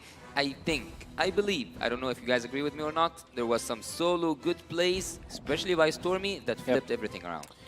Yeah, they brought it. They really brought it back with this Lilia being very aggressive against the Faramis. And I was kind of saying that some players prefer the Faramis versus the Lilia just because of the positioning, but we saw how well they utilized that Lilia to win the mid game. Would you take it again as a first pick? Yes. Whoa. Yes. More confident now. Yep. And actually, you might be surprised. Maybe because of this loss, Blacklist will now choose to go first pick. They first pick it themselves. That's a very Blacklist thing to do, you know. Yep. And then they also just respect the fact that Team SMG are able to go that fast. In game 1, they did not go that fast. I mean, maybe it was with the draft. So now you have to wonder, right? We made them so comfortable in game 1. We let them pick up what they wanted. Now, when Team SMG is forced up against the wall, up a corner, they bring out these pocket picks, these strats that allow for them to be so aggressive. What's going on in the mind of Coach Pao? What has he been left cooking in the lab? I think that Saxa, when I saw actually the Benedetta, I was having those memories of seeing Saxa switch with the XP lane in terms of the Benedetta itself. Because at the finals of MPL Malaysia, we have seen that happen, and he was perfectly executing that. I think that Benedetta is a hero that Blacklist also plays, so maybe they snatched that Benedetta. Is it still Edward? It's still Edward. That's right. There's a Batusai version of Edward. That's right. Variant, I mean. That's right. Quick recap in game 2, it was an MVP performance by Smooth. So now, I don't doubt that maybe Blacklist will see that as a priority. Okay. Who gets the... Okay, so they still get the second pick. I remember they banned out the... It's actually... What did they ban third? I forgot. But anyways, at least for Blacklist, they're going to be banning out the 1-1. Guinevere. Yeah, well, Guinevere. Game 1 was Bruno that they banned out. Maybe this it's Angelo. Okay. A different. This will be a different. This will be a different choice now for Team SMG. They're baiting something else out. Exactly. I think that both coaches are cooking something. You banned the Valentina still for Team SMG. It's like it's no longer Haka Sensui going up against Blacklist. It's Sakayue. So it seems. I see you change a bit by a bit, Wolf. Earlier on, you didn't favorite that Valentina at the beginning, and then not favoriting that Lilia. What changes your mind? Is it the perfect execution? It's mainly because they take, it's like I said, Hakayue. So that's the focus. And also they're very comfortable with it. They're going to keep doing it, man. They're going to compromise Yue because it worked so far. Yep. It's just one game. Do you ban the Bruno if you're Blacklist or just leave it open because you know for sure that you can pick it up? So maybe you just ban 1-1 here. Force Team SMG to pick up the Lilia, then you get the Bruno. Time to go to the Oh, they banned it themselves. Oh, I think they are sending a strong message. Like, you want to ban Valentina for us? Let's also ban the Lilia. Man, we don't this care. is exciting. This changes the dynamics. This is exciting. That leaves open the Guinevere. Farum is still out there. Wanwan's still out there. Oh my god, Faramis 1-1 is such a strong opener for Blacklist. Matilda also out there? Not yeah, to Matilda is out mention there. the Matthew Hilda. Oh, there it is. Okay. Then you don't have the Lilia to answer it. How do you pick it up? So yeah, you go Claude for sure. I think you go. You maybe secure the Minotaur now with your Team SMG. Oh, that's such a good front line. Yep. Rakasasa. It's the second of the group stage. All right. Okay, all right. And it came in at the last moment too. The very moment. last second, it registered as a maniac. Yep. Okay. Oh, the first. Okay. So anyway, Minotaur, you don't want to give the them second game. Yeah, Yep. second game Second first. game. You don't want to give Second, first, third, fifth World Championship. Confusing. Numbers. I think you want to use the Minotaur now, honestly. Oh, no. Okay, I understand why they go Lilia, but me Blacklist can just pick up the Minotaur now. Rafaela with the Claude, do you think that this is actually something that can work out? I think that both of them are so weak in the early game, they cannot, like... I wouldn't defend that Claude with a Rafaela. I would have, like, took something more. Honestly, it's I like it. I don't think it's a matter of defending the Claude. It's enabling the Claude. Maybe, yeah. This is Team SMG we're talking about. Yep. They're built diff. Wow. They didn't pick the Minotaur. That will be the perfect hero, but still they got something similar, which is a hero with a stun. So the Martis instead of the Fredrin, understandably so, because you need eliminations Yep. with your lineup. You stop it. You let them think that they're safe with the heals, and then you say nay. There's a lot of the nay. Phobius. You protect the 1-1, you protect the Martis. More crowd control, maybe? For both of teams. Harlot's still out actually. there, by the way. Yeah. Minotaur, the one you are calling out so far. Could be the ban for Team SMG along the way. If, yeah, I think that is the valid decision. The thing with the opener here for the Rafaela plus the Guinevere coming out from Team SMG is that you confirm that the Guinevere is a jungler, or at least not a roamer at all. Well, Phoebus being banned, does that mean we'll see a Benedetta from the Agent Zero? The Phoebus, actually, yeah, it is obvious for the 1-1, but maybe add upon that a Yeah, for Benedetta. sure. You wanna you wanna pick up the Benedetta 4th pick if that in that case. I guess Team Blacklist, if they have this Martis plus this 1-1, they probably will not go Benedetta. They might go something like Terizla so that they protect themselves first. You need a front liner. And it's faster damage. Yep. Better ways to pull in, because you are kind of diving if you're looking at the one. Correct. You're all dive, to be honest, like these first 3. Yep. There still is a benefit for the Matilda Faramis though. Or maybe Renjay just goes for Kaja. Oh no, there's a Rafaela, so maybe they want Kaja anyways. Ooh, what if you put Matilda? She's still out there. Yeah, Matilda. Actually, they will be banned, but okay. No? Same idea, I guess. They heard you. They heard me. I will choose my own path. So that is Arlet. There it is. Called it. Yep. That's going into... Okay. No one knows, actually. We don't know if this can still be a roamer. What is a DPS mage? I think Benedetta still is good for SMG, all things considered. I think they need something to take damage. Someone to take damage, actually. Yeah. So without the Leah, Gord maybe? might be the best. Or a Farsa, actually, for Team SMG. Oh, yo, it's been a while. Yeah, Stormy. Yeah, I guess those are my two guesses. Gord or Farsa. Farsa would have been my choice, actually, against a 1-1. Yeah. That's a natural counter. Yep, You just blow her up before she takes to the skies. And then, instead of the Benedict, well, Benedict is a pretty good hero, but maybe they Khalid instead. Yeah, because that really, Khalid with the Rafaela plus the Farsa, that's a very strong hero combination. Oh, we're golden again. It's more. More burst. Okay. Okay. They're going dive for dive. Isn't that too much true damage on Team SMG? Nothing is too much. They need everything. Yep. Given the way they played game 2, I've learned to never doubt them. Honestly, Tiger still looks like a good option here for Blacklist. Not gonna lie. I think even a Franco would do something here. Franco is good. Always on the way. Okay, Matilda. Always on the way. Let's see. Matilda is there. Again. They're looking to redeem that game 2. Yep. There are only two different heroes here, which is now instead of the Fredrin, it's the Martis, and instead of the Brody, it was the 1-1. Yeah. Right. So, what is the benefit of having a Matilda and the Faramis? Again, it confirms the crossbow of Tang. Right? Yep. No matter what happens, you're gonna fly. She's gonna get it. Yep.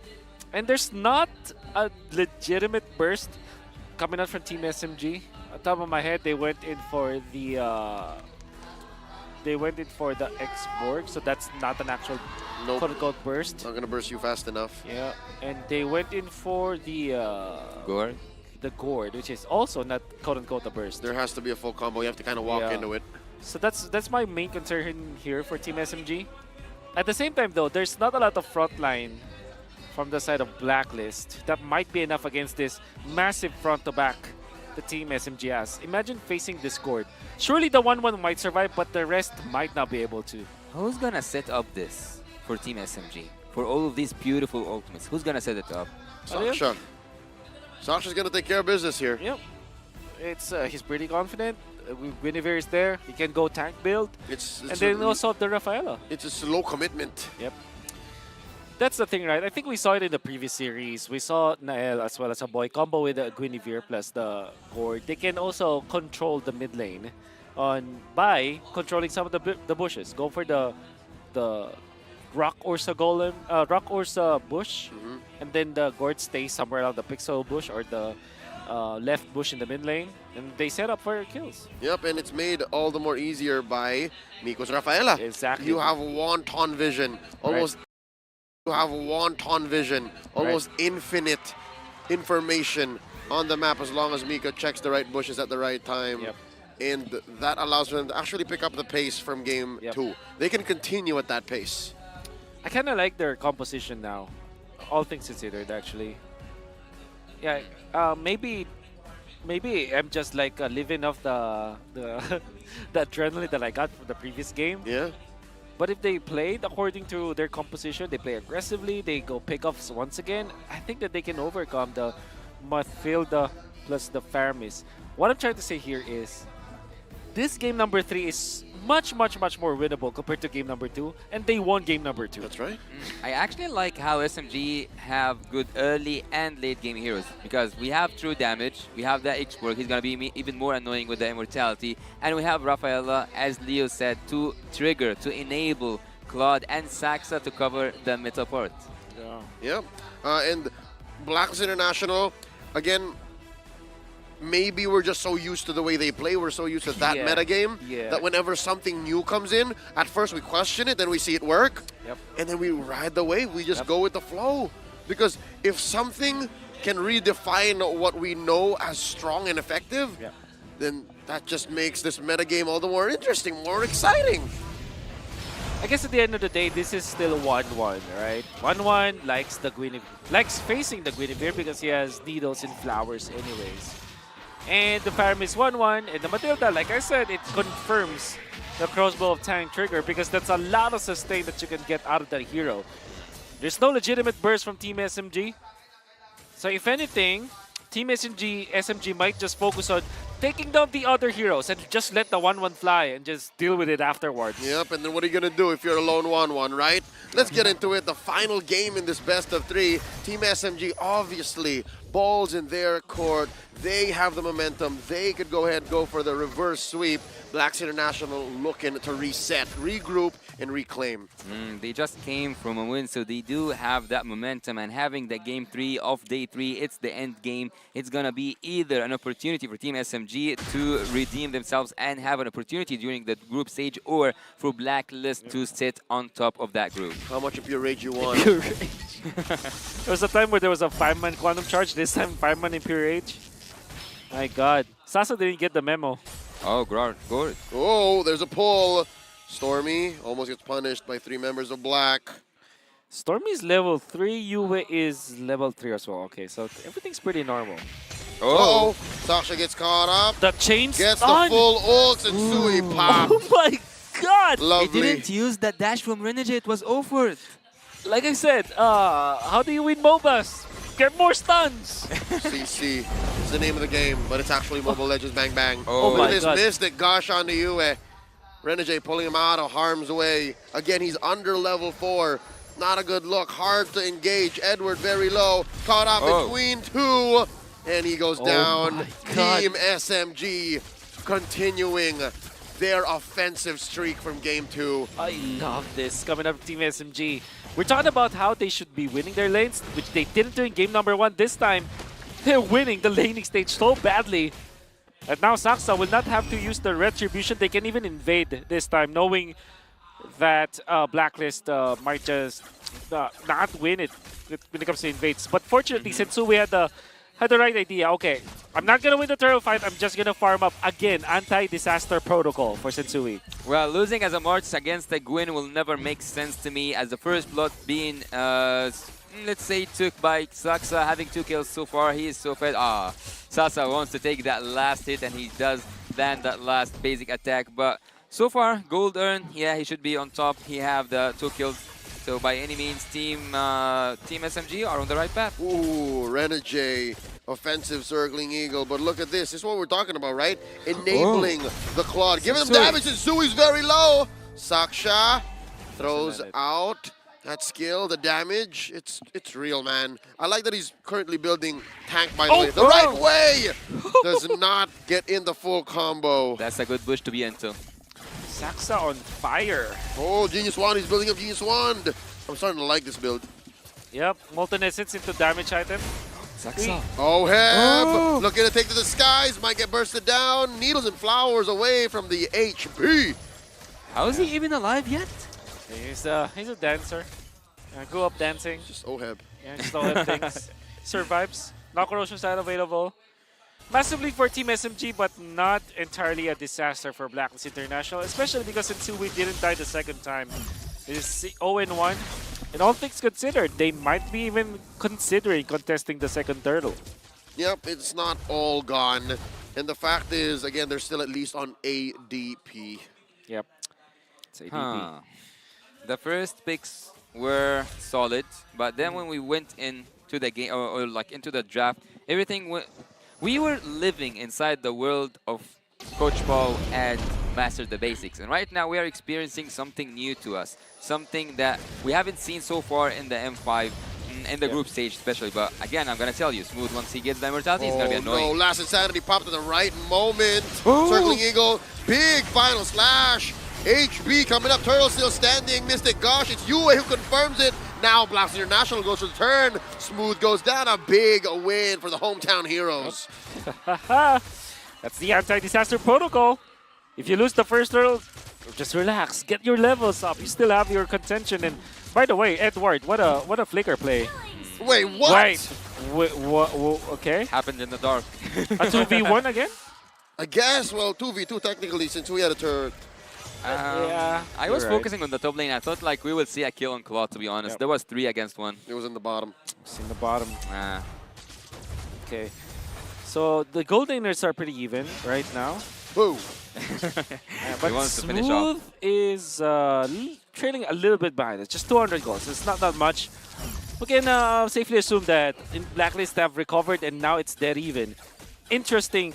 So the reason why Blacklist or Team SMG weren't able to kind of really stay and establish their position, even when they have the X-Borg as well as the Rafaela, is because of two things. First, Smooth was too far away from his teammates, and second, Saxa went for the damage build-up. So he cannot stay in front, but look at that! Full-on combo, forcing out the early Netherrealm. Edward stunned in place. Blacks International able to regroup. Team SMG backing off. Blacklist International are putting a bounty over Sasa's head. Look, they are one Sasa gets sandwiched, blazing duet. Able to save him, but only for a second more. The pull puts him into harm's way, serving up a kill to the Filipino snipers. Blacklist confirms and converts into a turn up top. Saxa coming in, the Purify from the mid lane Magician. Sasa's about to get popped up before taking one out on the way. Traded out for Saxa for UA, but UA responds. The 50-50. You can see Stormy waiting for the 50-50. He either goes ultimate on the right or on the left side. Missed it. Made the call. Now turtle fight. Look at the poke.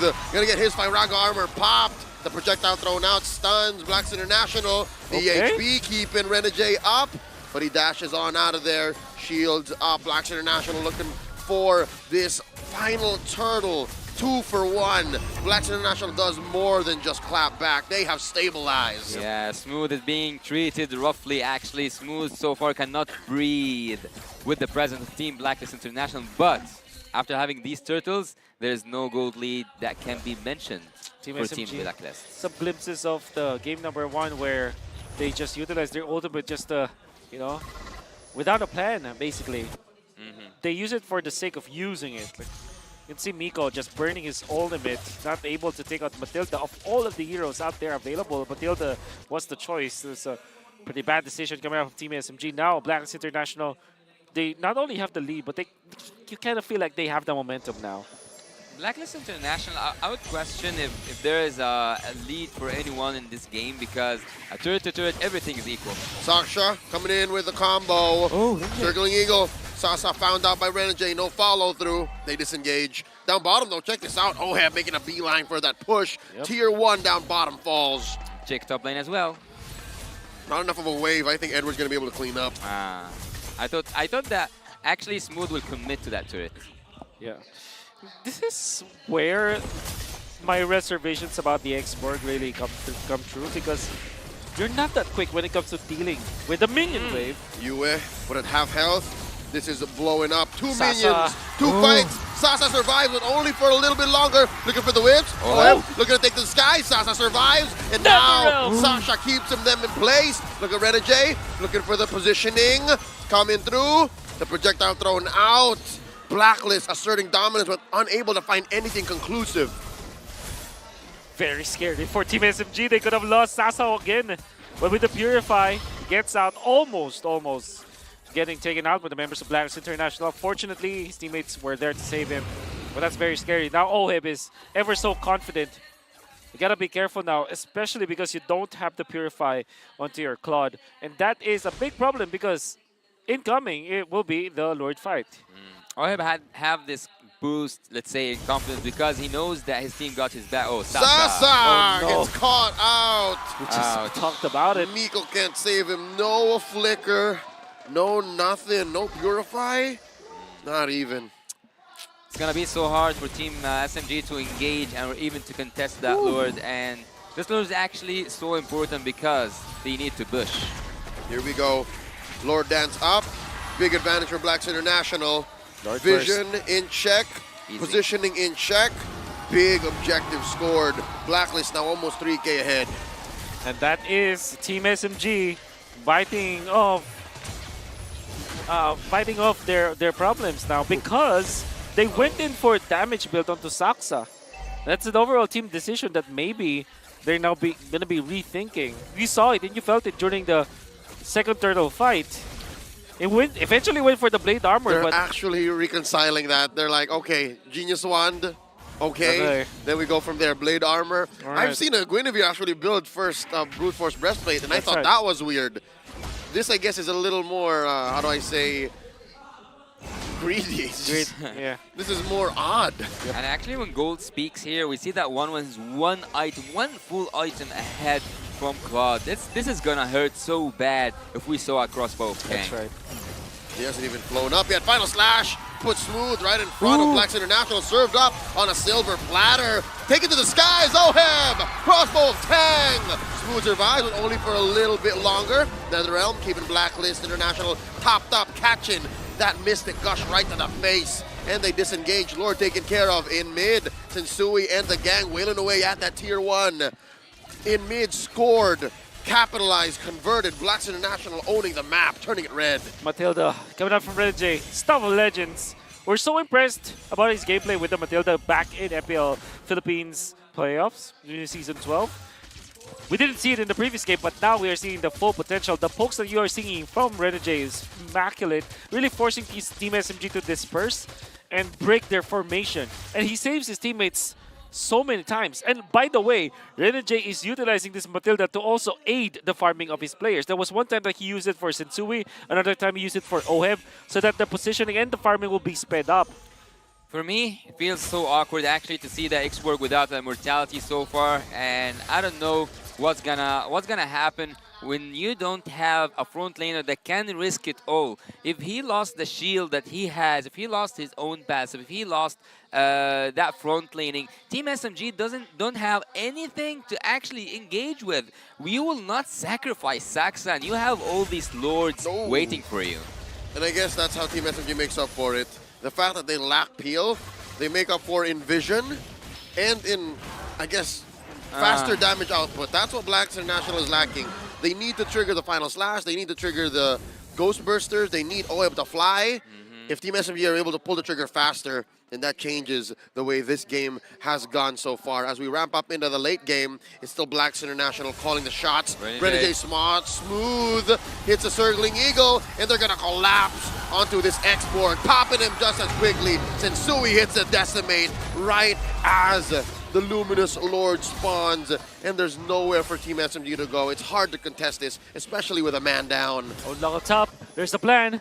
Oh, Sasa barely escapes. But that means Blacklist International will have another uncontested Lord. That Lord will be so easy, actually. Oh, it's not. Oh, Saxa wants to contest that. Even by being behind in gold, he still wants to go for the retribution. This is not a dance. This is not a dance. This is a highway robbery if Saxa is able to get this. Lord here, a fifth of its health, a 10th in retribution range. Sensui not letting this left up to fate. He's like, yeah, I know they're very far off, but let me retribution. It's on the way. At this point, you cannot afford mistakes. By the way, big props to Edward just zoning out Guinevere. First item, Radiant Armor, followed up by Dominance and Blade Armor. That allowed him to be aggressive. Yeah, this is Blacklist Why International is X-Borg versus not completing the anti-curse or Team even going for the SMG. immortality? Yan, currently, Blacklist International nasa lead. And also, he can afford it. With almost 6K gold Did I lead. see that correctly? Edward having the roam boots? I didn't see Yeah, that. we're also live at Facebook. I hope we see that again. In just a bit, but YouTube. yeah, no, it's Please do possible. follow Maybe our they've social come to media the point where they pages. need the utility of Rome coming up at this point in the game. Lord crash it up top. Down goes that inhibitor. Permanent damage dealt to Team SMG's structures. Permanent damage that they'll have to constantly think Kaya about. ba to? Is Ednable? Bleeding. Kaya bang tapusin ngayon ang Blacklist International? Spent it already. They're happy with this outcome as they back off. This is dangerous. Team SMG pulls the trigger on the Gush as Blacklist sends packing. A sweet disengage. Langanin to para sa side ng Team SMG. Isang story na lang at tira sa dalang random depensa at balak at mamaya-maya basagin ng Blacklist. Okay, Sasa. This is very scary. The 1-5 conceal play. Position 1 and position 5. Oh no, Sasa. He dead. Does he have Purify? Does have Purify. He does. But he doesn't know, though. He doesn't know. He's gambling with his life. Kakabang dita, Oheb. And, okay. And Renegade. He's going to try to get this orange. Not the Kaligtas safest si Sasa orange, dito. but the fact that Miko's very far off, too. Oh, he's going to get away with it anyways. Yep. They didn't feel confident about it. To be fair, the 1 plus na Matilda, such a weird combo. You know, it's not like a big... It's not an instant burst of damage. Ang Blacklist International dito, kung magkamali ang tawid dito sa mga member ng SMG ang siguradong babaksak. I think that Oheb and also Renege have been sleeping in this bush for quite a solid minute. We've seen Filipino teams do this much longer. Yep. We've seen upwards of 3 minutes, 4 minutes. And now, the test of patience. I think they're approaching 2 minutes now. Do they want to find the back door or like see a Yeah, team welcome sa mga viewers natin. Salamat sa panonood. Kasama ko, ChezyGaming. Yep. And A-okay. But this will be another defense coming out from Team SMG, just controlling the minion waves for now. Lord, gonna be up. Obviously, both of the junglers are level 15, but Ito na sa International, Lord. they can burst this, Unang especially because they know that the cloud dito is ang in the bottom Blacklist lane. International pero saksa. They're short a man. Nakabantay pero Edward nakita siya. Backpop muna Yui. Kaya ba kumakot isa? SMG do have the ability to defend, but will they go for a defense though? All right, Renege cancels it. Lord here, just approaching under half health. Down to a 4th, down to a 5th. Yasusu is going to have to commit to the retribution. In comes Saksha. There's a turn. There's a turn. Down goes Saksha. Lord still standing. He takes it. There's a turn on Sasa. Takes the Lord. Pero alam niya dito, tumatakbo dito ang Blacklist International. Maiibig dito. This is endable, they're saying. Dalawa na ang baksak sa side ng Team SMG. Oh, Edward! Oh! Pero Storm is also down. Dalawa ang depensa sa side ng Team SMG. Endable na ba to para sa Blacklist International? Big fat wave in mid. Just Miko and Smooth. Smooth and Miko. Can Team SMG hold on? They're clearing the waves. There's still a big siege cannon here. And Smooth gets his immortality pop. Miko catches a face full. The Lord is here. Into range. It's just Miko This left. is the end. Blacklist International takes game number 3. You try, Blacklist will and did break the code. Game 3, last game of day 3 is concluded. Team Blacklist International are ahead in their group. Turtle number 1, it was heavily in favor of Team SMG. They're winning the early stages of the game already. They're doing a great job, especially because they have found a lot of pokes onto Yue. They actually prevented the NetherRealm to be available against the first turtle fight. They won it one-sidedly and they were controlling the map. 1,000 gold lead, but then... Medyo alanganin na yung standings dito ng Team SMG. Immediately, they didn't even contest the turtle fight. They went straight to garnering the levels for the margins. Nakikita mo talaga yung kartada ng mga Philippine teams dito. A lot of strength that we saw coming out from Team SMG. That was mahawa. the problem because now they decided to go for the magandang lead. Didn't have the authority to group be in front of standings. Blacklist International and second turtle, and the rest was history. I'll have to concur, Wolf. That did feel like it was excessive. It felt like they were ahead by a mile. But the Shout out kay Jake Bricks Ponce, Jerome Topilas, Rainer Jan, Joanna, not having the right breath or tempo Yunyan, for that early game to actually snowball into what Juliana, they wanted to get. Rodney Van Consejo, But here now, and Tony Tiokson, Pulotog ng Vengeance Guild Squad. Offense and defense, who was the beatdown, and because of that, they walk away with the dub. Yeah, Here's our MVP, stay focused. Yue for the win. Yue, the mid lane genius. Yep. But obviously with this Theramis, struggled a little bit in the early stages. But because of his usage of the Purifiers, well, in this space, We are already halfway ng group stage. Tomorrow, the turning point is here. Kailangan makabawi ang mga team. Lalagahanap pa rin ng panalo sa group stage. Once you give them a turtle, they snowball off of that. And I will give credit to the overall idea here coming up from Blacklist International. They don't contest what they cannot contest. They always go for the better team fights. They don't risk it. They look for team fights that they will have the advantage off from. And here, in the early game, you see that there is a little bit of give. It was actually Team SMG calling the shots. Shout out sa mga viewers But natin. eventually, Welcome to as soon as ChezyGaming. the tides have turned, Official you'll streamer know that, partner for hey, wait a minute. Maybe Team SMG don't M5 understand World exactly that it's now Championship. Blacklist who's ahead. Here, very good recovery coming from Blacklist because that was when the Gord landed a big ultimate and then they just turned it around. Blacklist International scores 2-1 against Team SMG. Nanganib ngayon sa group stage. Getting 2 people, setting up for another Sensui kill. Not having a solid front laner actually was the trick for me in this game. SMG were, for me at least, they didn't have any opportunity to go inside and force a fight. Yep. You see that, again, play coming out from Sensui. He used the Ashura's aura as well as Ashura's Wrath as well as the Mortal Call to fend off this Guinevere because Guinevere was so zoned out. He didn't have enough tank ability to be in the front lines. And it's the big problem here is that you don't have an additional here to go for that play because the X-Borg is not as tanky as something like maybe a Terizda or an Edith that we cannot prescribe this team. There's somebody else has to be in the front lines, but because the X-Borg was really just destroyed in the lane on the mid-game stages of the game, you saw that the Guinevere Saxa didn't have enough vision, staying power in the front lines. Actually, the MVP was concluded. We saw that Yue is the one who is the MVP. But for me personally, I would say that Renegade was the man behind the scenes. He was moving everything around, making everyone safe, engage, and disengage.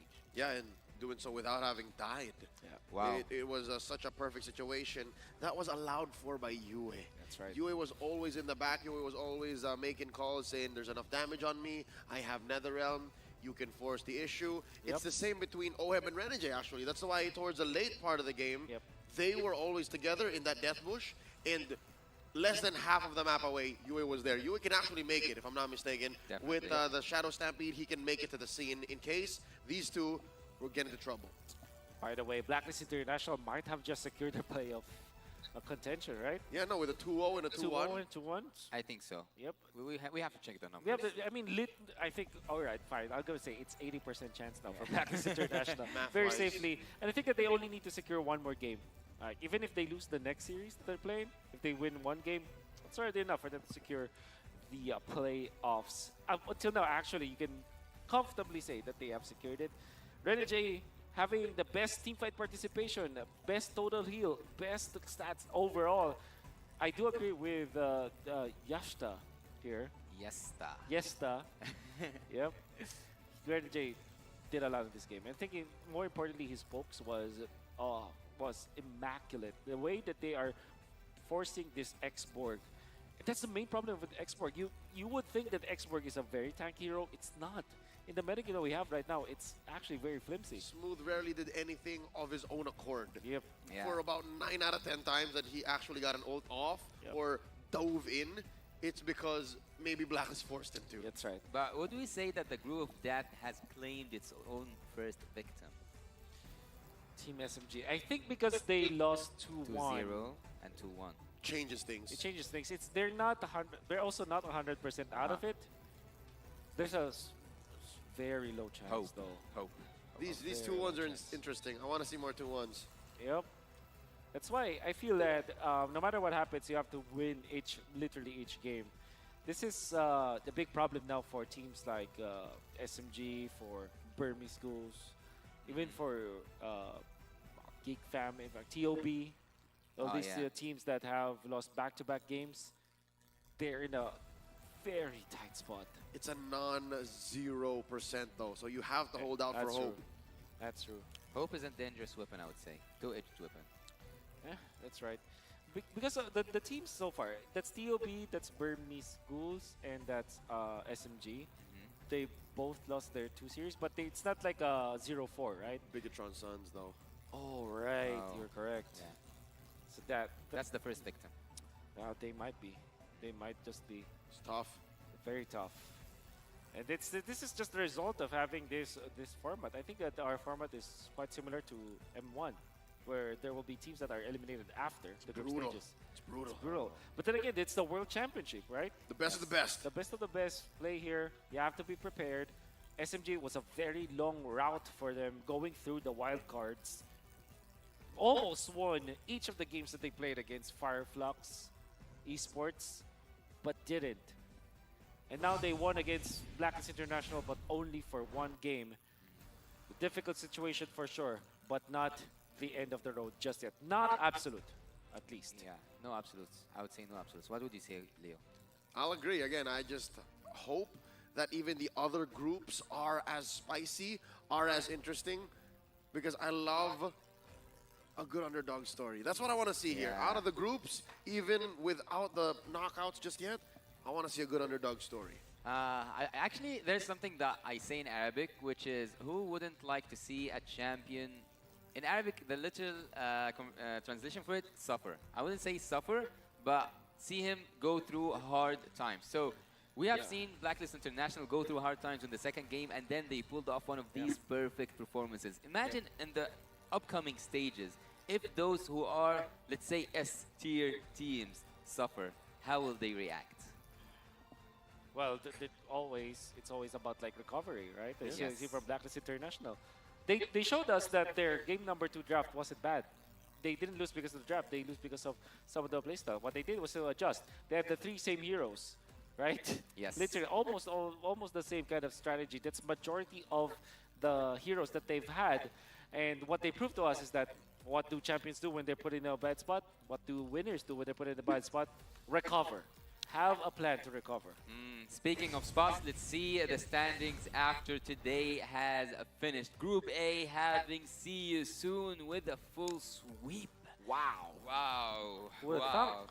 Yeah, they are the ones who got the opportunity in Group A to have 2 matches. Yep. That leaves Onyx, TE, Triple Esports with only 1 match. Group B now on top, Blacklist International having those amazing games today to finish it. And also Group C, we see that all of them just played 1 game, right? Yeah. So AP Brand on top, but that's because they won 2-0. And Group D, Homeboys, it's looking good for them. 2-0. They have only played 1 game. They still have 2 more to go. But Devo are in a bad spot with Geek competing on that second place. But still, as you said, hope still exists for TOP, the Ohio Brothers. I want you to turn your eyes onto Team Flash. Look at that. They're 3-3. They're almost there, but technically speaking, they're also in a very bad spot. I think, imagine this: Lil Gun, Team Flash, and Burmese Ghouls. Literally, all of them have their chances. And tomorrow we'll see some of these come to fruition. We're starting off with the Ghouls going up against Lil Gun, and then Fireflux versus RRQ Akira, Geek Fam against Devo. Days Vault from the ECA, they're showing some promise. That's right. And of course, Onyx, tournament favorite, going up against Triple Esports. That's how do you feel about that? Not good. That is not good. That's the feeling. That's Onyx. That's a big boss, basically. You know. Actually, before while the groups were drawn, I was praying not to go up against Onyx. It's just how it is. It's up to Coach Lyric and the boys now. Yeah. Yeah, I trust them. They will do something good. Whew.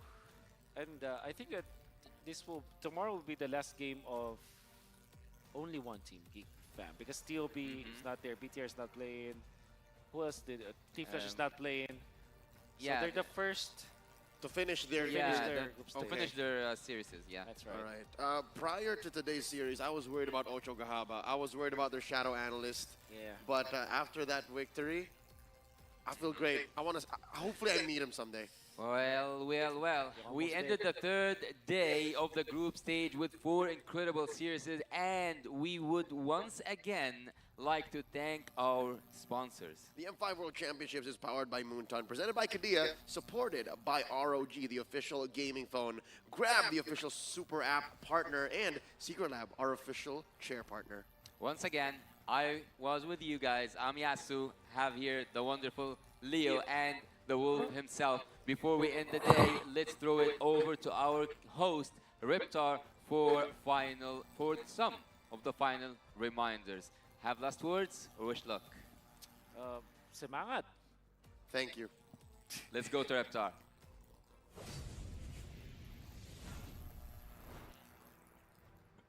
After 3 days of non-stop action, finally, we got to witness 16 of the world's best Mobile Legends Bang Bang teams be better than great here at the M5 World Championship. We saw the Cambodian representatives See You Soon clinching their second straight sweep victory. This match was followed by the Mongolian Downloaders, sticking to their identity, what they're known for, after securing another reverse sweep against Singapore's Team Flash. We continued with the Indonesian runner-up Geek Fam bouncing back at the cost of the Ohio Brothers' demise. Finally, we got to witness Blacklist International deny the reverse sweep attempt of Team SMG, defeating them 2-1.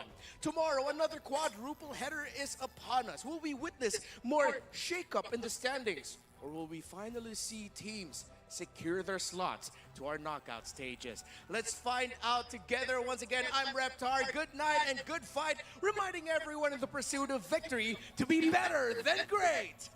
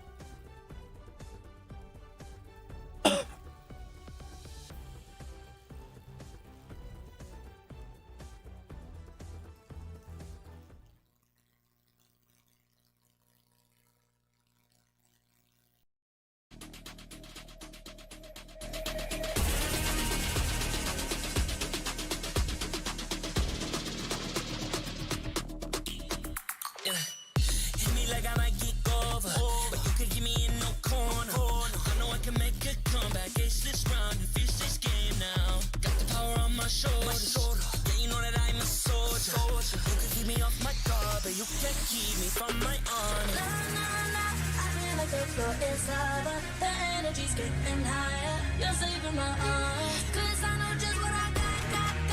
I got you like na-na-na. And you know I hold the power. This feeling I love. Oh yeah. Making my grind good to great. So don't stand in my way. Standing tall and I won't fall over. We are better than great. Good. We are better than great. We stand tall, won't run away. We are fun, nothing gon' change. Great. We are better than great. I'm better than great. I play my own role. I become the greatest. Transcend myself into this game, yeah. I